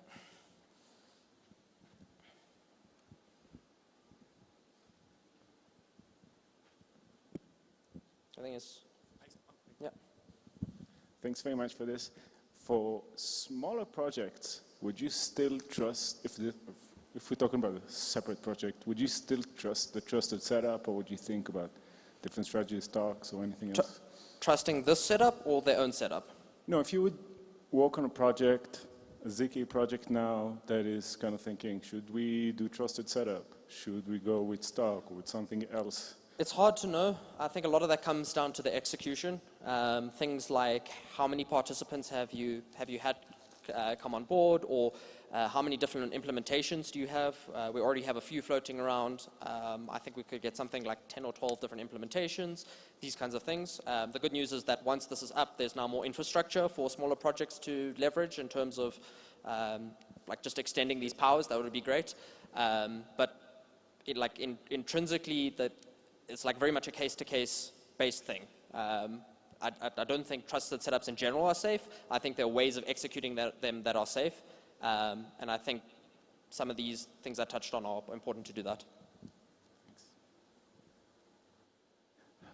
Thanks. Have you considered starting with an already established setup and basically adding your randomness into it? And if you're not doing this, why not? Yeah, we have. There's been a lot of discussion on that. So we're using, the setup is done over the BLS 1231 curves, which, I mean, there have been setups done before, but not that many. Anyway, what I was referencing earlier with this optimization, where we stopped doing the low degree proofs because we run out of powers. So we don't have to check that a polynomial is of degree less than 2 to the power of 12 because there is no 2 to the power of 12 plus 1th point. We literally run out. This optimization falls away when we use these other trusted setups that exist already because there are far more powers. And like this is fundamental to the safety of the KZG commitments and the way we're using them in 4844. So for us, it breaks things, being able to use it. So while it would be a good base from the perspective of not knowing what the secret is, from the security things we care about in our application, it doesn't add anything.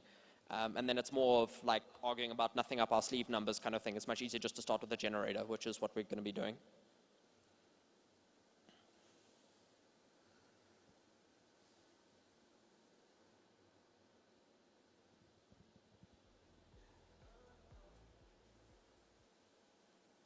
Last chance, last chance. Bueller, There's Bueller.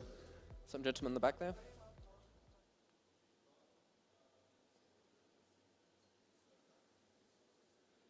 Sorry, can you shout a little bit louder? Oh, yes, it's a sequential process. So sorry, the question was, do you run it in sequence and how do we handle Sybil attacks? So yes, we do run it in sequence. Because of the way the things are encrypted or whatever, it fundamentally has to be, like the way the math works out, it fundamentally has to be a sequential process. We can't combine two parallel ones later. Our Sybil processes are twofold. That's that you need to authenticate with sign-in with Ethereum, and we check certain properties of your account. So like a fresh account's not going to work, but an account that you've got even, like you've sent one of two transactions should be good enough that, in the past. The alternative to this, should you not want to use sign-in with Ethereum because you like only Ethereum adjacent or something like that, is GitHub. And there we're verifying that in the past you've had a commit to on some repo. The Sybil attacks here in the low orders, like if we have some people contributing 5 times or so, it doesn't really matter because they just mix in 5 sets of secrets. But if we extend this out, it does start to matter. So if everyone managed to Sybil it and everyone was the same person replicated, that would be bad. So we don't need perfect Sybil prevention, just moderately so. Thanks. Great. Thank you, Carl.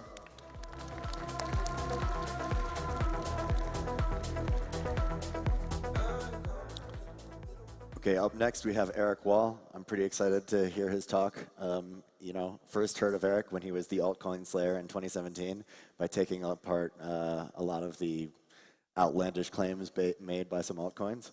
And I am pretty excited about social slashing as a feature that allows us to help keep this space decentralized.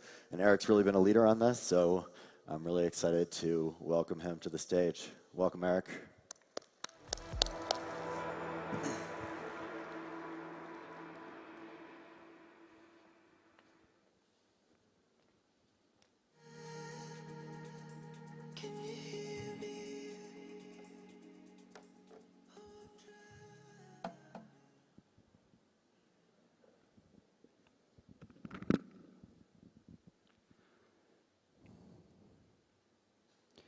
If we allow censorship of user transactions on the network, then we basically failed.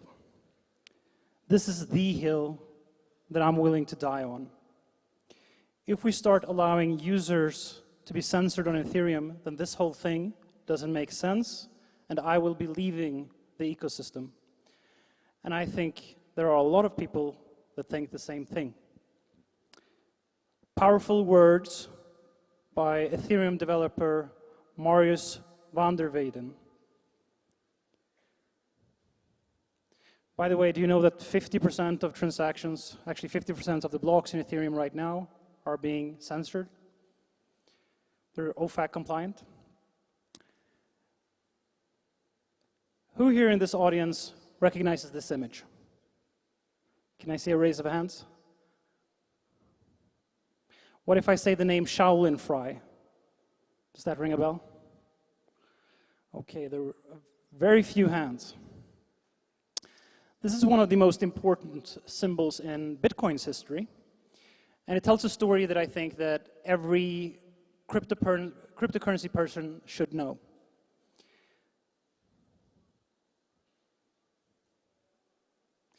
So let me tell you a little story. So it's winter in 2017, the end of February.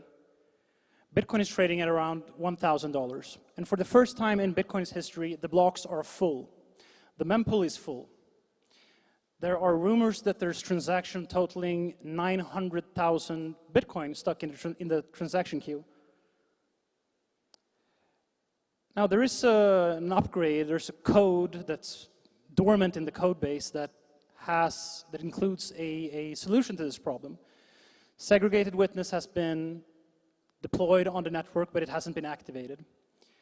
So this is a soft fork style upgrade, and it's configured to activate after 95% of the Bitcoin mining hash rate signals their support for the upgrade. It's the same upgrade process that the last 3 soft fork has used for the last couple of years. But this time, the upgrade isn't getting support. We've been stuck in this deadlock situation, and we're not getting anywhere. We know that with 51% hash rate, we can break the deadlock, like the miners can do it if they want to, but we're not even close to 51%. So we're in a deadlock. Then out of nowhere comes this unknown, relatively unknown developer and posts an email on the Bitcoin developer mailing list where he explains that, you know, this signaling methodology that we're using, it's a misinterpretation. The soft fork rules are actually always enforced by the nodes, not the miners. So what this felt like, by the way, this is called a user-activated soft fork. This is an important phrase to remember. So what this felt like is basically like, imagine that you're a baby and you're drowning in a very shallow pool, and then your mother reaches in her arm and teaches you that actually you're not drowning, you can just stand up, you just use your legs, your head will be above the water. So we call it the Independence Day in Bitcoin. It's the day where Bitcoiners took a front seat in the car that's driving the upgrades. And you can argue that Bitcoiners weren't really sovereign users when they believed that they were at the behest of miners' will, the will of miners to determine which upgrades make it into the protocol. So this is really important event in Bitcoin's history. And this is a bit cliche, this image, but really what I think happened is that we create these structures, these governance structures in blockchains, where we believe that those governance structures that we create are the only ways that we can change the network. But many times they're just there out of convenience. The only thing that is in control is the market. You can create new rules, and if you get the market to follow you, then you can set new rules. So you don't have to abide by these structures that were created for ourselves. So we did this in Bitcoin. We were successful at it. So the one thing to recall, though, here is that right before this soft fork got activated by the users setting an activation date in their node software, the miners actually fell in line. So the miners did what we wanted them to because we forced their hand by showing them that if they don't abide, then we'll just implement the soft fork ourselves, and they have to create blocks that abide by those validity rules. So the actual outcome matrix in this situation was rather complex. I don't want to brush over user-activated soft forks and say that they're like a super simple thing. They're actually quite complex, and you can run into scenarios where there's chain splits and there's replay attacks between those forks. So it's something that you gotta implement with care, and you gotta be strategic about it. But the overall takeaway, the conclusion from this is that block producers are merely servants of the protocol, and we don't ultimately have to abide by how they act. So this story has this sort of Cinderella quality, or like a David and Goliath quality to it, where the little man stands up against the big corporations. And it's something that really galvanized the Bitcoin community. And I think that at this time, that we see this type of galvanization happening also in the Ethereum community, because the Ethereum protocol is facing a threat that is perhaps much bigger than the one that Bitcoin faced. So let's go back in history and talk about the 3 greatest threats, in my opinion, that has faced the Ethereum protocol. So June 2016, the DAO hack. This was when Ethereum's immutability came at risk. And then September the same year, the Shanghai DDoS attacks. This is when Ethereum's availability, the uptime of Ethereum, came under stress. And then we have just 2 months ago in August. I don't know exactly what to call this event, but I've decided to call it the OFAC. And this is when the neutrality of Ethereum came at risk. Now, just a quick recap. You remember this, of course. In August, the Treasury Department puts contract addresses to Tornado Cash on the OFAC sanctions list. And on the 10th of August, Alexei Pertsev gets jailed. And what happened then was that this avalanche of compliance that started to threat the Ethereum network, where we would see front ends implementing wallet screening, which is fine. It's just the front ends, right? If the front ends decide to censor users, that's okay, right? But so we saw, for example, Anthony Sassano and Justin Sun. By the way, shout out to David Hoffman, who's actually suing the Treasury Department. Yeah, he was also one of those guys that got his wallet dusted, and was also unable to use Aave because of that. But it didn't stop there. Like, we found out a couple of days later that Flashbots were censoring transactions. They had been doing it for quite some time also. So we now feel like the noose around our neck is getting tighter and tighter. Now we even see censorship happening at the block building level. And then the sort of death knell, the worst possible thing is when we see that even the base layer validators, so the block producers, so this is Ethermine, I think it's the largest, it was the largest mining pool in Ethereum, even they refuse to implement, they refuse to include Tornado Cash transactions because of their interpretation of the OFAC law. And this is the worst possible thing that can happen, right? When our validators are afraid to include transactions because the US government doesn't want them to. And amidst this, we had this now infamous tweet by Brian Armstrong where, so Coinbase was at this point in time going to be the largest, single largest validator on the Ethereum network after the merge. And he puts out this tweet where it says, well, hopefully it's obvious, but we're going to follow the law, which is fine, but it's not super great to have your largest validator basically saying that we're, kind of feels like they also feel like they may have to comply with OFAC. So with the merge, we sort of went from this situation where we had hash rate from all over the globe connecting to these mining pools. And now after the merge, we had this situation where the largest block producers are single companies in regulated jurisdictions like Coinbase, Kraken, and Binance. And if you look at how many blocks they make per epoch, each epoch has 32 blocks. Coinbase makes 6, Binance makes 1, Kraken makes 3, that's 10, 11 in total. That's actually enough to create serious damage and censor the Ethereum network if they wanted to.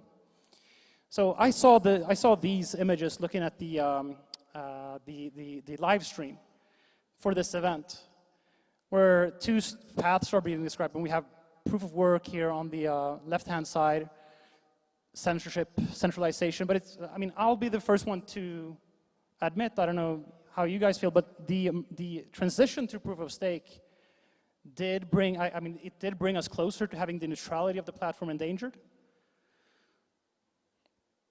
And I used to think that, like, crypto, Ethereum, Bitcoin, it's this amazing movie that we get to watch from a front row seat.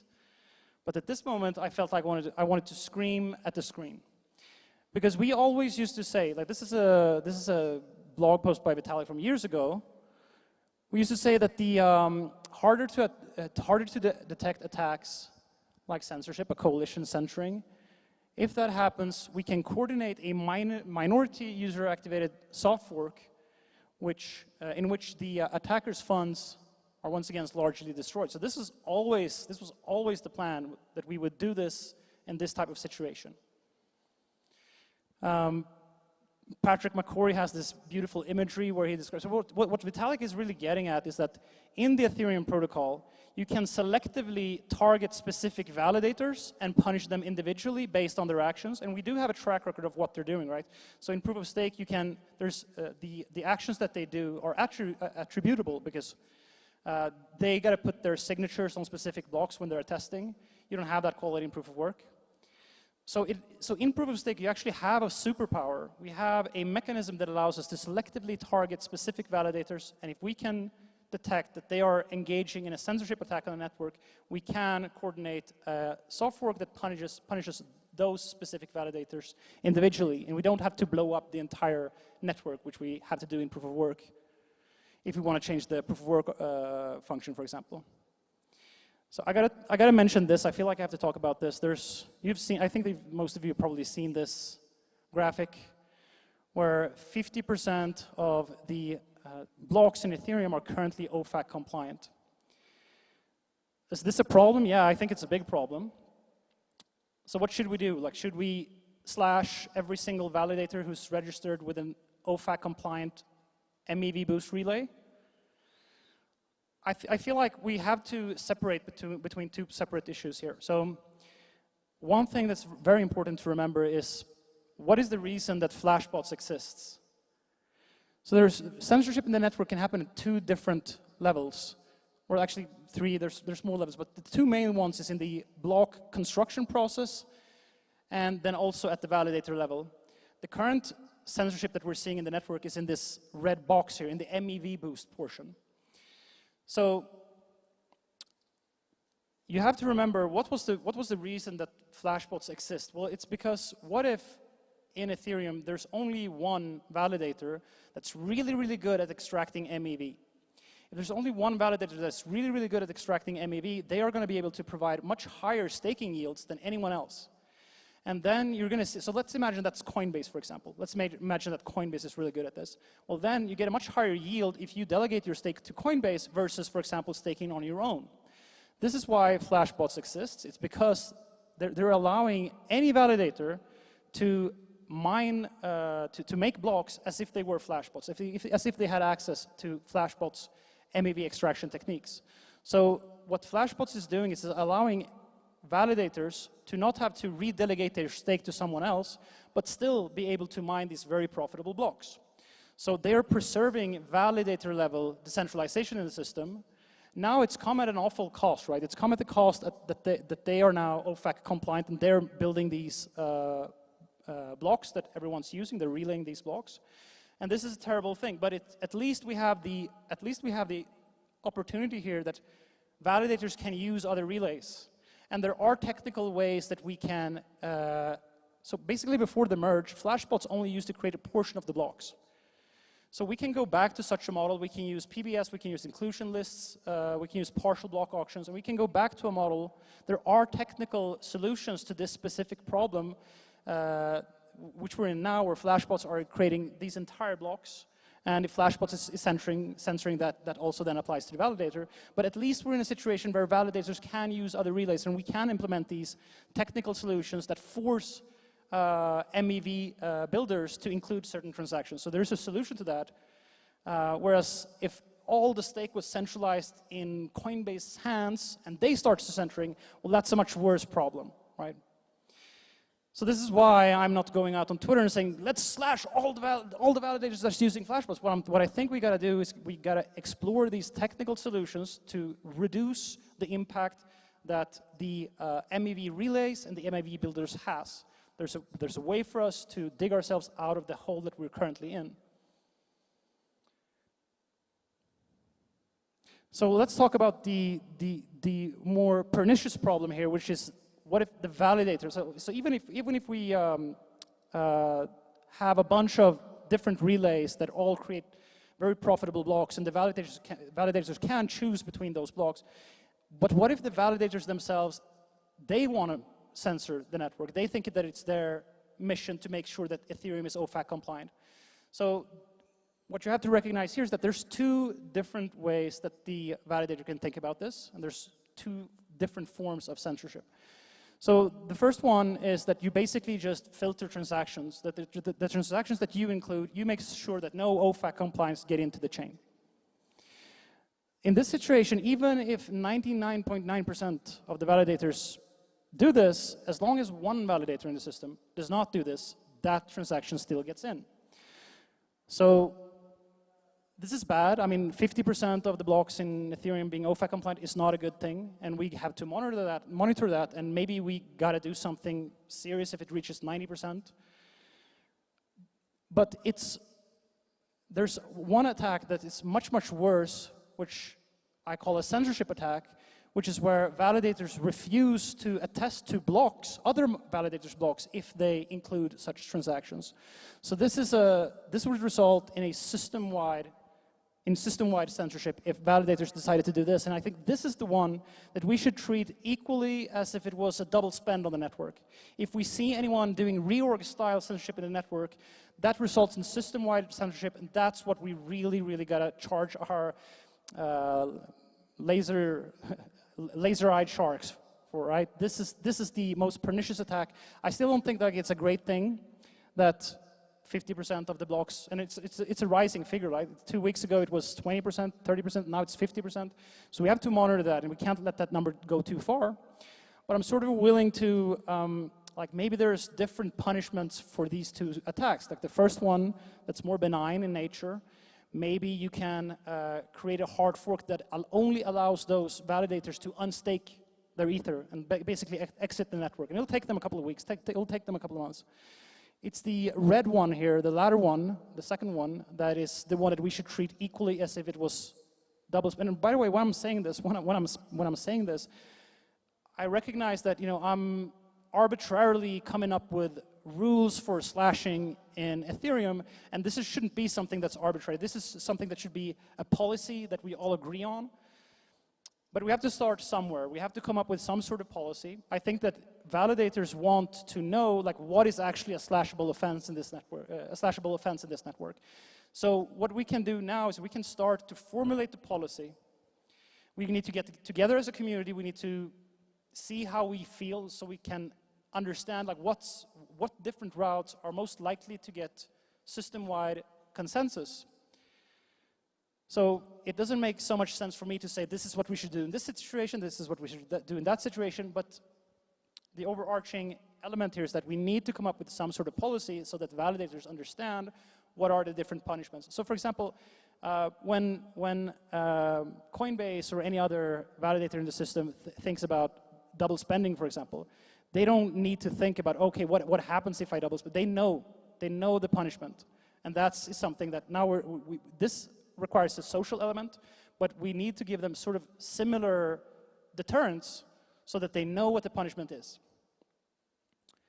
Now, we have bought ourselves some time, and I think it's, so this is the chief legal officer of Coinbase that says that their current interpretation of the OFAC law is that there's nothing that compels them to apply any form of censorship on the base layer. This is good. But I don't think that it should be up to the interpretation of a single company or a couple of companies whether or not we have censorship in the network. We need to make the decision matrix for them look similar to what it does in the double spending case. Like, there is no choice here. Like, if you double spend, you lose your stake. You're no longer on the network. That's how it needs to. That's how it needs to be for censorship also. So where are we currently with this? So in August, I made a poll where I basically asked the Ethereum community, to the extent that I could, so what do we do in the situation where, you know, Ethereum is basically being censored? Do we allow that to happen, or do we burn the stakes of the validators that are making this happen on the Ethereum network? And it seems like currently the sort of, you know, the Twitter pulse is not a great thing to assess this, which is why I actually think that I want to be able to speak with you guys. I want to be able to meet you in this conference here and ask you, what do you think that people think about this issue? And you're going to tell me, well, all of my friends think that we should slash system-wide censorship attacks, reorg-style censorship attacks, but we maybe should maybe should do something different if it's just, you know, transaction filtering. So this is a discussion that needs to happen in Ethereum. So that we can get a better grasp of what is the consensus view on this. So Ryan Sean Adams voted in this poll, and he gave us this great logo for this result. So the answer here to slash the validators got this symbol, the black flag. Instead of waving a white flag, you wave a black flag, which means if there's censorship in Ethereum, we slash those motherfuckers.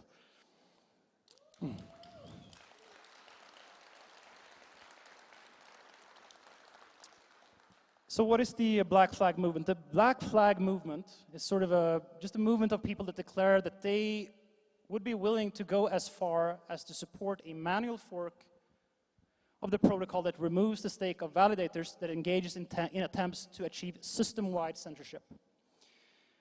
Now, a lot of people get iffy around this. Like, oh, like, I don't want to slash Coinbase because they have retail users and it's ultimately their balances that would get slashed. But if you think about it, if Coinbase double spends, they get slashed. So there's not, it shouldn't really be an ethical question. We slash them when they double spend, we slash them when they censor. Like, that's not a controversial statement. Of course, it's more iffy in this situation because we're doing it in a more arbitrary way. We don't have codified rules that execute this in an automated fashion, so we need to be a bit more humble about it, sure, but the ethical element to it should be sort of clear, that we don't allow double spends, we don't allow censorship. So this is controversial, yeah, for sure. And this is one of the reasons that we can't expect, I don't think that you can sort of rely on your traditional leaders in Ethereum to be the primary spokespersons for this, because imagine Vitalik saying, you know, we're going to slash this validator, we're going to slash that validator. Then we're just back to, you know, everyone criticizing us and saying the overlords of Ethereum decides who gets to keep their stake or not. Like, we don't. So this has to be in its nature. It was the same thing in Bitcoin. The Bitcoin core developers did not actually support the user-activated soft fork. They took a back seat. They took a back row seat in this discussion and allowed it to be a community-driven initiative. So it's really us. It really comes down to us to push for this type of social slashing fork if that happens, because we cannot rely on our traditional leaders to do that, because it just needs to be grassroots in order for it to be authentic. Now, if you're still like on the fence about this, like one thing that I want you to remember is that not even Swift applies OFAC regulations on the messages that are passed on their network, because they recognize that. So Swift is a cross-jurisdictional messaging system for banks. If you have to abide by every single jurisdiction's OFAC laws and regulations, you cannot have a cross-jurisdictional messaging layer.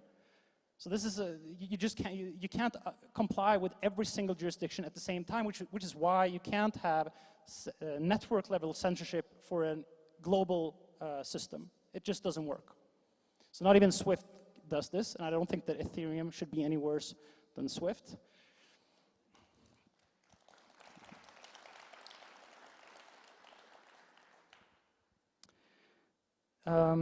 There's just one last thing that I want to say here about this image here. This image was generated by Stable Diffusion. So there's GPUs that has rendered this image, and those GPUs are actually repurposed Ethereum miners. So those Ethereum miners that used to secure Ethereum are now they're actually in this room with us, helping me tell this story. So they're still with us. Oh, by the way, I just have to give a shout out to Nick Carter, who helped me create this image. So he's not on Twitter anymore, but he's still also with us. Actually, that was the end of my talk. So thank you very much.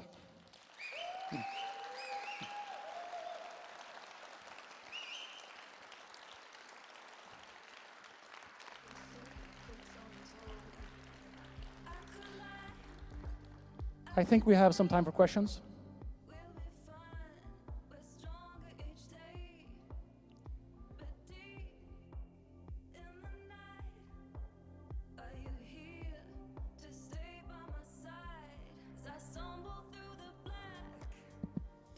Thanks for the great talk, Eric. Really appreciated that. What do you think the risk is today for people to ignore the OFAC guidance? I mean, they could tell the ISPs to cut off our internet connection.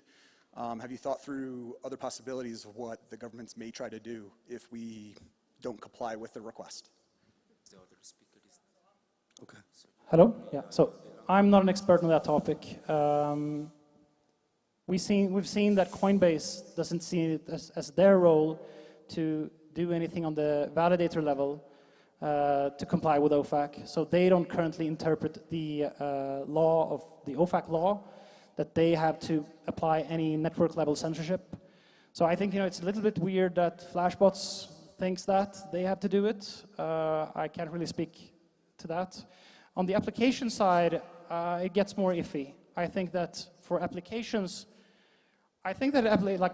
DeFi applications maybe shouldn't be incorporated in the US, maybe, if they want to be. But actually, there's another way that you can, as long as you allow the smart contracts to run on Ethereum, anyone can build a front end to that, right?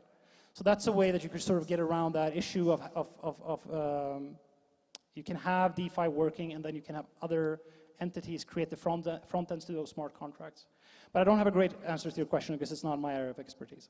Thank you.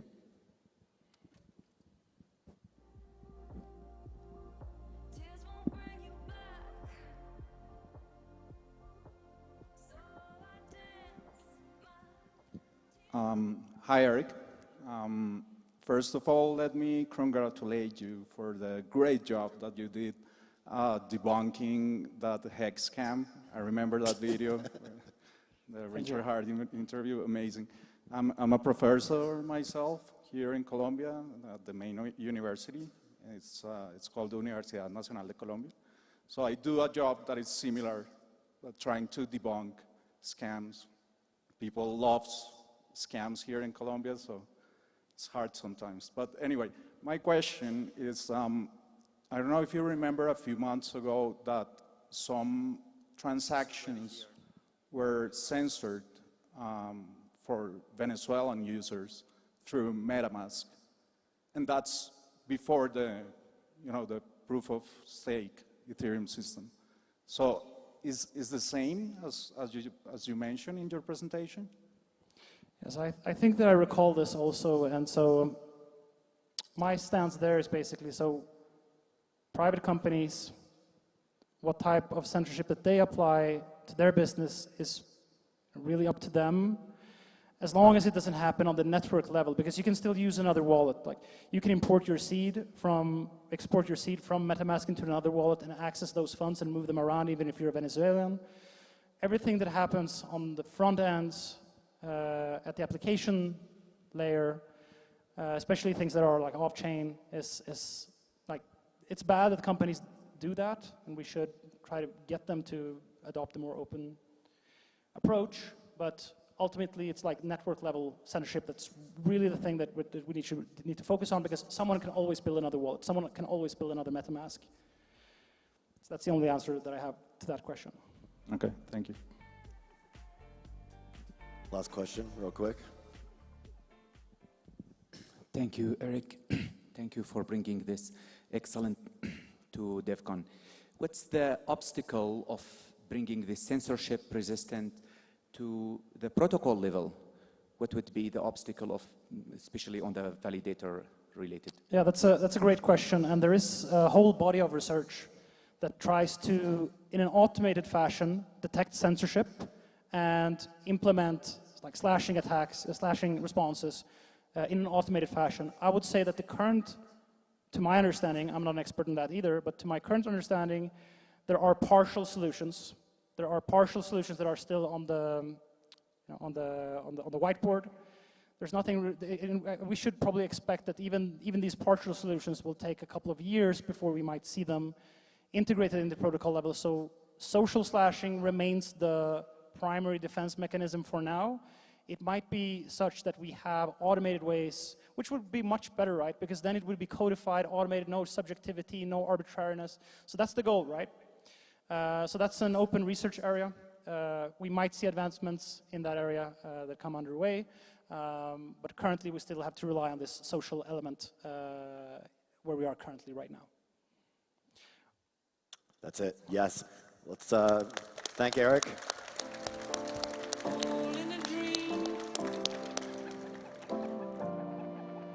Thank you, seriously, for your leadership on this issue.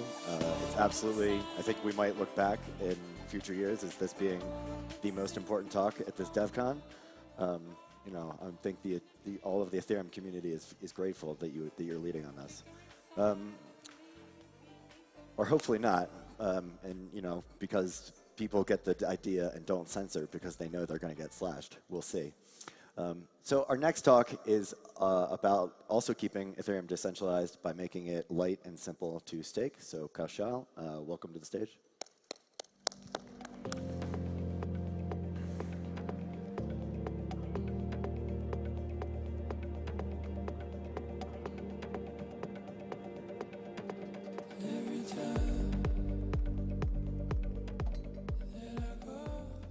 All right. Good afternoon, everyone. My name is Kaushal. I am from the Nimbus client team. Hopefully you'll know what Nimbus client team is, but if not, I'll talk to you about that. I support Nimbus client team with their ecosystem development efforts, which means I get to go out and talk to end users who use the Nimbus clients or other clients for that matter, and understand what their experience is today and what their expectations are of the future. So in this talk today, I should start to use the clicker as well, actually. All right, there we go. Yeah, so I just wanted to share some of my thoughts and experience talking to a lot of the validators, right? Whether they are centralized exchanges, whether they are the professional node operators, or individual users. I just want to share the feedback that you get when you talk to these validators about what's the future of the client experience. Like, what does the client experience need to look like in the future? As you can see, I titled my talk, Validating Made Simple, Light and Simple. It may be light, but it's definitely not simple right now. So that's something that we definitely want to fix in the future. Let's talk about Nimbus a little bit. So Nimbus is a Ethereum client. It's a consensus client that you can use right now. It's an easy, efficient, low resource intensive or less, very efficient essentially, stable consensus client. So you can use the Nimbus client with any other execution client if you're running an Ethereum node. The story behind Nimbus is obviously around lowering the barriers to enable participation in the Ethereum network. And we are very specific about the words. It's the Ethereum network, not Ethereum in general. We want more participation in the Ethereum network to truly see it decentralized further. The reason behind that is also the next slide, which is it's part of the Status Network portfolio of projects. Many of you will recognize the Status Network project or the Status app, for example. Many of you will have that on your app, on your phones as well, and hopefully are using it. But the story is Status started back in 2017 with the mission to create a decentralized peer-to-peer censorship-resistant chat application. But as we started building it, we realized that there is a lot of work on the infrastructure side that needs to be done. And that includes building the infrastructure for enabling completely decentralized peer-to-peer messaging, storage, and compute. And that is where some of these projects actually fit in. If you want to know more about some of these projects, please pop by the Nimbus booth on level 3, and we'll be happy to talk through the details of each of these projects. But there is a common thread that runs across all these projects, and that is to enable true decentralization, right? And the focus on privacy and censorship resistance. And that sort of theme flows through to Nimbus as well. So, when we talk about the future client experience, right, it needs to be in the context of who the users are. And both the current users, as well as what we see the composition of the validator set to look like, maybe a year or two down the line, or in future in general, right? And who are our current and future users? So, our current and future users can be broadly classified in two categories. It's the individuals, or you can call them the solo stakers, right? And the professional node operators. Now, there are some other, you might call them customers or segments that are in between, but broadly speaking, you can put them in one of these two categories. And we can work through the details as we walk through the presentation. So let's talk about each one of them. We will talk about the professional node operators first, and then we will talk about the individual users, and we'll see what the similarities and differences are in terms of their expectations of using a client to run a validator. So professional node operators, like who are these?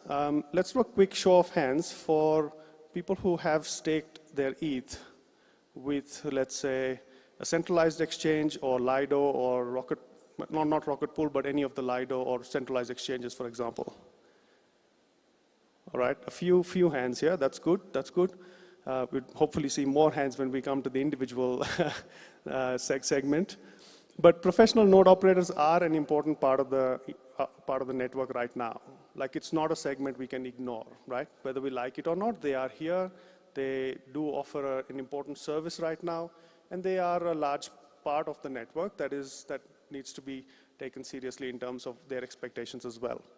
So in my role, I have had the opportunity to speak with about 12 to 15 node operators in the last 6 to 8 months. And it's really interesting when we talk to them about their setup, their history as to why and how they have set up the node operations, that we understand why they've chosen certain clients and why they've chosen to work with certain clients.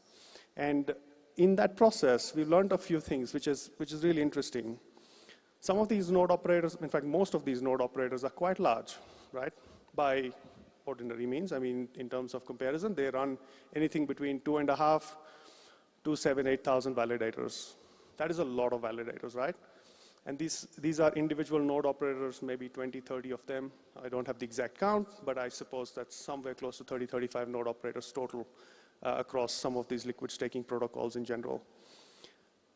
They tend to operate from specific regions. They generally are a registered entity in these regions, which means they are governed by the law of those jurisdictions. And they're trying to obviously scale up through the liquid staking protocols, but also directly trying to find customers who would like to stake with them, right? And the other aspect that is really interesting is that they're trying to also serve the needs of institutions operating from the same jurisdictions. Why? Because they understand the jurisdiction, they understand the regulatory aspects and the nature of business in that jurisdiction, and the institutions in those jurisdictions seem to have a inclination to use and work with node operators from that region, right? So it kind of makes sense that they are sort of becoming a channel for the institutions to come on board. So that's another point, another reason why node operations and node operators in general as a segment are an important segment of the network, and they need to be looked at in that regard. Let's look at what the node operators actually look at in terms of performance, or what they prioritize as the characteristics that are important. The first is the uptime, right? Now, when you're running 7,000 or 8,000 validators, uptime is really important. You can't be down for hours. It needs to be up and running. There needs to be a fair degree of failover redundancy in the system. It's like it's a significantly professional or sophisticated operation that the node operators actually run. The second being reward performance, which is extremely important. So the choice of client is also based on, is the reward performance good enough? And finally, operating efficiency. Like, you don't want to hire too many people to run the operations as well, because that impacts the profitability of their operation in a way. So these are some of the factors that node operators think about when they think about their business in a way. And this is important because this feeds down to what they look at in the client when they select a client, right? So things like stability of the client is extremely important. Things like reward performance. How does the reward performance of client A compare to client B? These are factors that are extremely important to node operators. Factors like fit with the current setup. This is something that is extremely important. Why? Because each client is slightly different, and this goes back to Danny Ryan's presentation on day one, where he talked about diversity of perspectives. And each client team takes a slightly different perspective on how they would like to architect the client. Now, when it comes to node operations like similarity, homogeneity in the client architecture so that it fits with the way they have started to operate, right? So it's really interesting that there's a huge push to try and figure out how to make the clients actually fit and work with the current architecture of the node operator and the future, and in the direction in which this architecture is actually evolving. Other factors are really important, such as release communication and the rhythm. So how good and the quality of release communication, the rhythm of the release communication, and the ability to contact the team, the ability for the team to turn around when there are issues and challenges. And of course, the testing rigor and the variety of testing that the team actually conducts before the release goes out. So these are all very important factors from a node operator point of view, right? And as a client team, we have to take these into account as expectations of a potential large set of customers, right, who use these clients, essentially. Now, what does desired client evolution look like from a node operator point of view? It's basically much more flexibility in how they would want to use the client to make it work with their current setup, and much more interoperability. Interoperability because it's not just the client software that is used. There are other pieces of components of software that are actually used in running a sophisticated node operation, right? So interoperability with all of these components becomes really important when it comes to selecting a client and working with a client. All of these factors and all these discussions are really important, because if we want client diversity in the network, then we have to somehow make sure that we meet these requirements, we meet these challenges, so that we can see greater diversity in this segment of validators, which is primarily the node operators, which we are talking about here. So a little bit about what Nimbus is trying to do to address these issues, right? So Nimbus started when it went into production in 2021. It was constructed as a very simple, easy client to use. It had a single process, a beacon node setup. It had validator duties that are performed by the beacon node itself, which means you don't need to go and set up a separate validator client. So this was really easy for anybody staking from home. However, as we've talked about it previously, a lot of node operators actually started using some of the other clients which are architected slightly differently, which means a separate beacon node, separate validator process, and the ability to mix and match between these components. So it is an expectation that Nimbus also offers something similar if Nimbus is to be used equally well in this segment of validators, in this segment of customers, right? So there are a few things that Nimbus has done over the last, I'd say 6 to 8 months, things like supporting the Nimbus beacon node with support for Vouch and the Lighthouse client, which we have now in place, and the Nimbus Web3 signer remote signer interface as well, which is in place. So these are things that are really important for node operators, not as much for somebody who runs, let's say, a single validator from their home. But these are expectations from a node operator perspective. The one big requirement that was missing, the missing piece, I suppose, was the Nimbus validator client, or the ability to split the client. So having the ability to use a separate beacon node and the validator separately, and use them, use them with other, mixing and matching it with other client components, essentially. Nimbus did not have that so far, but we have it now, and it's available in beta. It's going out of beta into production, and ready for mainnet very soon. So these are all the components that have been built over the last few months, last 6 to 8 months, to enable Nimbus to be better suited for this large segment, which is the node operator segment. That is not it, though. There are some advanced features which Nimbus is working on, some of the validator client features that are really interesting for node operators. And I'm talking about these because these are factors that are important to node operator segment, which need to be taken into account when we think about the future client experience as it evolves, because the client is the one client that is used by both individual users and the node operators at a professional level. So the advanced validator features are things like they are inspired by the shared secret validator research, and it addresses risks like rogue employees, malicious actors, or infrastructure failures. Even in the current setup, where you have validators running through Web3 remote signers, infrastructure failures can still bring down the operation in a way. So that is one area or potential risk that the node operators are still exposed to. There's always a risk of rogue employees, because if an employee has access to all the keys, they can actually hold the company to ransom, right? And you don't want that when you're running 7,000 validators. So these are some of the factors that are really important to address from a risk management point of view. There are some features that Nimbus is working on in terms of what the advanced validator feature set would look like that would address some of these issues. And part of this is about splitting the sysadmin teams into multiple teams that have only access to part of the keys. Like no one person has access to all of the entire key set, I suppose. And distributing the portions of those keys across several different infrastructure providers, potentially.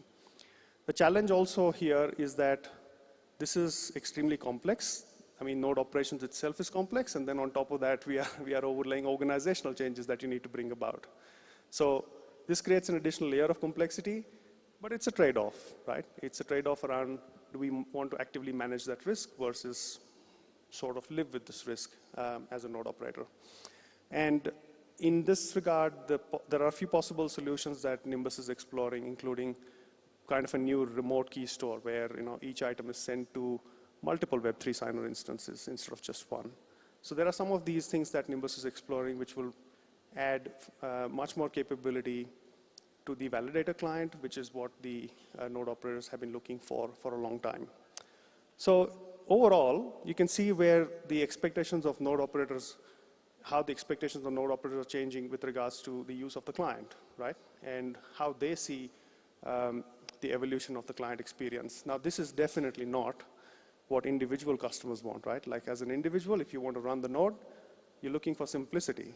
And so it's almost like pulling the direction in which the client should evolve in a different direction totally, right, compared to where the node operators are seeking for the client to evolve. Quick question before I can't go back, unfortunately, but just a quick show of hands for those who are running a node from their own homes. Wow, that's definitely more than people who are staking through liquid staking protocols or exchanges, so that's really good to see. Hester and Akil from the team ran some research very recently, and the feedback is quite interesting from individuals. There's a lot of potential, there's a lot of interest, but they're all held back by a number of challenges, particularly around lack of easy access to documentation, lack of uniform documentation. Multiple clients have multiple guides, you need to shuffle across these things.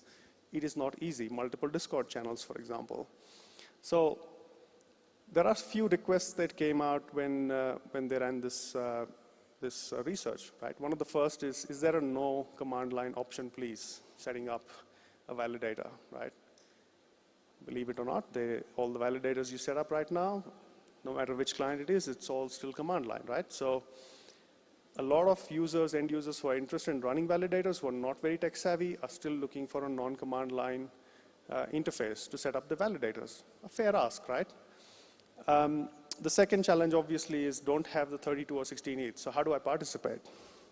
Right. So there's this huge idea in this segment of individual users, which is around that you need 16 to 32 ETH to participate in the network. But there could be other ways to participate in the network when you're not validating, and we'd like to explore a few of those in this talk as well. And finally, as I said earlier, the information is scattered across forums, across different guides, across guides that are created by champions in the community, and then Discord channels. So it becomes difficult, if not impossible, to coordinate and to be across all of this, especially when there are multiple releases going out for the client. Professional node operators have the bandwidth, the capacity to be able to deal with this. Individuals don't, right? So there's an absolute need. And I know the community has been asking for individuals to step up and take on the responsibility to run more nodes, run them at home. But there are real challenges. And we, from a client team perspective, we definitely acknowledge that these are challenges that need to be addressed. Like, let's give credit where it's due, right? So credit to Rocket Pool, to Ethereum, to DAppNode, who have all stepped up in a way to offer some solutions while there is a gap. DAppNode, Ethereum offer ability for you to spin up your own nodes, right, on your own hardware with a UI. So you don't need to necessarily use a command line interface. So these are absolutely positives, and there's an option to use Nimbus across all of these operators. Rocket Pool, of course, very popular amongst people who want to run a node from their own homes, whether that's a full node, whether that's a mini pool. And again, Nimbus is extremely popular as a client of choice amongst the Rocket Pool users. Nimbus is doing its own bit to contribute to this effort, right? So we completely acknowledge there are challenges here that need to be addressed, and we have some views on how this can be addressed. The first thing is abstracting the complexity away from the end user, right? End users like to be taken on a journey. If you can give them a wizard and follow the journey, follow the wizard to get to set up a validator successfully, easily, and be able to monitor that in a simplistic fashion, then that is what the end user would like as an individual. So one of the key tenets here from a client evolution point of view for individuals is abstracting complexity away from the individual. And this takes the form, as far as status is concerned, we've talked about, let's say, Ethereum and DAppNode, but status is heading in the similar direction. The status network team is actually planning to integrate the Nimbus client inside the status desktop, which will give users the ability to spin up a node, manage it through the status desktop application. So this is one of the things that Nimbus and the status team are working on to address. Second one, let's talk about the elephant in the room. Who's recently set up a node? Quick show of hand. All right. You had to set up one execution client, consensus client, or probably even beacon node and a validator client. Let's talk about the two components individually.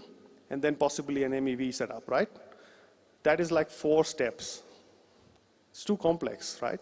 For individuals, when we're talking about no command line options and presenting a simpler UI, walking through setting up 4 different clients with 4 different guides, potentially, or components at least, is complex.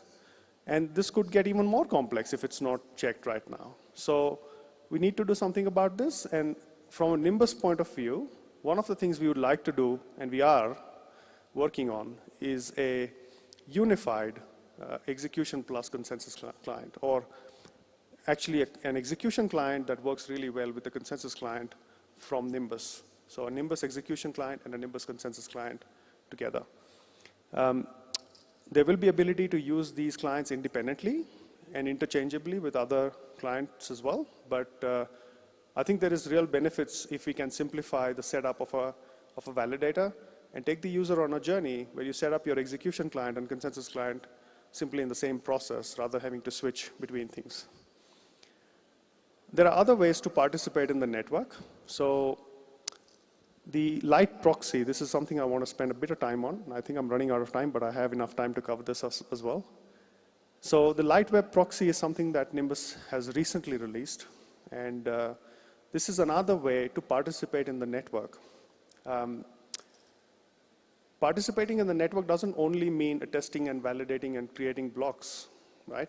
Participating in the network also means taking responsibility and checking, verifying, where you're getting your data from. Can you trust that data? Should you trust that data? If you should not trust that data, you should at least verify it, right? And so light web proxy gives you the ability to do that. You can basically set up the light web proxy on your phone, right?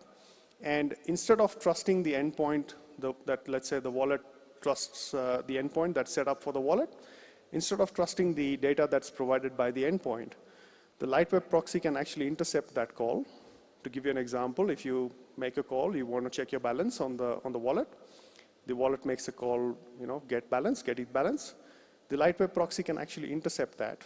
And the light web proxy connects to the light client network to keep track of the head of the chain right now, or the state, right?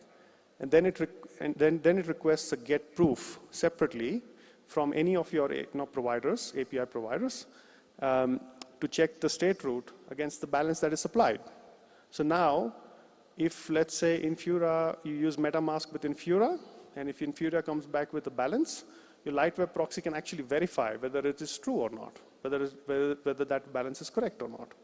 So there are all these things that can be done to improve the security and health of the network that don't only mean validating and staking. There are things that individuals can do on their own to improve their own security, the security and trust in the balance that they see in the MetaMask wallet. And these are things that are possible now, right now. So on that note, I would also like to say my colleague Ethan is going to present about the light clients tomorrow. So if you're interested in the light client and the light client proxy, please do make sure you attend his talk. It's quite fascinating to see the actual demo as well, if you can show that. And finally, in conclusion, I'd say the client experience or evolution of the client experience is being pulled in different directions, right? More modularity when it comes to node operators and simplicity when it comes to individuals. So the task for client teams in general isn't easy to balance these priorities. But I think I can speak on behalf of Nimbus that I think from a Nimbus point of view, there are certain things that we have planned which should hopefully address a number of these things for both these major segments of validators, because both of them are equally important at this stage. On that note, I'll conclude. Happy to stay in touch. My Twitter is Liftlines, and you can also reach out to me via Telegram and other channels using the same handle. Thank you.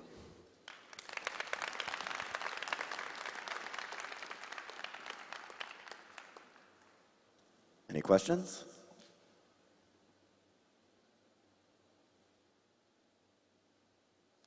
Second row. Oh.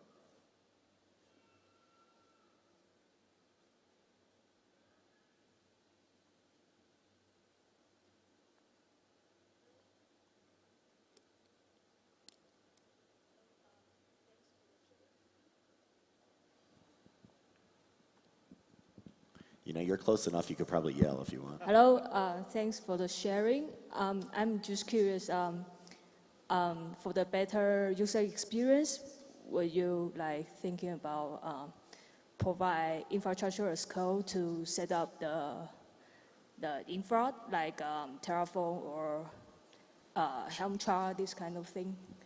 Maybe? So if I understand correctly, I think are you asking whether or not Nimbus would supply infrastructure? Is that what you're asking? Sorry? Infrastructure as code. Right. I think the primary goal for us at the moment is to make sure that we can tick the boxes that we have planned on the roadmap, right? So these are things that we must address over the next 6 to 8 months. It could be one of the things we could consider, absolutely, but yeah, I wouldn't say more about that than that at the moment. I think for us it's important that the users who end up using Nimbus, whether that's directly using Nimbus as a validator that they set up on their own home environment, whatever that looks like, or use Rocket Pool, Stearium, DAppNode, or any other hardware providers to set up their client, or have, you know, or use as part of professional node operations at scale, that they have the flexibility to run it the way they like it, right? So I don't think we'd like to mandate anything in particular, but the guide does cover different scenarios, depending on who wants to set up in different ways. Great, thank you. Let's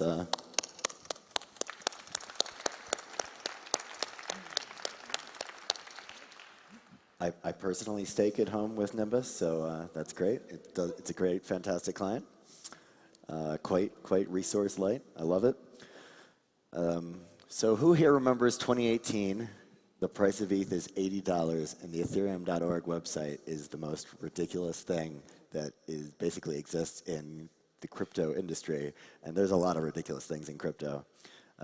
People were upset about it. You know, Josh Stark started setting up and like took charge of it and found the right person to take charge of it. And you know, I think Ethereum.org went from being one of the most embarrassing things about Ethereum to one of the best. So Sam, come take a bow. Great work.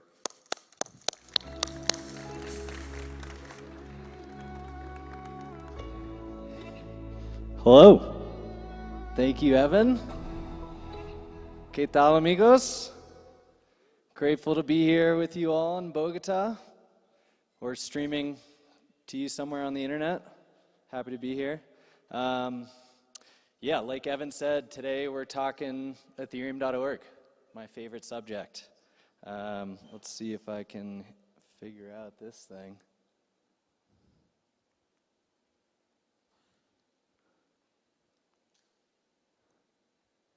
Good start. Okay, there we go. All right. I guess quick participation, get you guys moving. Raise your hand if you've ever visited Ethereum.org before. Excellent. Keep your hand up if you've contributed to Ethereum.org. Awesome. If you haven't yet, you should come by our booth, pick up some swag. Maybe raise your hand if you're interested in maybe contributing to Ethereum.org. Cool. All right, I'll try to increase that hand count with this talk. So, quick agenda. That's me shilling Ethereum.org to you. And then maybe some time for questions at the end, but probably not because I tend to talk too much. So really the goals of this talk, like Ethereum.org as a project has evolved over the years. And I think it's helpful context, both for potential contributors, existing contributors, but also just other projects in the space that often have to create, you know, like educational content, trying to be, you know, credible and trustworthy. So I'm hoping that kind of going through some of the history, some of the direction of where I think we're heading with Ethereum.org, yeah, hopeful that'll provide some useful insight for the folks here.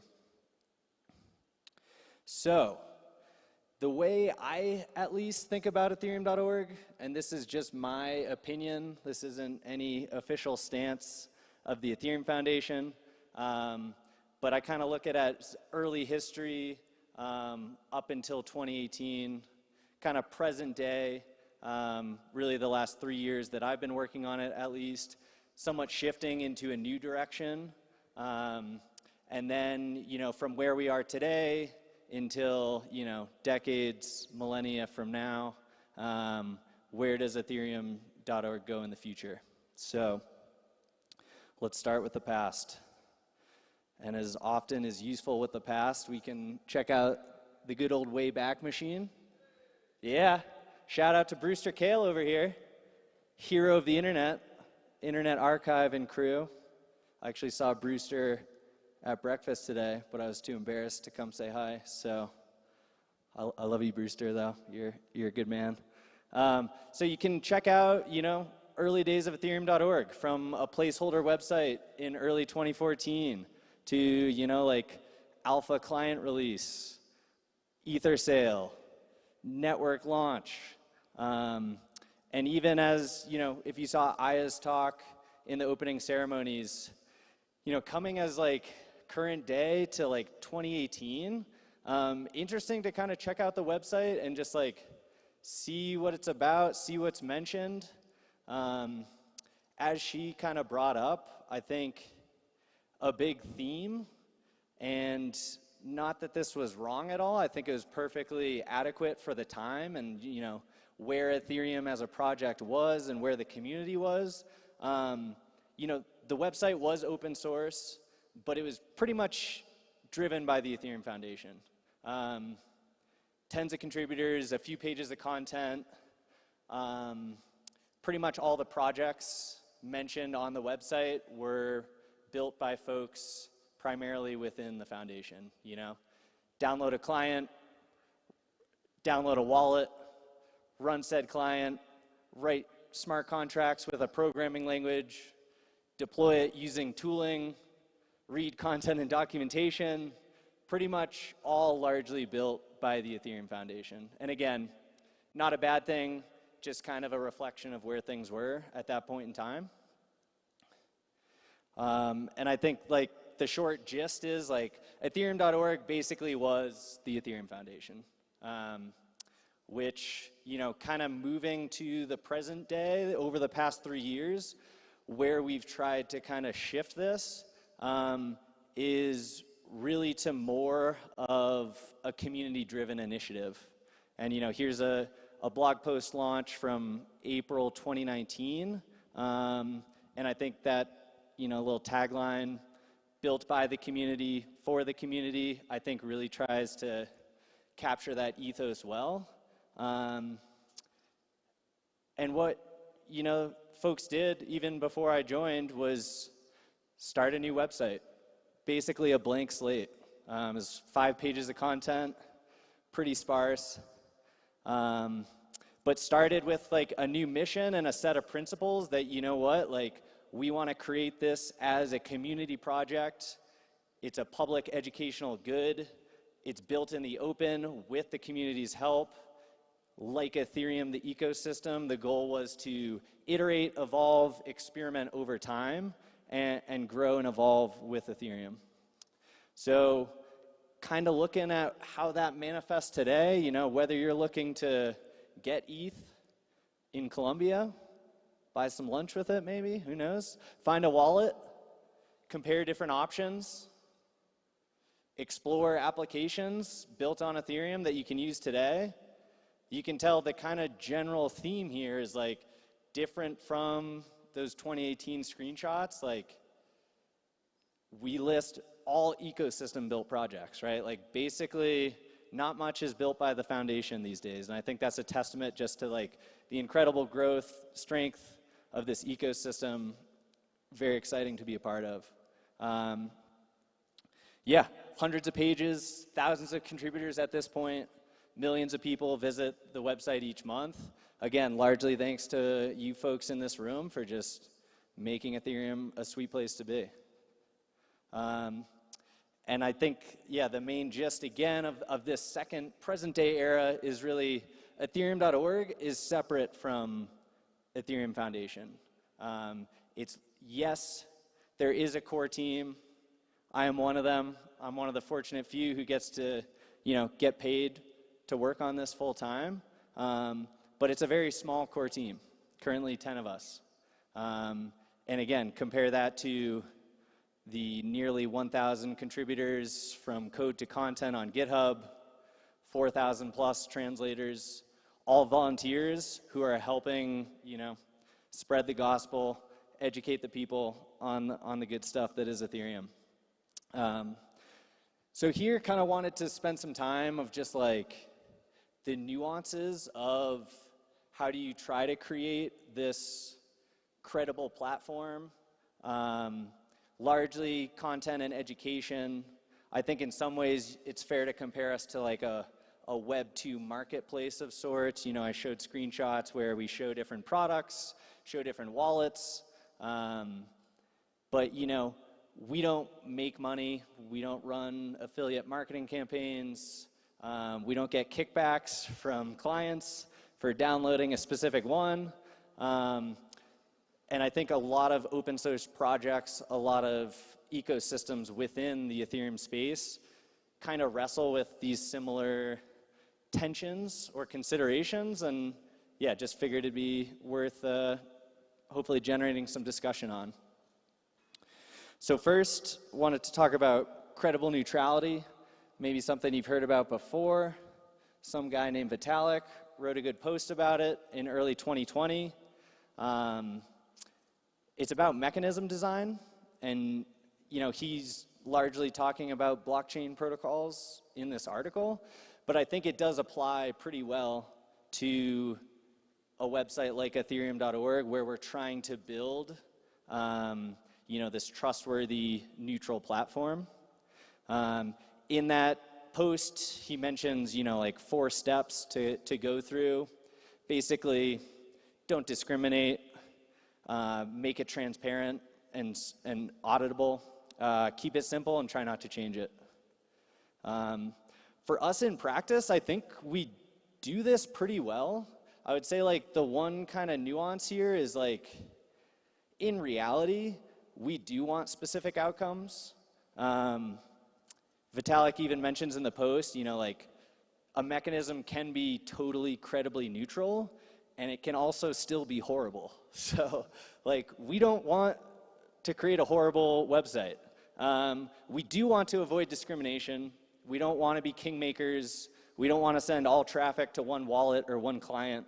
We do want certain outcomes. I think at a very hand-wavy level, we want to spread Ethereum values, such as promoting decentralization and creating a decent UX, right? Like we could be totally neutral again, but if it's a super shitty website that everyone bounces from and no one starts learning about Ethereum, I think we're kind of failing in what we're trying to do here. So again, examples of how that manifests, like we do encourage people to run their own node. We talk about the benefits of doing that. We do explain the benefits of staking on Ethereum. And we do show somewhat of a hierarchy of like different ways you can do that. Ranking things from most trust assumptions or least trust assumptions to most. So there are some opinions we kind of put into the product. And I think just recognizing that we aren't 100% neutral and we have no opinions of our own, I think that's just not really fair to say. I think the importance is just being transparent about it. Going further, just showing some pooled staking products, for instance, you can see we do try to guide the user on like considerations involved with some of these products. So the approach we basically take, we think it's okay to be opinionated about, for instance, the listing criteria we make, how a product gets added and listed on ethereum.org. But as much as we can, be neutral and objectively evaluate those projects against that listing criteria we create. And again, make the process transparent. So going back to here again, you can see we choose what projects are being evaluated on based on input from the community, and then try to objectively assess those projects. And we make it transparent. Anyone can see our listing policies, anyone can propose changes, Anyone can submit an issue, suggest additions or edits, and we think that's kind of a healthy way to nurture that content. Second up, subtraction. Aya and others have also touched on this.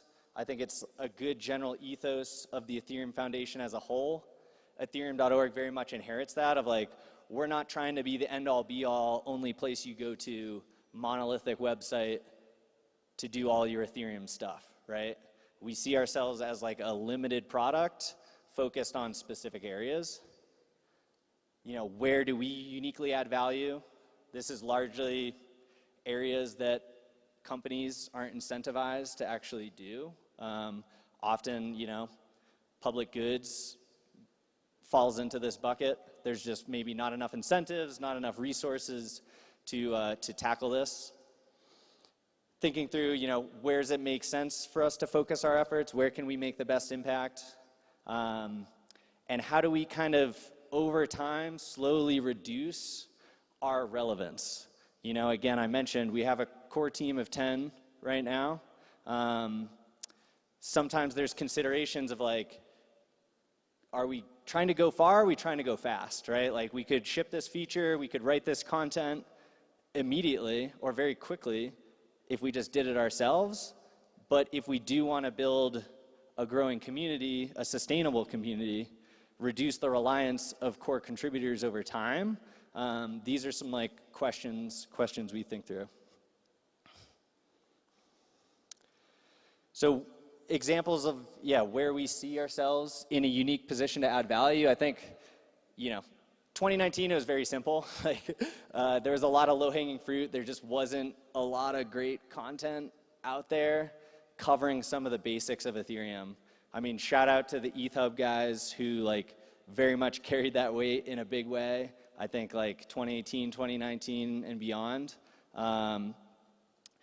But to create content that just explains some of the basics to get over the obstacles and the fears of like, how do I break into this magic internet money crazy landscape? Developer documentation was another big one. I don't know if there's any other devs who were super frustrated back in 2018 of just outdated Medium posts, libraries that completely broke their APIs, no way to keep stuff up to date, no way to translate that updated information. So that was like really the base foundation of like where it made sense in our eyes of like, okay, there's some basic, neutral, simple information that we can provide, we can translate. Where to focus our efforts, this is something we think about, right? There's tons of projects in the space at this point. Where does it make sense for us to focus? I think layer 2 is one good example. You know, over the past year or so, fees getting crazy high, people couldn't even use the network. Educating users, encouraging them to like, hey, these are, you know, early days for these projects, but maybe worth checking out as a way to, you know, to use the protocol. Similarly, you know, I think a good example of here is like we have a listing criteria, what layer 2s we show. And as part of that, we basically just say like, hey, if you're listed on l2beat.com, that's one of the criteria for getting included on ethereum.org. And I think that's a good example of subtraction and in the sense of like recognizing, hey, there's another cool project that has a team of experts that have a fairly robust framework analyzing the risks of different layer 2 protocols. We don't have that expertise in-house. We could hire for that, but maybe we could just collaborate with teams in the space where it makes sense. And I think that's a good example of such a collaboration. And lastly, just an example of, again, how do we think about going far versus going fast? We publish, you know, our product roadmaps every quarter on GitHub. We try to do our best to, like, where it makes sense, engage the community. You know, recently we chose to migrate to a new UI library, trying to like increase accessibility on the website.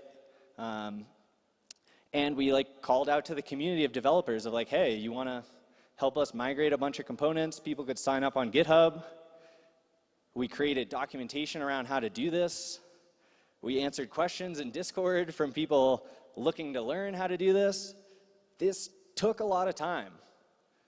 Pablo, our developer leading this project, could have just cranked out all of this on his own, probably a lot faster than it took otherwise. But through this process, you know, we got tens of contributors who are now regularly coming back, looking to continue their TypeScript chops, you know, looking to improve as a React developer. Some of the core team from Chakra has now gotten involved and like collaborating with us on this front. So I think this is another good example of just like, it sucks up front to just like invest in the education, the outreach, to really bring in people who want to contribute. But if you're thinking about the long run, this can be a very effective way to grow that community over time. Third, reinventing the wheel. Real quickly, I think like crypto's reinventing many industries. Education doesn't necessarily need to be one of them. There's a lot of great resources out there of like, hey, crowdsourced educational public good content. Mozilla Developer Network in particular was a huge source of inspiration for us. They've just done an awesome job for almost multiple decades at this point in terms of just like volunteer-driven community documenting web standards, translating that content, doing a kick-ass job of just like providing excellent resources. Here you can see an MDN page. Here you can see an Ethereum.org page. Looks pretty similar. Shout out to Ryan Cordell, if he's here, who designed this page for us. Also Carl Fairclough and Alex Singh helped us with a lot of designs in the early days. And just kind of like basic techniques, again, learning from other projects, not reinventing the wheel. Hey, make a big edit button on your page, right? Make it 1, 2, 3 clicks to open a pull request. Wow, look at that. And you know, that's not the only reason that we've seen growth and contributions from the community over time. Obviously, bull markets help, you know, hype around the protocol helps. But from, you know, just like open issues and PRs, even by individual contributors, you can see here, like it helps to proactively engage people and get them involved, get them empowered. Very much along those lines, community engagement. Here's some ways that you can contribute to Ethereum.org. You can learn more there. Hundreds of pages of content, again, thousands of contributors, 50 languages supported. We're pretty active in Discord and Twitter. And basically given as many avenues as possible to like potentially recruit people who want to get involved. I think a big one is just recognizing that different people are motivated in different ways, right? Like, it's sweet to get paid, sure. Some people want rewards, but others want just recognition. Some people just want access. Some people want to learn. Some people want to teach. Some people just want to feel heard and heckle us on Twitter. You know, that's okay. That's contributing in your own way. So I guess my tip on this would just be experiment with different approaches along those lines. And we have in the past, you know, whether it's bug bounties similar to the protocol bug bounties themselves, you know, just recognition of contributions through leaderboards on the website, offering certificates to translators who can then put that on their LinkedIn or on their resume, simple shout outs to people on the website for helping out, open community calls. I think, again, pretty basic stuff for a lot of open source Web3 projects these days. But just being available, having an open Discord, I think can go a long way. POAPs. Who here likes POAPs? Love those POAPs. Get POAPs. All sorts of POAPs. Jobs. Yeah. I mean, I mentioned we have a core group of 10 people. I'm super proud that, you know, half of us started as open source contributors, just helping out on the website. The Ethereum Foundation does hire. Our team's not actively hiring right now, but I think the general rule of thumb is like we do view Ethereum.org contributions as like a great talent funnel. And we do try to empower regular contributors And if they're looking for work full-time in the space, like that's stuff we do try to help out with. So I think, sure, it is tough, and I recognize not everyone can always work for free in open source. It's a lot to ask. But if you're looking to get full-time in the space, I think a great way can just be getting your hands dirty, contributing to projects, even if it's just, you know, content, translations, design, code, what have you. Last piece to touch on here, translations. Big kudos to Taeyeon Kim, a good friend who really advocated for this translation program on Ethereum.org in the early days, when I think, like myself included, just didn't recognize the importance of it. I mean, it seems simple now and obvious now, of like, okay, hey, there's 6 billion humans on the earth that don't speak English. And even the ones who do actually prefer reading and learning in their native language. So it takes work, right? But like putting in that effort up front early, recruiting people, getting excited volunteers who maybe want to learn by translating has definitely paid big dividends. And just a quick look at just kind of visits to Ethereum.org over time. I mean, there's a lot of fascinating stories in this data that I don't have time to go into. Bull markets, NFTs, the merge, all that fun stuff. But I think one narrative in particular that's really exciting is translations and like consumption of translated content over time. So this is excluding English and looking at the same chart, just taking out English. It's breaking down by a bunch of different languages. But you can see overall where the trend is going. We just had another record month for translated content last month. Very much a vanity metric, but you can see the progression over time. This is looking at like % of total page views to the website. We've had record on record months for the past year plus. We just passed like over 25% of content on Ethereum.org is viewed in languages other than English, which I think is not too surprising, but definitely exciting. Here's a quick breakdown. I'm running out of time. But I think the short gist on this is like, if you don't have a localization strategy, like you're not gonna make it. It is super important for the future of your project. My teammate Luca, who runs our translation program, has a talk on this tomorrow. Highly encourage you to check that out. Real quick, because I think I'm almost out of time. But talking about the future, where could this go? I mean, the lame hand-wavy answer here is like, ultimately, it's up to you. Like, again, we publish our roadmap as a team on GitHub. We try to solicit as much input from possible from the community. What should we be working on? Where should we be going?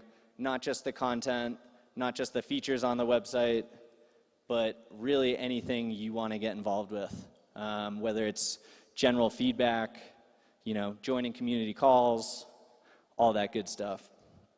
I mean, a few main areas like we'll definitely be thinking about and would love input from you folks on is just like, how do we continue to progressively push and empower the community to like take over more and more of this project? We've been experimenting with bringing new roles in, such as language leads, power contributors of sorts who operate certain areas, giving them more authority, more power. Same thing with GitHub and content contributions. Third-party educators is one I'd love to explore. I think translating content from English to other languages is great, but I don't think we can pretend like that misses a lot of just like the cultural nuance and understanding of like what is the best way to communicate to this region, to this language. It's probably not just taking English content and translating it into that language. It probably deserves dedicated teams thinking through who understand how to communicate to a particular group of people. So yeah, how do we get there? Hopefully with your help. would love to get you involved. Again, we have a booth, 3rd floor. Come chat with us tomorrow. Would love to hear from you. But if we have time for questions, maybe we do, maybe we don't. Would love to chat. We don't. Okay, I'm done. I'll go now. Thank you.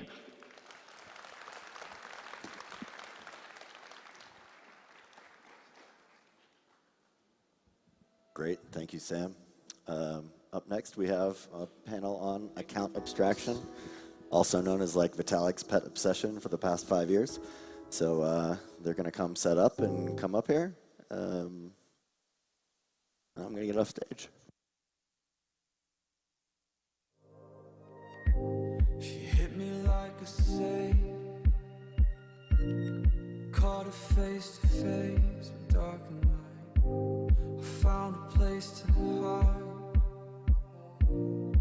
looking down from planes overnight. So tell me what you want from me. I can't give more than everything. So fog me out in memory and light me like a kerosene.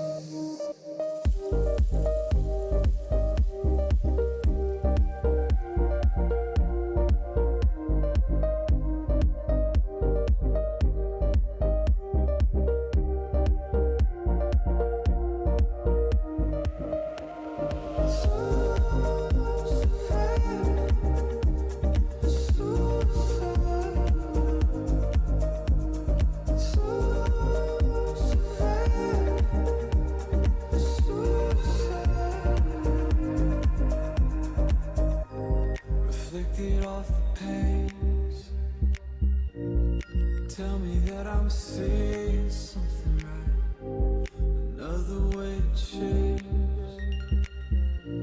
is blurring out the black and the white.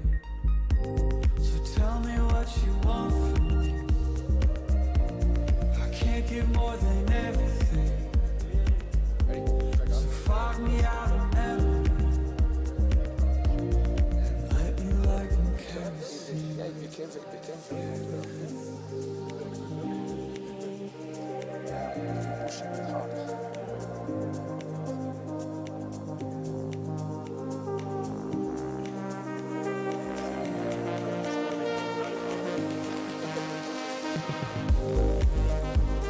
Yeah, so I watched him talk and get a lot of overlap in his mind. It's actually quite good, you know, to keep the message. Yes.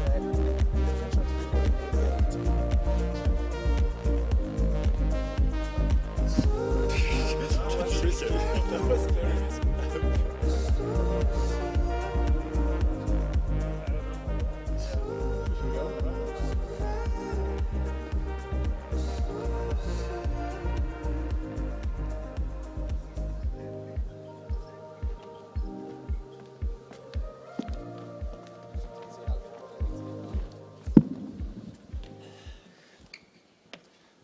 What's up, everyone? I guess we will go ahead and get started. Today, I have the pleasure of moderating a panel that is going to technically challenge me, so I'm just going to be really good at asking questions, hopefully. This is about account abstraction, which has been a part of Ethereum as a topic for a very long time. And now that we are post-merge, maybe we can actually redistribute some developer resources to building something that has always been talked about as something that is fundamentally crucial to the future of Ethereum. And every time I talk to somebody who's technically minded, they all say that we need account abstraction. It's not an option. We have to have it. So we're going to explore why everyone who's more technical than me are always like, yes, account abstraction, good. We have Julian Nisa, the co-founder of Argent. He is here in the middle. There we go. And then on the far end, we have Yoav Weiss, the security researcher at the EF. And then in the middle here, sitting next to Vitalik, is Light Clients, aka Matt. He's on the Geth team. And then there's also Vitalik. What's up, guys? Yo. Yep. It's great to be here. Hi.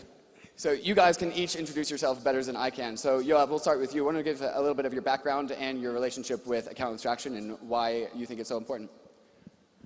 Well, I think, I think account abstraction is something that we must have, both for some technical reasons, such as abstracting signatures for future quantum resistance, but more importantly, for usability. If you want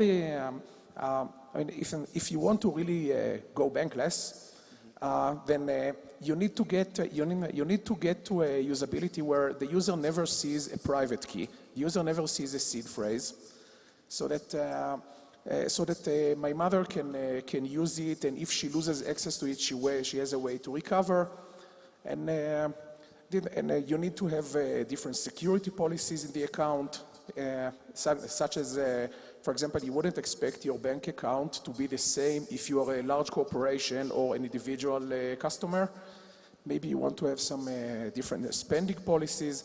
So all of these things become possible. Anything that a bank account can do for you and more can be done using account abstraction. I think this is a must for UX purposes. Certainly. And going down the line, of course, we have Julian from Argent. Julian, can you explain a little bit about what Argent is for those who aren't familiar and how it relates to account abstraction?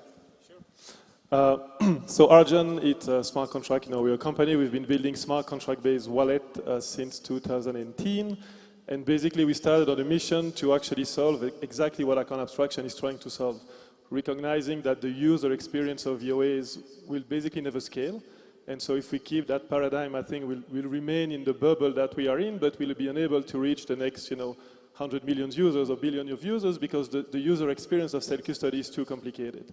And so we started building Argent based on, to try to fix that. And we did that at the application layer on Ethereum. So trying to build a smart contract-based wallet, enabling different security flows to actually fix the issues that you have mentioned. So for example, we introduced social recovery, which is a way to get rid of seed phrase. We introduced some kind of fraud monitoring and so on. That has been a great experience, but of course we built that at the application layer, meaning that smart contract wallet are second-class citizens because the entire ecosystem is still built around this paradigm of EOAs. I mean, dApp developers, the tooling, everybody is thinking in terms of EOAs, which means that there's some compatibility issues if you're a smart contract wallet. We like to say that we've been second-class citizen. And so, of course, the goal of account abstraction is to make smart contract-based wallet first-class citizen. And, of course, that gets us very, very excited. Yeah. Matt, I've got a special question for you, but also feel free to introduce yourself and tell us what you do at Geth.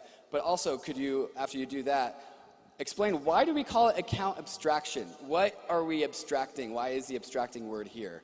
Just to really get things at the very basement level. Sure. So I recently joined the Geth team, actually. So I'm kind of like looking for my home amongst the Geth team.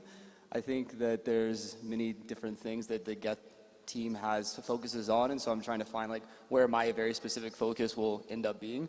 So before that, I was part of this team called Quilt, and we did a lot of research and development on future ideas in Ethereum. And the first place that I became involved with account abstraction was back in the earlier days when we called the beacon chain ETH2, and we talked about the different phases of the ETH2 deployments. And so the Quilt team was working on phase 2 for ETH2 for a while, and we were trying to think about how to define execution environments in a way that you could abstractly define all of the execution semantics about the virtual machine that was executing on Ethereum. And of course, like one of those things that you needed to define abstractly was like the account logic. And so this is where we first started running into this problem that like Vitalik had already talked about in the relation to the EVM like earlier on in 2016 and so. And so I guess for me, the meaning of account abstraction is actually, maybe not the perfect way of defining like what account abstraction actually is. It's a term that has like many meanings for many different people. And for me, whenever I understand account abstraction, I think of it more as like validation abstraction. I think of it like we're trying to abstract what it means to validate an account in Ethereum. And so today, if you want to validate a transaction in Ethereum, you're going to recover some address from a signature, look at that address in the state to determine if the nonce is okay for the transaction that's been sent and that the account has enough balance. And so that's one way of validating a transaction. But there's many different ways. You could have a multi-signature. You could use different cryptographic primitives to validate a transaction. And so when I think of account abstraction, that's what I first and foremost think about. But I also understand account abstraction is used more generally now to think about smart contract wallets and how can we add more functionality to the protocol or give users a better user experience when they're interacting with the protocol. And so now I understand that there's like many ways of like thinking about it. Vitalik, every time you introduce yourself, you always come up with a new, funny, different way of doing it, depending on what era of Ethereum you are. So I'd love for you to introduce yourself and how you relate to Ethereum these days, and also answer the question for you. Why does everyone say that account abstraction is inevitable? Yeah. So hi guys, I'm Vitalik. I'm a fashion influencer and travel blogger at the Ethereum Foundation. Yeah, so account abstraction has been a topic I've been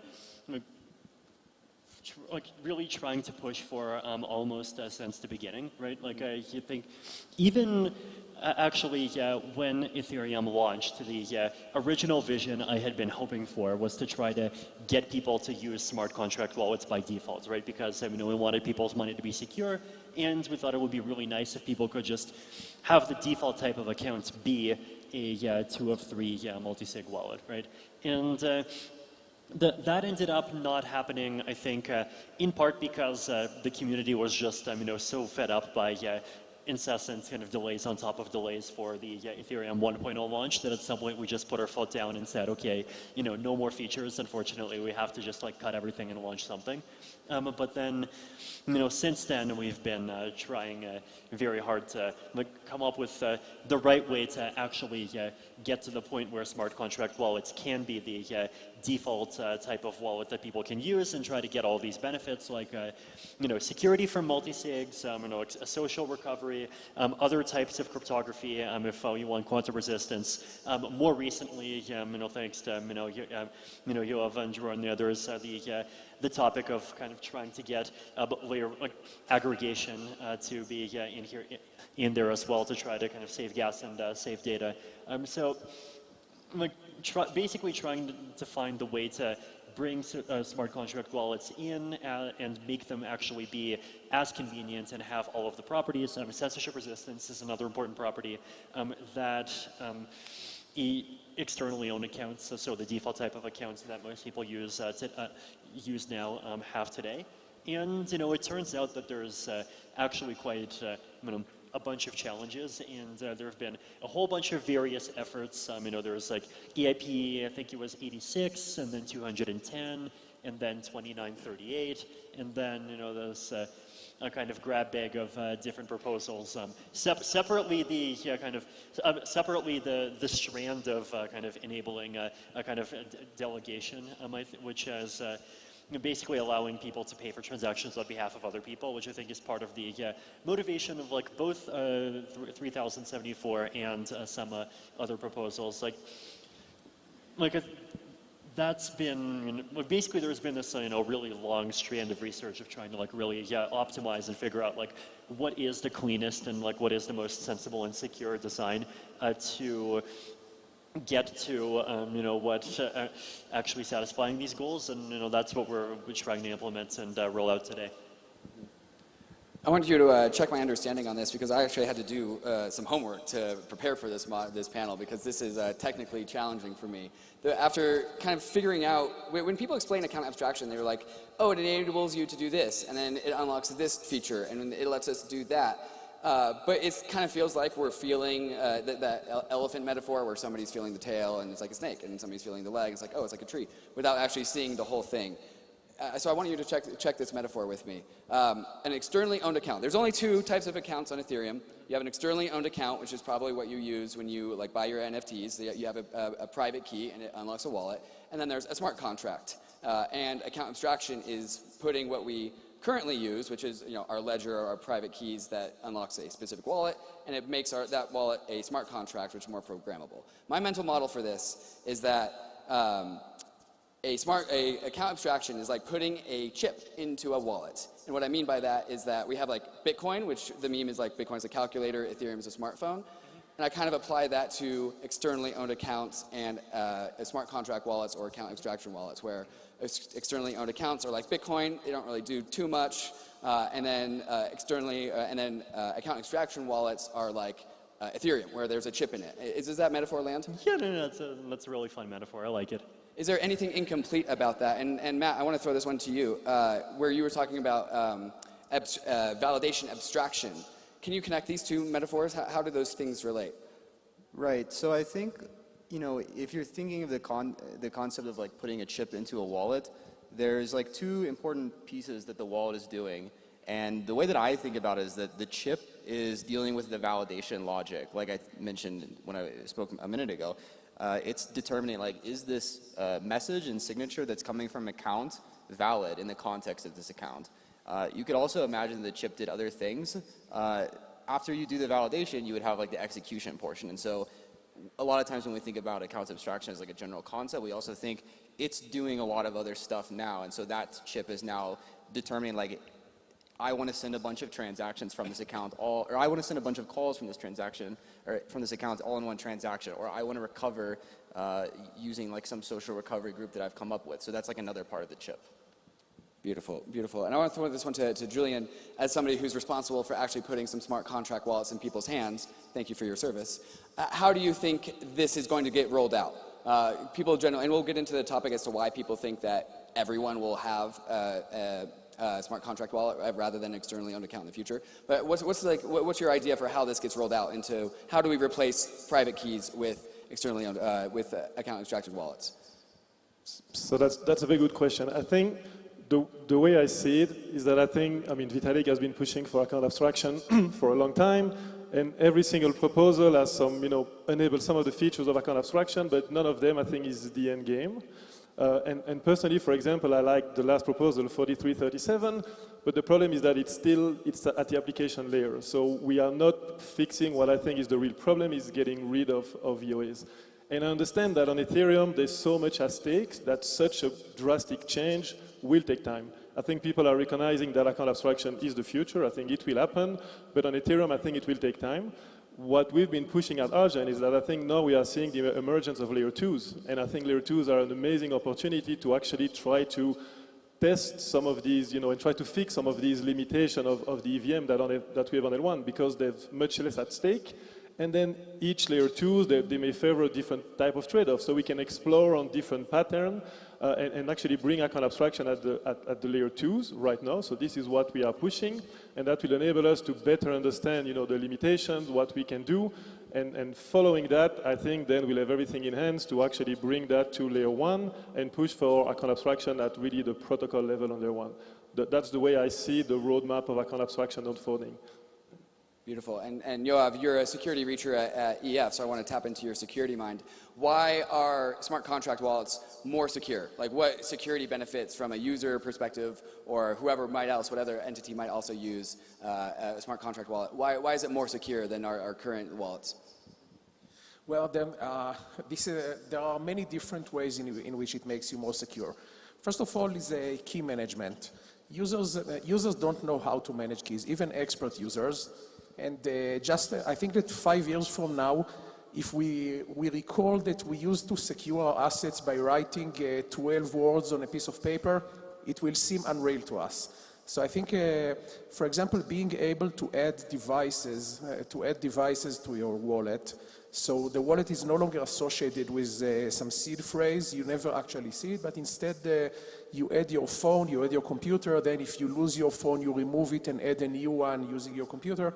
So, so this obviously improves the security because you don't need to manage keys. And then there's there are things like, for example, you could say that your wallet is, you can have good usability and spend small amounts easily using your phone, but if you are doing something out of the ordinary, such as sending a very large amount, in that case, you have to go get your ledger or something. You have to add another signature. So it allows you to have security policies to protect yourself. And there are the security benefits of switching to a better signature scheme, which we're going to have to do in the future anyway. And since it's programmable, you can add any security mechanism you come up with, and different users will have different requirements. So having just a single security policy for accounts, which is what we have with EOAs. I mean, the security policy for an EOA is if you have the key, do anything. If you don't have the key, do nothing. This is not granular enough. So I think being able to have personalized security policies will make Ethereum overall more secure. And I think the way that I see account abstracted wallets, smart contract wallets, there's this unique relationship with devices. And we all have a bajillion devices in our homes. Like when I set up my computer, I have my computer in front of me, I got my phone, and then maybe there's an iPad, and there's 3 devices, each with different levels of security assumptions around them. Like my computer is at home, it doesn't go anywhere. My mobile phone can go anywhere in the world. But all of these things, can you talk about the relationship between a device and the wallet, and how that can relate to a different level of security of control of access, right? So maybe I only want to send $100 with my phone, but I can send all of my money with my computer. Can you talk about the relationship with a device and a smart contract wallet? Yes, this should definitely be a part of the security policy for your wallet. So yes, you could say that you can use your phone to do small things, but your computer for bigger things. I'm actually not sure. Sometimes your phone could actually be more secure because on your computer may or may not have the capability of secure enclaves, but modern phones usually do. Now the problem is that at the moment you couldn't use it with an EOA because it doesn't support the signatures that Ethereum uses. It doesn't support the same curve, but with account abstraction it becomes possible, and someone actually just built a nice demo of such wallet at the hackathon here in Bogotá. So if you can associate the fingerprint of a specific device, and you can have a fingerprint on your device, which is actually verified by a secure enclave on your phone, and then the signature happens inside it. So your phone actually gives you a pretty good security. But in any case, you have to evaluate that, for example, your phone is coming with you, your computer stays at home, so you have to evaluate your unique situation and set up a policy where you decide which device can do what, and maybe sometimes you need to use 2 of the devices, maybe sometimes you need to go also get your ledger from the safe. So it's up to you to decide how each device is going to be used in your wallet. I think the important thing to take note from here is that we're using devices to relate to a wallet differently, rather than having a different wallet on every single device. And so, Julian, I want to throw this one to you, and how you guys are thinking this at Argent, and check my understanding here. Is like, I've got a wallet here on my phone. I've got a wallet on my MetaMask on my computer. I've got a wallet on my Ledger. There's 3 different wallets. But now we're talking about 3 different ways of interfacing with the same wallet, which is a different kind of just organizational structure. So do you think that we're just going to be able to kill most of the wallets, all these throwaway wallets that we use, and instead of having a little bit of cash in some wallet and a medium amount of cash in another wallet and then cold storage, it's actually going to be the same wallet, and we just have different levels of security of how to access these things? How are you designing Argent to work inside of this paradigm? Yeah. I think the first thing for me, and the beauty of account abstraction, is that you can choose as a user. So I don't think there's one model that fits for anyone. There are users that may want to have different accounts for privacy reasons, for example. So I think there's not one model that fits all. But of course, in terms of Argent, we like to see the Argent wallet, the main account, if you want, as your identity on-chain. And so yes, having the ability to choose the security associated to the key that's in a different device is of course very, very important. And so at Argent we are researching a lot of different ideas. For example, now we're exploring something called session keys. Is the idea to have an ephemeral keys to which you can attach very strict policies. So you can literally say this key is valid for 24 hours and it can only call a certain method on a certain contract. And so you can imagine, for example, if you consider that your phone is more secure, because I agree with Yoav, I think my phone is more secure than my laptop, but maybe I can actually have a key on my laptop that has restricted policies. And so that key, yes, can do certain action, but I define exactly the type of actions and the rules that are associated to that key. But to answer your question, for me, it's really about giving the choice to users. And I think that's, again, the beauty of account abstraction is that it opens a completely new design space for what an account can be. And I think we are only scratching the surface of what can be done. At Argent, we see it as your identity. It's your core account. You may have multiple accounts with different rules. For example, it's a good example. If I'm playing an on-chain game, I may not want to play an on-chain game on which I have, say, $50 in a certain token. I don't want to play that game with the same account on which I have all my savings, for example. So I think having the ability to have different accounts with different rules and different logic is actually what account abstraction brings. I think I just wanted to add that even if for privacy reasons, you want to have multiple wallets because you don't want to dox yourself everywhere. It's still the fact that we decouple the device and the keys from the wallets means that you can have all of them associated with a fingerprint on your same phone. So you choose which one you're using based on whatever privacy you want to have, but you still use the same device. You don't need a different device for each wallet. I want to turn this conversation to how we actually get account abstraction implemented at the layer 1, because this is going to take an EIP. This is going to take a hard fork to get this into Ethereum. And I want to throw this one to Vitalik, our resident crypto philosopher here. Crypto loves tribes. We got like the layer 1 tribes, we got the layer 2 tribes. Are there like account abstraction tribes? And if there are, what do they fight over?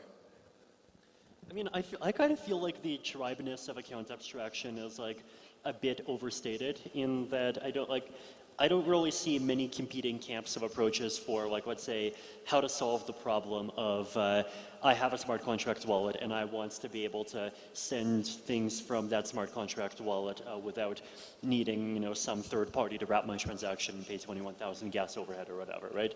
But there's the different camps, I think, are more kind of just groups of people that came into the space of improving accounts with different emphases, right? So like the emphasis that I came with is solving the problem of like how to make it easier for people to have smart contract wallets with arbitrary validation. Other people came in with the emphasis of solving the problem of how to let people pay for other people's accounts, or how to let someone who has USDC only pay their fees in USDC instead of paying fees in ETH. And then you know, there's also the problem of how to let an account do many operations in one transaction. And though these are not really, they're not competing goals, right? I think they're goals that like everyone here agrees that we need a solution that covers all of them, right? And I think you know, there's different ideas that are slowly kind of converging toward some architecture that actually does kind of is getting better and better at actually fitting together. And in terms of like how to get from here to there, like one of the differences between EIP 2938 and ERC 4337, right, is that 4337 is an ERC, 2938 is an EIP. And 2938 is a kind of boil the ocean, let's change the protocol now and like let's you know, set things right in the protocol sort of solution. 4337 is an extra protocol solution, right? And it's kind of analogous to sort of the roll-up centric roadmap in some way, right? Which is, you know, part of the motivation there is like the core developers are busy. You know, there's the merge and there's the surge and there's the splurge and the purge, and you know, some people wants to call single slot finality the George, but you know and then you know. Because 4337 is an ERC, we can kind of work on it separately, get it in, you know, have a small amount of usage, start fairly quickly, get it into L2s, and improve it from there over time. But I guess the one kind of big difference here is that I think over time, like especially over the last year, there has been this realization that like we do want EIPs, like as in things that hard fork change the Ethereum protocol eventually, because like we do want to upgrade existing EOAs, like we want to let existing users that don't want to, you know, go through the expense of just completely moving everything from their current account to, like we want to let them enjoy the benefits of the new system. And we might, you know, we want benefits like, say, you know, any censorship resistance guarantees that we get from inclusion lists. So, like, we want that to apply to account abstracted operations. And, you know, if we want these different things to happen, then that does require making protocol changes, right? But the good news is that kind of the ERC comes first and the EIPs come later, and there's a lot of these kind of great proposals for how to do these EIPs, and like there is definitely a kind of a deep multi-year, multi-stage roadmap involved where like it's, you know, starts off in kind of making it friendly for the people that kind of wants to pioneer and you know, really care about getting these properties early, and then, you know, expanding more and more until finally, you know, EOAs may actually finally kind of go away and we really do just have smart contract wallets and all the benefits are available for everyone. So if I'm understanding correctly, like the current state of account abstraction development is that we haven't yet come to consensus as to what the EIP that we want to put into the Ethereum base layer is. Like, we know EIP 1559, we totally wanted that. I don't think there is an equivalent EIP for account abstraction that we have. There is an ERC, and to be clear, right, it's important to remember that like with just the ERC, we can already get to the point where, if people want to like replace their entire activity and like run it off of account abstracted wallets instead of regular ones, like they can do it and it works reasonably well, right? But the EIPs for the second stage of the roadmap, indeed, like there are, like we do not have those EIPs yet. They're under development. There's lots of different different ideas, and it's still solidifying. If I can add to that, I think I was saying some layer 2s are actually experimenting on that. For example, if you look at Starknet and ZK Sync, they are launching with native account abstraction, which is actually inspired by ERC 4337. So even if it's just an ERC for now Ethereum, it's actually inspiring layer 2s that can actually try to implement the next step, which I think will come in a later EIP when we will change that at the protocol level on layer 1. But I think it's interesting to realize that it's already there on certain layer 2s. If you look at Starknet, it's still in alpha, but actually it launched with native account abstraction. So there's no more EOAs. It's actually trying to be the end goal. And I think that we learn a lot on the Starknet ecosystem that we can then bring back to the next EIP that will put hopefully 4337 to the one layer down to the protocol level. Yeah. If it's okay for me to just make a comment on this, I think that this idea of layer 2s experimenting with future potential core changes to the Ethereum protocol is really interesting. And I think things like Starknet is a very interesting place for it to happen because it's very different than what the EVM actually looks like, and I think it's probably the right place for those things to happen. But I'm still hesitant about understanding how this is going to play out across all of the different layer 2s. Because we've seen over the last 18 months, there's been a huge push for things like EVM equivalents and having something that's exactly like Ethereum, and trying to bring things like 4337 into the protocol. I'm not sure how it's going to play out on those different types of systems. Yeah, no, that's a very good question. But I mean, we're discussing with some of the team, like Arbitrum, Optimism, who want to have that EVM equivalence, but they all recognize that they'll also need to have account abstraction at some point. And so they want to capture the EVM ecosystem, but at the same time, they would want to have account abstraction. And so that conversation is on right now. And hopefully we can find a path to make that happen on these, these layer 2s that want to be as close as possible to EVM equivalents. You have ZK Sync V2, for example, that wants to be EVM equivalent, but also wants to have account abstraction. So I think even if you're going for the EVM equivalence, I think it's good to try to push modify the EVM a little bit so that you can still capture that compatibility and the fact that you have a common standard with different layer 2s, but still try to fix some of these issues if you can. So I think this conversation is on right now. There's no clear path yet, for sure, but I do think it will probably happen on layer 2s before it will happen on layer 1s.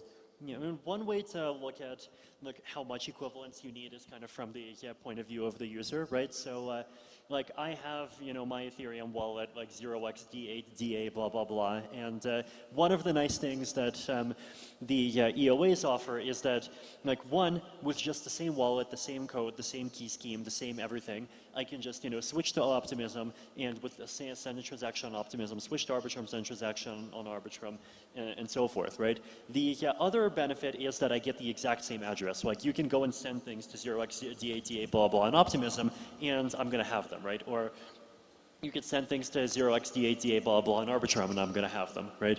And EIP 4337, like, it does try hard to make that possible, right? Like, it definitely makes it possible to, use the same code and have the same type of contract wallet on all of these rollups. And because the singleton is created with create2, the singleton's going to have the same address on all the rollups, and so you're going to be able to like anything derived from the singleton, including people's individual wallets, are also going to kind of have the same addresses, right? So, like one thing that people, ZK, Starknet, and similar systems could do is like try to achieve kind of like that code and address equivalence, for example, even while experimenting with trying to like make the way they handle operations much cleaner and different. And just I want to go back to what Matt was saying, and just to really drive this point home about how layer 2s are going to be like the testing bed for account abstraction. Matt, can you just kind of walk us through into the future about how you think this may play out? Like ZK Sync does some sort of flavor of account abstraction, StarkNet does a different one, the market decides what they like, we sort of come to consensus as to what features should be pushed down to the layer 1. How is this going to work out in the future? I mean, honestly, I'm just really curious to see how it plays out in the future. I think, you know, my perspective is I'm very worried about fragmentation of different approaches. And I think if we think about maybe on the with longer time scales, 10 years maybe, eventually we'll come to some solution that's great and everybody will do it just because all of the other, all of the other companies will have run out of money and, you know, left the ecosystem. But I think I'm very worried about the shorter term, 3 to 5 years. Like how are we going to be able to bring millions of people into this ecosystem and have really good experiences using applications if every single protocol has a different way of doing account abstraction? I can't imagine trying to support 10 different ways of doing account abstraction in Ethers JS or Web3 JS. And so that's kind of my perspective is how can we do this in a way that we avoid the fragmentation? And that's why my perspective is that we should really consider using the EVM on the Ethereum mainnet as the shelling point for coordination amongst all of these different protocols. Is there going to become a moment where at some point this turns from oh, we'll talk about account abstraction and we'll ideate on it to oh, we need to pull the fire alarm and ship this thing? Is there a fire alarm event potential in the future where we need to get this done? Starting to ship already. Yeah, I think, I mean, we've had Gnosis safes for a long time as well, so smart contract wallets have existed. We want to improve the experience of using them. And I wanted to say earlier, I think it's really cool understanding all the different security perspectives of account abstraction and the different policies of different devices, but the way that I think about it a lot more is how can we improve the user experience of using Ethereum? And that's something that I think we're still really lagging behind. And to me, the reason that we're lagging behind is because there is fragmentation across different wallets, different protocols. Yep. From my point of view, I do see some kind of urgency because and for me it relates to self-custody. I think self-custody today, because of EOAs, is really hard. We all know that. And because of that, a lot of people are actually turning to centralized solutions.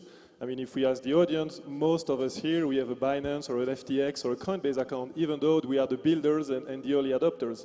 So my fear is that if we don't find a way to have a good user experience for self-custody, then my fear is that the next wave of users may turn more and more to centralized solutions, and then we'll fail as an ecosystem.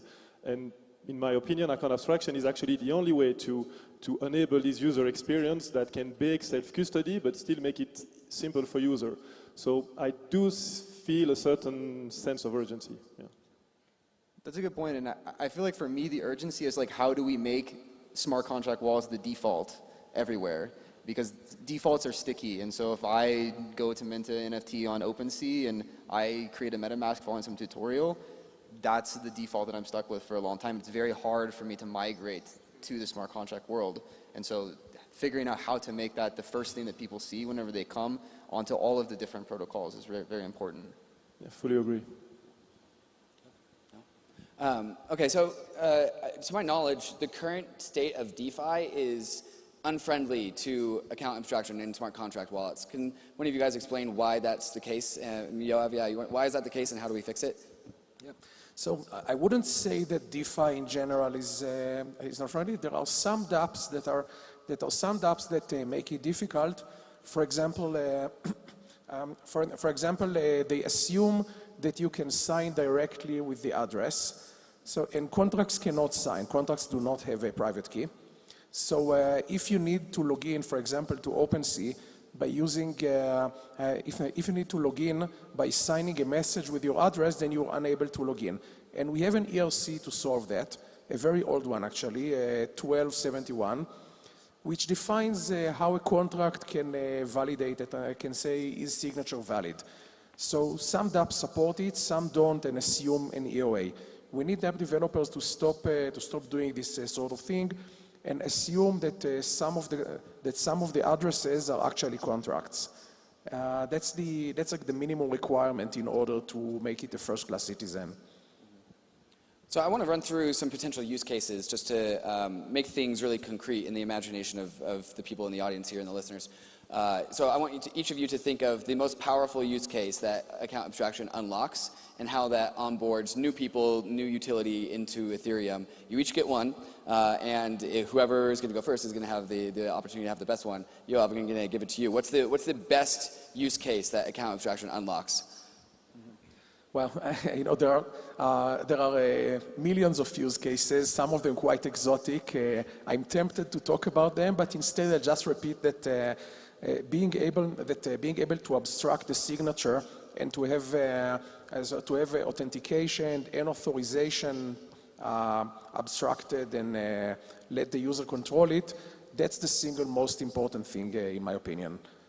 I think just to make the concept of abstraction more concrete for people, right? Like one of the big use cases is multi-sig wallets and social recovery wallets, right? So multi-sig wallets pretty simple. You have n keys and you need some n over 2 or some number of them. So like for example, you have 6 keys and you need 4 of them in order to sign a transaction, right? Like that's like most of my money is in a 4 of 6 Gnosis safe, right? And like it's public info, it's on Etherscan. But then the social recovery wallet is like a wallet where you can sign things and send transactions with 1 key. But if you lose your key, then there is some other mechanism, which itself probably could be a multi-sig, right? So like one thing you could do is like choose like 5 friends and 3 of them can kind of make it up, and that mechanism can change the key of your account if you lose it, right? So the philosophy there is like, in practice, people's accounts getting lost it happens much more often. It's a bigger problem than accounts getting stolen, and so you can solve that problem without sacrificing any convenience, and that makes sense for a lot of smaller and medium value use cases, right? So the challenge, though, is that if you want the benefits of either the security, the protection against theft, and like the kind of the really hardcore security of multi-sig wallets, or the easier recovery of social recovery wallets, you have to put your funds into a smart contract wallet, right? And smart contracts exist, and like you can do this today. But the problem is that if you want to actually send a transaction, then like you have to also have money in an EOA, and the EOA has to pay gas, or you have to work through an intermediary, and then you have to rely on that intermediary, and then what if that intermediary starts censoring, and then or even just disappears or whatever, and that you end up wasting gas, and there's just like a lot of extra complexity involved, which is what basically what we're trying to get rid of here, right? So I think multi-sigs and social recoveries are one easy use case of abstraction, but then another one is being quantum proof, right? Like when quantum computers come, we all have to like get out of ECDSA entirely. And is there a timeline on that? Unknown. It's unknown, but what's great about our current process, even with the ERC, is that we can start moving away from it. We don't have to do it one day. We can start moving gradually, and over time you'll see less and less wallets relying on ECDSA. So we can start moving there. It's not a one-day thing. Matt, any utilities that Vitalik and Yoav didn't mention that come to mind about account abstraction? Batch transactions. Why is that such a big deal? Why do we need that? Have you ever used the blockchain? A few times, I've been known, yeah. What can you give us a user story about like how this is a UX improvement? As a good core developer, I don't use the blockchain very often, but when I do use the blockchain, I have to sign so many messages to send anything. I have to approve my tokens to go to a contract. I have to send them, then I have to approve more tokens to go to a different contract, all for the same application. And to me, it's like we could be making this all a single message to go on chain. So you're saying that account abstraction allows us to produce the UX that people kind of expect there to be in the long term that we don't have today, more or less. I don't think it's just account abstraction. Like I think that we could be living in this world today. What I would really like to see is like some sort of mechanism for dApps to let the wallet know that I would like to send a batch of operations, and the wallet can determine whether or not it has the capability of sending those in an atomic batch. And so like I would imagine that, you know, you go to Uniswap and you need to approve and then do a swap. Rather than having that pop up as two dialogues, if you have MetaMask, it could show and say, I want you to sign 2 different transactions to do these 2 things to complete the operation that you would want. And MetaMask would send out those 2 transactions and verify that they both happen. If you have a Gnosis Safe or an Argent wallet, it would get that message and it would say, I want you to do 2 operations, but you have the ability to send them all in one transaction. So now you just sign one transaction and send that off. That's something that we could just have today that I think we're totally missing. And actually a good example of that in practice is on the Starknet ecosystem. There's a like NFT marketplace. And there they've introduced the concept of a shopping cart. So when you go, you can actually do your shopping in a sense. You want to buy that NFT, that one, and you will pay different token. And at the end of your session, you go to your shopping cart, you say, buy these items now. And your smart contract will orchestrate all these operations. So it will do all the approve on the ERC20 token that are needed, and then purchase all these NFTs. So exactly, this is, I think the multi-code is a great example. Social recovery is another great example, so I come last. But I still think something that I found very interesting is the idea of fraud monitoring. Because I think the problem with the blockchain is that, I mean, we make users or there are bad actors, and it's sometimes very complicated to know exactly what you are doing as a transaction. Typically, you'll see some, you know, some cold data or something that is very obscure, and it's very complicated for us as a human to actually, you know the actions that we are making. And with a smart contract or account abstraction, you can imagine, for example, that you program a second key on your account that must co-sign every transaction. So you turn your account in a 2 of 2 multisig. But then you can choose to give that key to a service that may monitor the operation that you are about to do. And so that service, if it detects that the cold data is legit, it's something that, you know, is secure, it can co-sign automatically, it's transparent to the user. But now you're making a large transfer to an address that you've never interacted with. Maybe it can just ask you to confirm who you are with a second factor, like email and SMS or Google Auth or something. So using account abstraction, we can actually bring the flows that normal user are expecting, you know, bring the best of Web 2 or of the banking world, but actually reproduce that purely on-chain. So I think, yeah, for me, it's really multi-code, social recovery, and fraud monitoring are 3 ways that we can greatly improve the user experience for users. Yeah. One thing I'm still uncertain of is how we want everyone to have a smart contract wallet. We assume that everyone will eventually have a smart contract wallet, as everyone that's in this room, and also all future users of Ethereum. How does that actually happen? As in, who are the service providers? We have somebody like Argent who's producing a smart contract wallet, but what are the other categories of how smart contract wallets get into the hands of users? Like I could imagine, for example, like I'm logging into some Web3 game and I need to use a wallet for that. Where does that wallet come from? Who provides that wallet? And maybe that's what Gnosis Safe is, but maybe not. Like, what are the categories of who's providing all of these wallets to us, all the users? Like, are there different categories out there? I think my philosophy on this is that, like, one of the really strong ideas here is that we want to be as a kind of active intermediary minimized as possible, right? To the point of, like, basically, you know, in an ideal world, not requiring any active intermediaries that don't already exist in EOA land, right?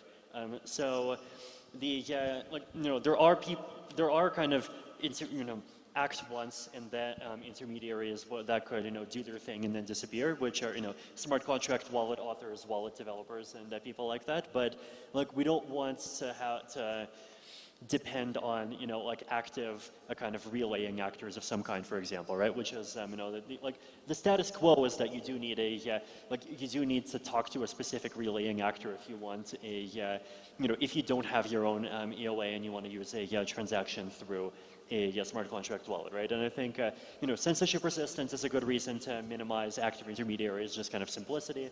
But it's like, it takes a while to get there, right? So ERC 4337, it works through an MEV ecosystem, so it kind of it relies on builders to act as intermediaries, and then, you know, the goal of the various kind of longer term EIPs is to kind of constrict that more and sort of protocolize that more and more over time. So we have 5 minutes. We're going to try and find some time for questions. So if you have questions, start thinking of them now. But as we wrap this up, I want to do some call to actions. And there's various different stakeholders in this in the world of account abstraction. We got core devs, application devs, layer 2 teams, and users. Each of these people have their own sort of responsibility for getting account abstraction out into the world. Let's start with the core devs. What do the core devs need to do to get account abstraction done? What do they need to pay attention to? Vitalik, I'll throw that one to you. L1 core devs, I would say not much yet. Okay. L2 core devs, I think, are important for them to be kind of on the ball earlier, because I think L2, there's a lot of reasons why L2s are a very natural kind of testing ground for account abstraction. I mean, first, because there's just lower fees on layer 2s and lower fees, especially for computation, right? So the overhead of account abstraction matters less. They can iterate and they can develop and build a lot of things more quickly. Also, one thing we didn't touch on in this panel yet is that ERC 4337 has this aggregation feature in it, which allows basically different signatures of different transactions to get aggregated together into one. It's the same sort of stuff as the aggregation technology that powers the Ethereum beacon chain, and that allows so many validators to make their attestations, and for those attestations to be kind of packaged together into one little thing that can be verified very quickly. And that's important. That's super important on layer 2s, right? Because on layer 2s, computation or data is even more expensive than computation, and aggregation really saves on data, right? So for those reasons, layer 2s are an even more natural kind of first use case for abstraction than layer 1s, and there's a lot that layer 2s can do, right? Like layer 2s run, they run sequencers, and they're in the process of figuring out how to decentralize those sequencers, and as part of those processes, making their layer 2s support account abstraction or account abstracted transactions and accounts natively is something that's really important, right? And then in the longer term, once the layer 1 EIPs start coming in, then core developers need to start paying more and more attention to it. Matt, what's your big call to action to the world? What do we need to do to move the needle forward on this one? There's two things I would really like to see. My colleague Sam Wilson has started a bi-monthly call called All Wallet Devs. I think that if wallet developers are not aware of it, it's an awesome thing to see what the current discussions around improving wallets are, and account abstraction is obviously one of them. And I think the second thing is something that we can be doing today to improve the user experience of dApps. This is like creating a new interface for dApp developers to define that they're trying to do a batch of operations together, and then allowing the wallet on the back end to decide whether to send that as an individual transaction or as multiple transactions.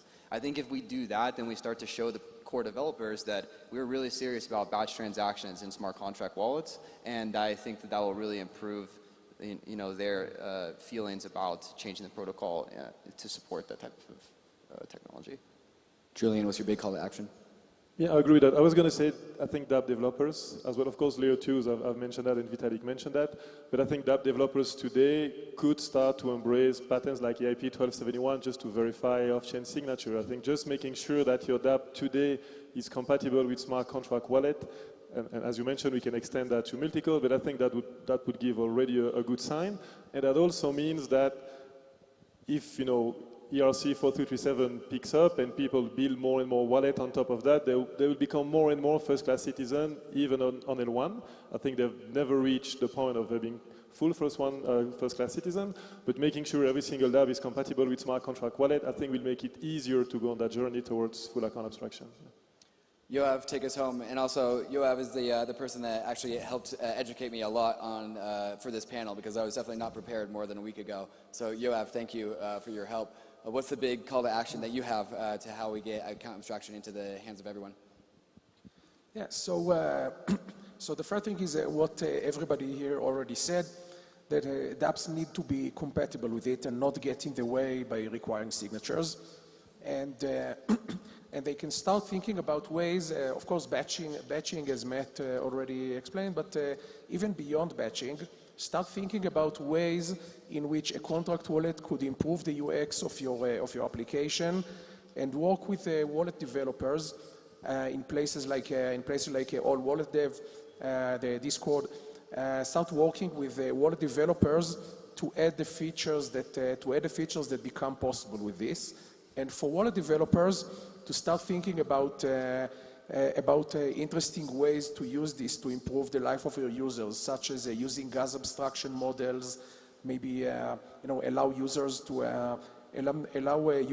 do non-financial stuff to pay with a credit card and not buy crypto at all.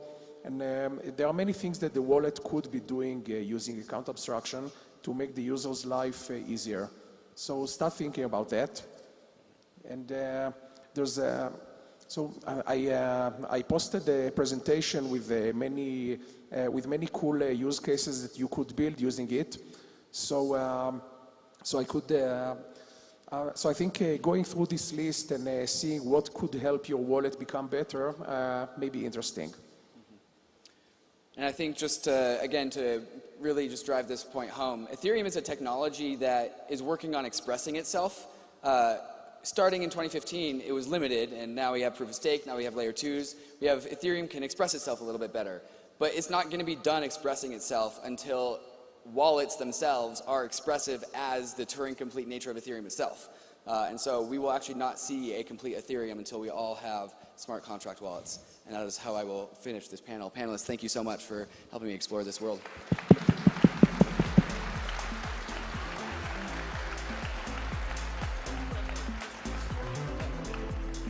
I assumed that we actually did not have time for questions, but apparently we do. So I'm going to let somebody else steward that.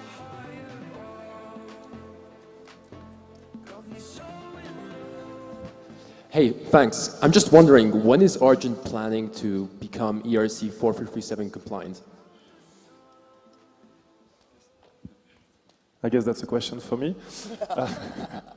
So, for the moment, that's something that we're exploring, that we want to research, but our focus is really on, I would say, on native account abstraction on layer 2s, and that's why we're building on Starknet and zk Sync, and I think we kind of have our hands full with that already, still discussing with other layer 2s to see if we can convince them, to move forward with that as well.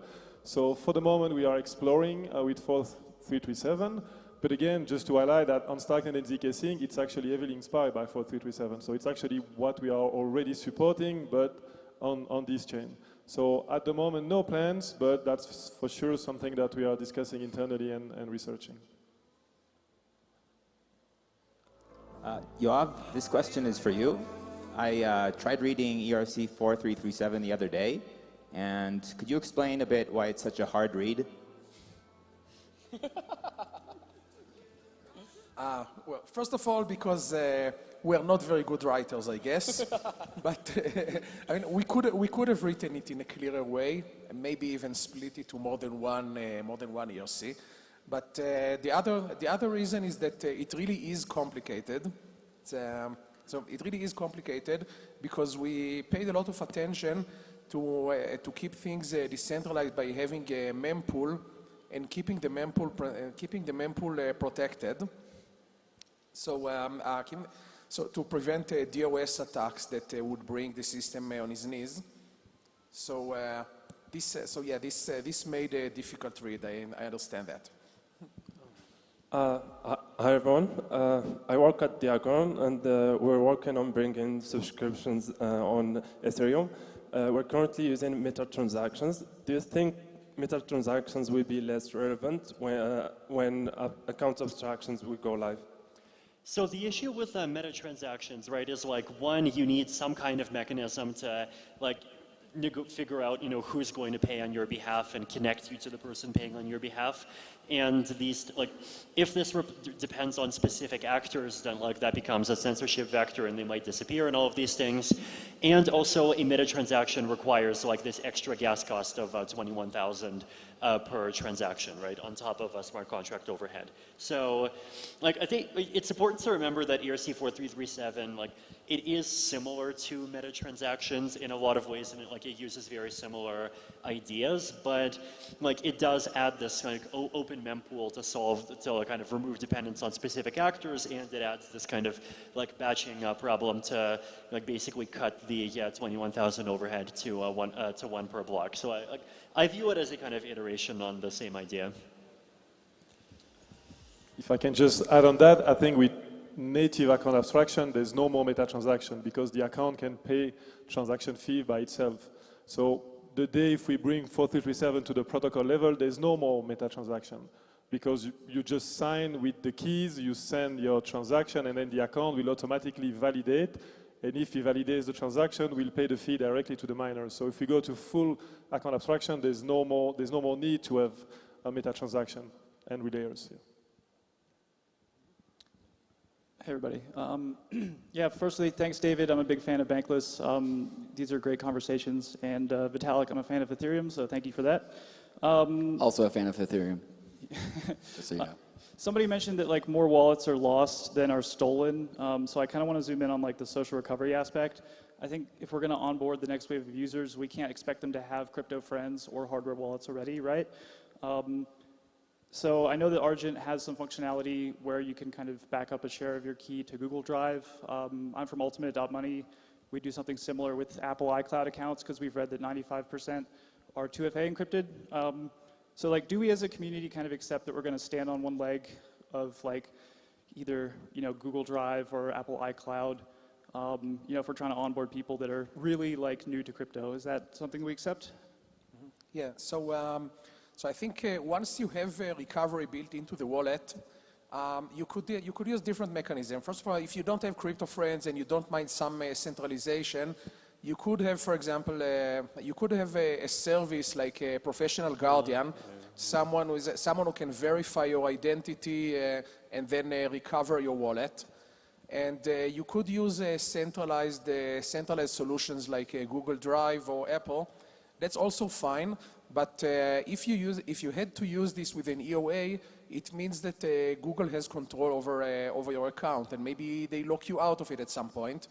But since you can have as many keys as you want for the recovery, you can actually you can use a centralized way for login, like log in with Google or anything of this sort, and still keep a more complex recovery mechanism for the case where they decide to censor you, for example. So you can benefit from both worlds here. My question was for Julian.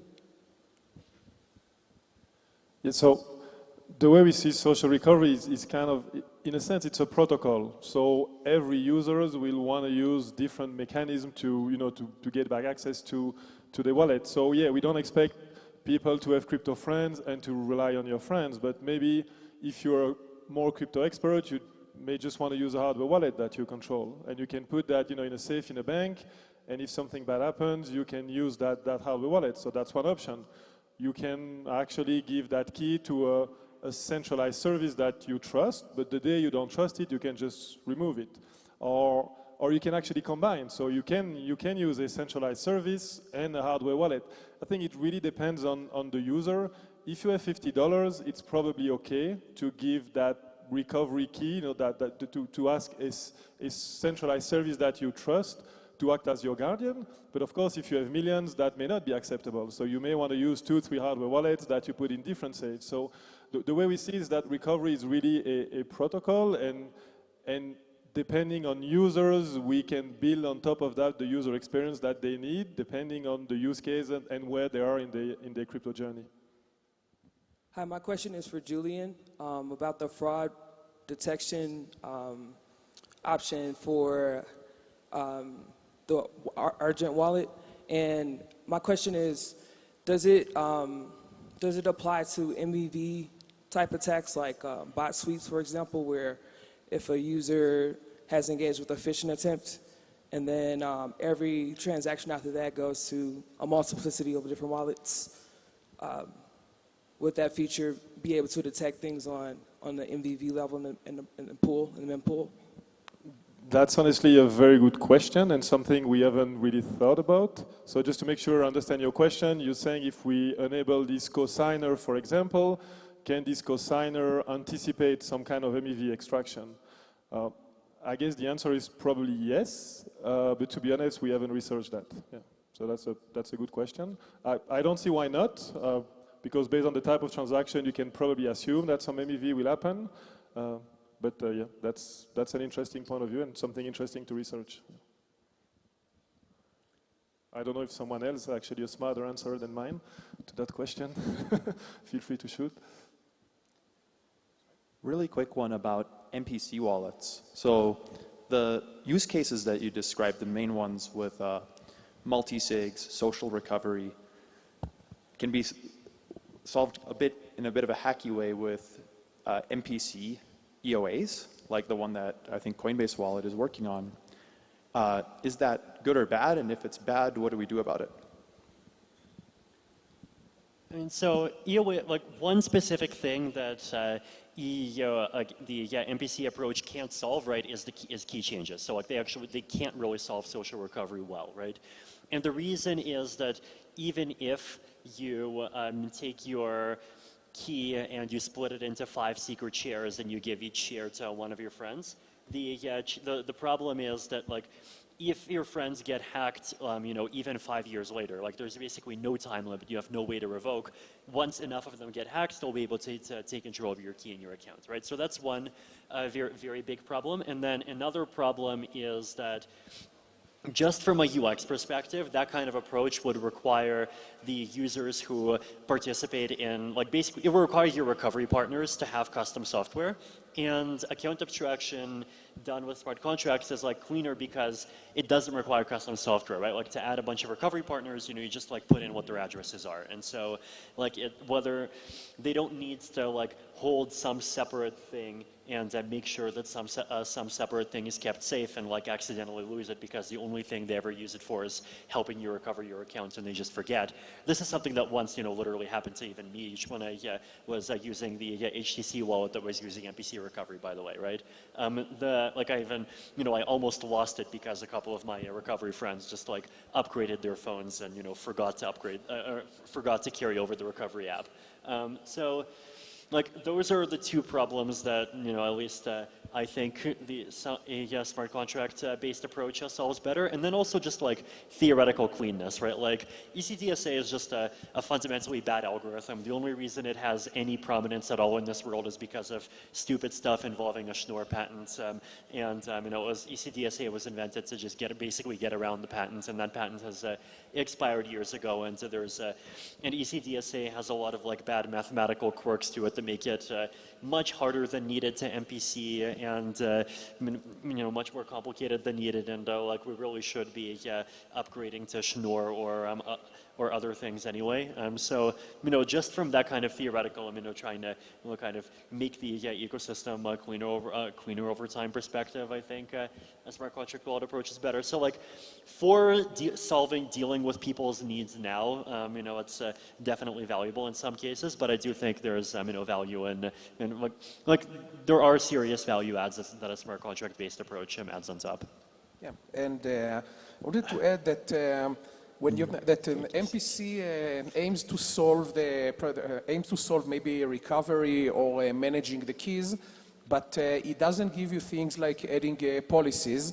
And you can, it helps you with the authentication of the account, but nothing else. And there are actually there are some MPC wallets that run a policy on a centralized server. So you have a server participating in the MPC, and the server will make sure that you don't do certain things. But this means that the policy management is done off-chain in a centralized way. And I think being able to enforce a policy on-chain is a powerful thing that MPC cannot achieve. Hey, real quick question. I've been informed that that's actually all the time that we have, so we have to sadly... Can I just ask 2 seconds? Just real quick. Just wanted to ask... I'm not the one writing the rules. I don't know. One more? All right, cool. We're good. We can? Appreciate that. That's love. I'm Russ from 40 Acres DAO. We're trying to create self-sustaining communities of color utilizing blockchain. And obviously, there's a lot of big brains in the building right now. But for the people that have no idea what you're talking about, I'm super curious. There was a wallet out, and you could aggregate, you could use DeFi, NFT marketplaces. I'm curious, is there space for things and products like this in the Ethereum space? And how do we kind of aggregate that information for people who don't even know what a smart contract is? Could you ask the question again? Of course. So basically, there was a wallet out, right? and you could put, there was DeFi protocols in it, there was NFT marketplaces, all in one-stop shop. And so I'm curious, are there other products or anything like this being built again to help those who have no idea what smart contracts are, or those who just need this information the most? Yeah, I think smart contract wallets are how we get to a point where we have just intuitive UX. And so you can just like, there's something called like the grandma test, where if you can give your grandma the thing and she can do it, then it passes the UX test. And smart contract wallets are how we get there. And so just like to make things intuitive, to get rid of like the whole like signing with a private key and making wallets behave in the way that we expect them to just as humans, smart contracts wallets are how we get there. And so I'd say that smart contracts wallets are kind of how Ethereum kind of fits into every single corner of the internet. And it's because we find ways to hook Ethereum into some sort of Web3 app, game, NFT marketplace, and it doesn't feel like Ethereum, it just feels like the internet. And smart contract wallets are definitely how we get there. I hope that answered your question. Cool? Cool. Thanks, guys.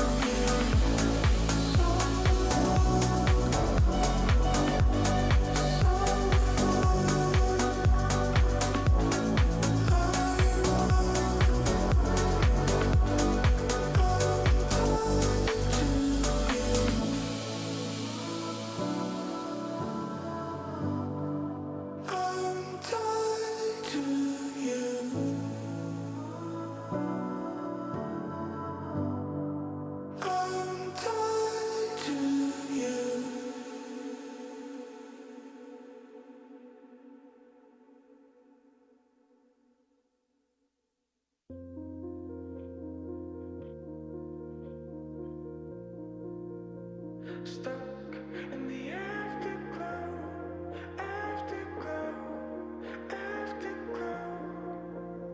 Stuck in the afterglow. When the cards all fall, like they're meant to fall. When you're up so high, you can see it all. In the perfect haze, and the sun is fading. Let's take it slow, feel the underdog.